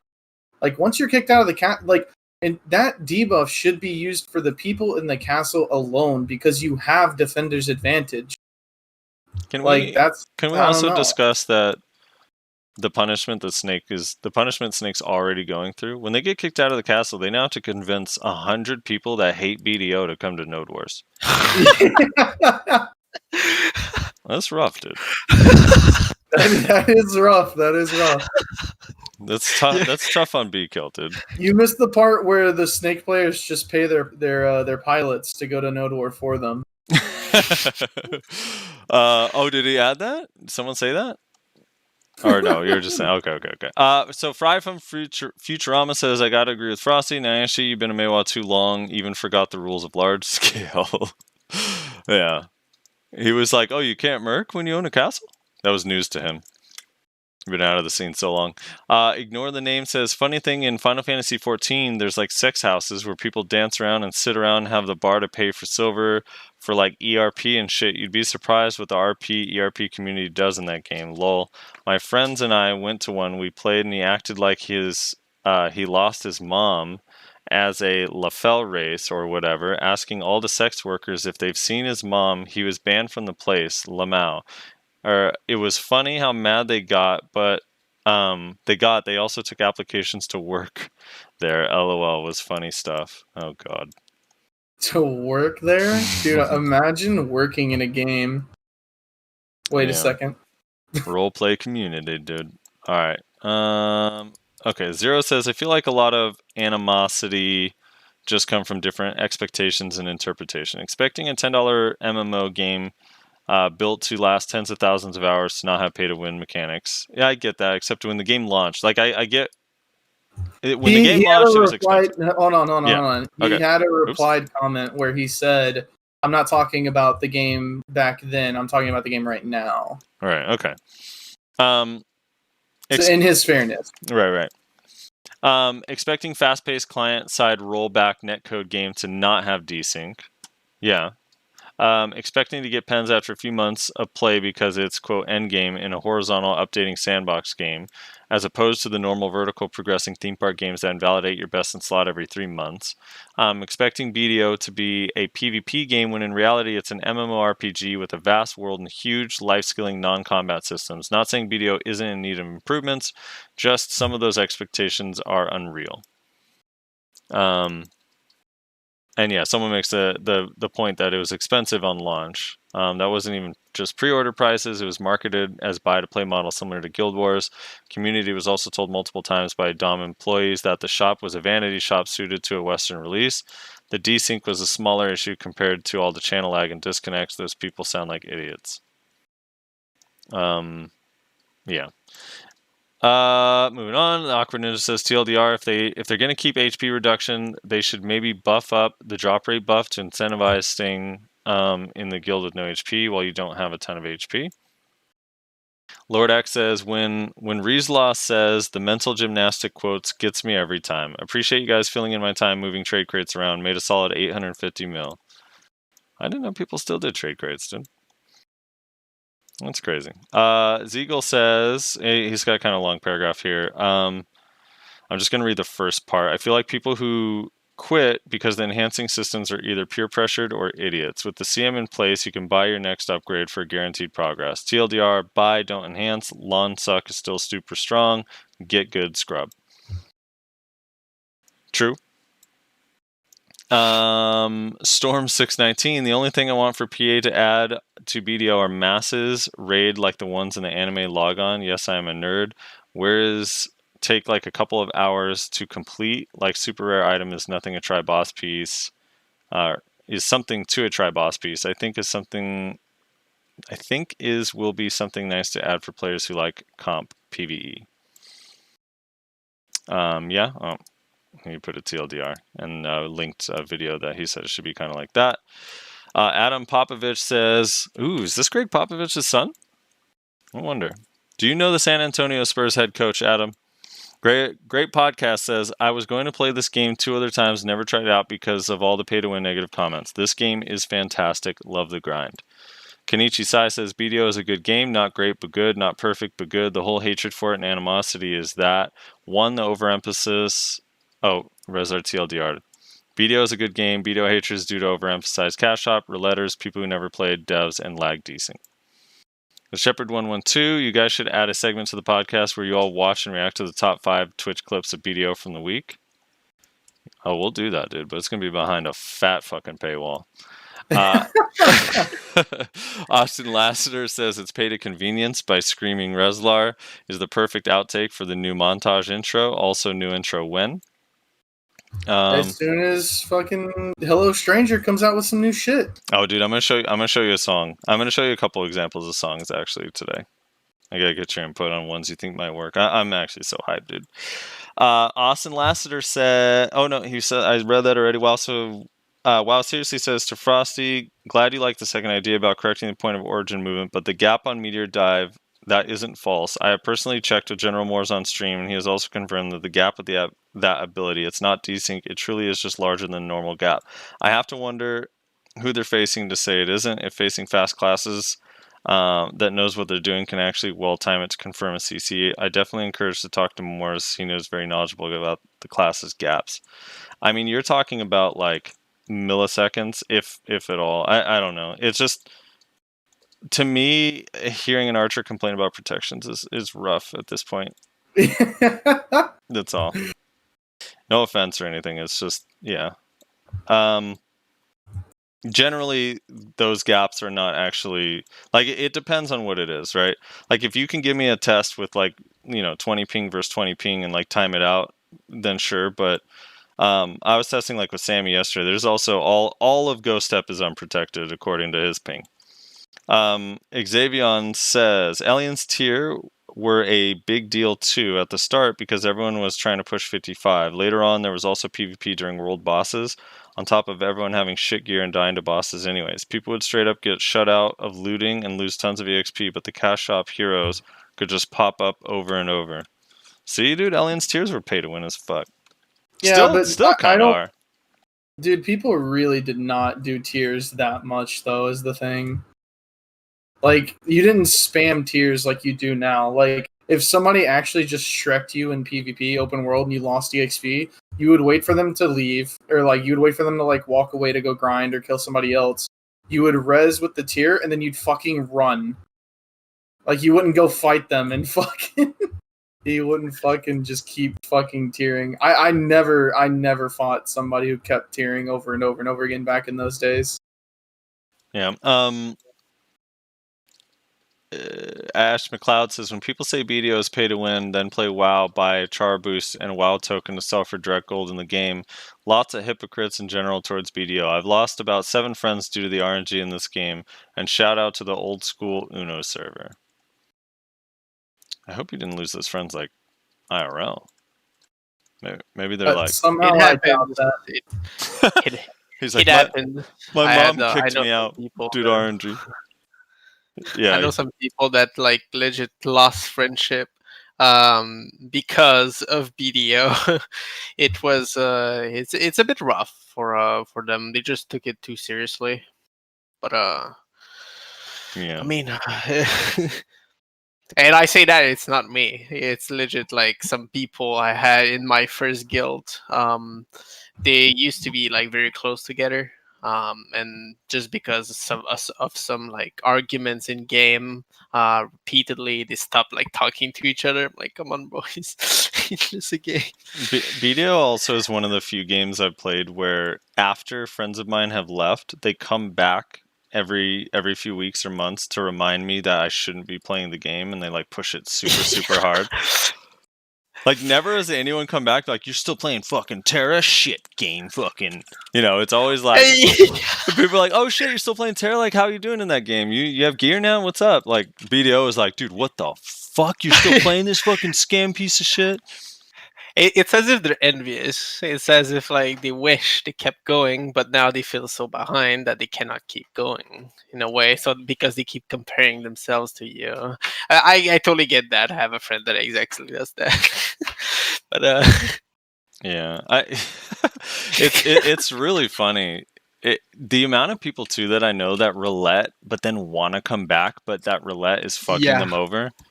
It's just, oh my god, it's so many people.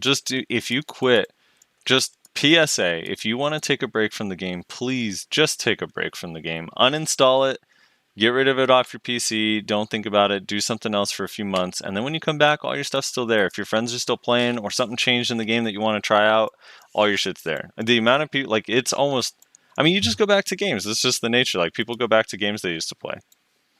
I'm pretty sure my cat's trying to unplug my monitor. He's like literally laying upside down on my desk, like just clawing at the cables behind the monitor.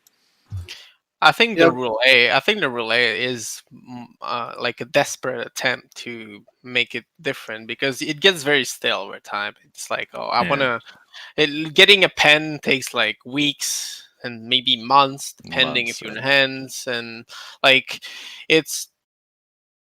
some people need consistent change, and just doing the relay and going back through all those easier enhancements, which are like dual, tri, tats, it just gives them a bit of fresh air. I feel like, and that's what the relay is basically doing. Yeah, I also feel like Frosty, deep down there. What do you have to say about people like Somnia that have rouletted 5 times and come back stronger every time? He's done some weird ass shit, dude. He has made some decisions that are questionable. So wait, I want to get to one of those decisions because it's really funny. I hate to just call someone out and make fun of him, but I have to because it's actually that bad. He doesn't play anymore, but I wanted to say, like, I feel like there's a lot of roulettes where when they're rouletting, they actually do think that they're gonna get an upgrade like kind of easily, and then when they don't, then they're mad and they're like, "Fuck this game." Yeah, yeah. But You that's know? what I'm saying. It's like a desperate attempt to actually get something. Yeah. So my friend Somnia, he's rouletted a bunch of times, then come back and rouletted, and then like get his stuff back, and like every time we played him with him, it was like, oh, he's playing the game again. This is cool because he's like a chill dude. We loved hanging out with him. But then it was like he spent 2 months trying to catch back up to where he was, and then have to catch up to where we are now, right? Like it was like annoying. And I'm like, dude, just don't roulette. He's like swore he wasn't gonna roulette, and then he did this fucking thing one day where he was like, I want a pen so badly, right? He's like, I want a pen, but I don't want to roulette. And I'm like, all right, whatever. He's like, do you think I should? He's like, tell me all these things. I'm like, dude, just don't do anything. Then I come back, I like go to sleep, come back the next day, and he's telling me what happened. He was like being all quiet and weird, and I was like, dude, what the fuck happened? He's like, I got my pen, and I was like, oh, you did? Like, how'd you get it? Dude, he fucking sold, this is how fucking awful and impatient and bad decision making is. He sold his Vel's Heart and all of his TED accessories and bought cronstones from the blacksmith. Oh my god. And was doing enhancement attempts, and he was like selling one item at a time, thinking it's gonna go on this one, it's gonna go on this one, it's gonna go on this one, and eventually he just had no fucking money, and on like the last accessory he got it, right? He finally fucking got it, and now he has no TED accessories, no Vel's Heart, but he has a pen dandy, and then like a week later, he's like, do you think I should sell the pen dandy and buy my accessories back? I'm like, dude, what is the point? Like, why are you even doing this to yourself? It's so bad. Oh my god, dude. That's pretty funny. It's yeah. Like at that point, I would have sold my 10 accessories and actually bought the pen instead of right. Yeah, it's. I mean, it's a game. They do whatever. Like being optimal, I feel like is something that's is not only being made too much. It's not making the games being too serious only, but I think it makes it a lot harder to enjoy the simplest things in games. Like before, like you just get basic stuff and it's like, oh, it's so fun, and like it doesn't matter. Now it's all about like specific angles and like frame perfect punishes, and like it's so hard to keep up with like, and it's always getting worse over the years, and like the devs like can't keep up with our like people's development. The skills gap going up, and like people are not happy about getting a Zarka box anymore. It's about getting it to pen or nothing, you know. It's right.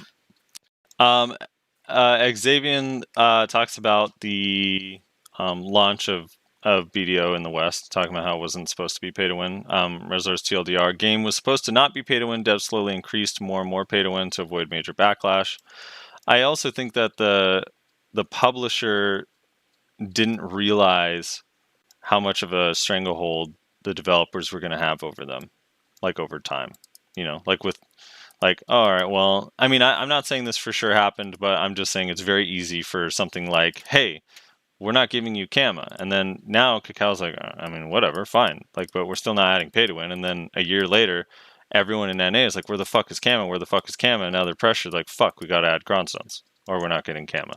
You know, that kind of thing. I'm not saying that for sure is how it happened, but I'm just saying it's a possibility. It's a conspiracy theory. But but yeah, like it could definitely be a thing. I don't like it like who knows? Onigatana says, I agree with the 60-40 ratio. Skill is also a reason why people ask for class nerfs a lot of the time. 10% desync, 10% is desync in PvP. LOL. Yeah, it's true. Sometimes someone like really most good of the time, good players are what causes people wanting nerfs. Yeah, I think most of the time people getting clapped by someone just better than them is why they want nerfs. Yep. It's a lack of knowledge as well. I mean, it can't possibly be their fault they're losing, right? Has to be the developers. Jeremy Johnson says, what the fuck? PA rubbed off on you with this pay to win. Now I have to fork over for after hours. F this, I'm out. Proceeds to go to Patreon. FYI, just joking. Happy to support y'all. I just had to edit this after hearing the dude complain. Keep up the great work. And then he goes on to talk about the gear. Let's see. Yeah. We need a little TLDR, Jeremy. But thank you for the comment. Appreciate it, man. Did I not TLDR that? No. Whoops. No. I must not have clicked the read more. No, you're definitely picking and choosing. When they have something nice to say, you're not going to TLDR it. Negan says, protected area is the biggest problem I see in large scale in the game, is rewards everyone in the guild playing the same class. Yep. It's actually so stupid. And it's only gotten worse. As time goes on, it's like progressively worse and worse. Origami. So this is a very old enhancement system. I've played Korean MMOs since like 2004, Knights Online, Silk Road Online, and the like. The enhancing in those games are the way Korean style MMOs have been doing things forever. BDO is actually an improvement because you could fail +6 and destroy your weapon and armors, the same as enhancing accessories in BDO. I don't think PA will ever decide the enhancement system is too harsh. Yeah, I just don't think, like, I don't know, man. I just think if you actually set yourself up to succeed and do stuff on, like, safe stacks with proper amount of items, that it's not that hard to enhance. And if you do feel like you have bad luck and it is too hard, you can always buy. And you can't say that in a lot of games. Especially now. Like, everything's on the market now. It's not like back in the day, like, there was nothing. And outside of Pearl items, everything is sellable. There's nothing that's, like, bind on character, like most other games. Yep. Origami also has a few other comments, but if you want to read those, check those out. He posted a few more. Shazar says, what is wrong with this dude? If he is not trolling, this is kind of scary. I think he's talking about the clip of Joe, maybe? Maybe. But I'm not too sure. Talking about one of us. Billy Bob says, great podcast as always. One thing, though, DAOC is the best MMO, not WoW. Which one is DAOC? What's that abbreviation for? DAOC. It's a good question. I'm going to search it because it's bothering me. Dark Age of Camelot. Dark Age of Camelot. Yeah, that game is actually very cool, too. That game had cool PvP in it. Shane Allred says, Nayashe's keyboard serves as the comedic relief. Yeah, remember his keyboard last week kept falling off whatever stand it was on, making this loud-ass noise. She's like, doom, doom, doom, doom, doom. And then we're like, Nayashe, okay? He's like, oh, you guys can hear that? And it's like super loud. Milo Lubin says first. And that is all the comments. Thank you guys so much for hanging out.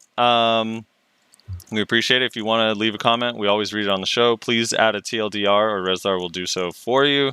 Thanks for supporting us and all the Patreon stuff that Reslar is going to spam for you guys in a second. Kyreme, thank you so much for hanging out with us. This was a super, super, super fucking long podcast. I think this might actually be our longest. I think ever. So. Yeah, we are at, I can't believe you actually see the whole time. Wait, where is it? We're at 4 hours and 30 minutes. Holy fuck. Yeah, and what's hilarious is before we started, Kyreme was like, I don't know if I can stay for comments because I kind of need to like eat something.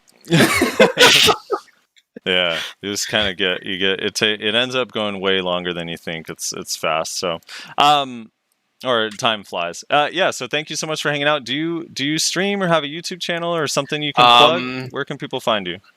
I do. I have a YouTube channel. I rarely stream. I've been having issues, but even on YouTube, I have my issues with uploads. Simply because I cannot get the quality right. I've been trying many things. I don't know if it's my net or my PC or if I'm doing something wrong. So I'm still trying to make something look good, but I'm still working on it. Basically. Okay. Does the YouTube have an easy searchable thing? We'll put it in the description on the podcast video when it goes up too. It's just Kyreme. Just Kyreme, cool. Yeah. Just search Kyreme Musa, you'll find it. Yeah, man, thank you so much for coming on. It was super fun. Yeah, definitely. Thanks for having me too as well.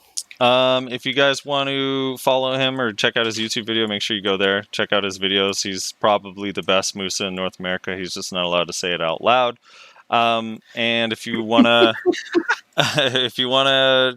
chat with us or ask us any questions anytime during the week, the Discord is always available. Make sure you join the podcast Discord. We'll send you an invite to that as well, Kyreme, if you want to pop in there from time to time.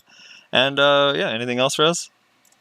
Again, to reiterate what I said kind of in the middle, I should have said this at the beginning, but I forgot about it. if you're interested in the 2v2 tournament that we were going to have this month, we're not going to be hosting it. Somebody else is hosting it.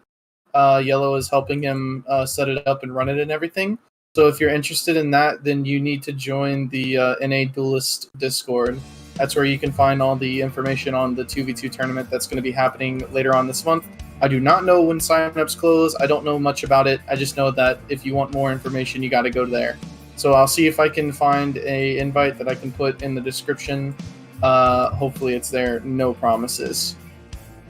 But aside from that, I think that's everything. Make sure you check out Twitch links. Frosty's is twitch.tv/slowfrosty. Nayashe's is Nayashe_NA. I almost said it wrong. I don't have one because my internet fucking sucks. Leave a comment letting us know what you guys think. We read all the comments, and we will talk to you guys next week. Later.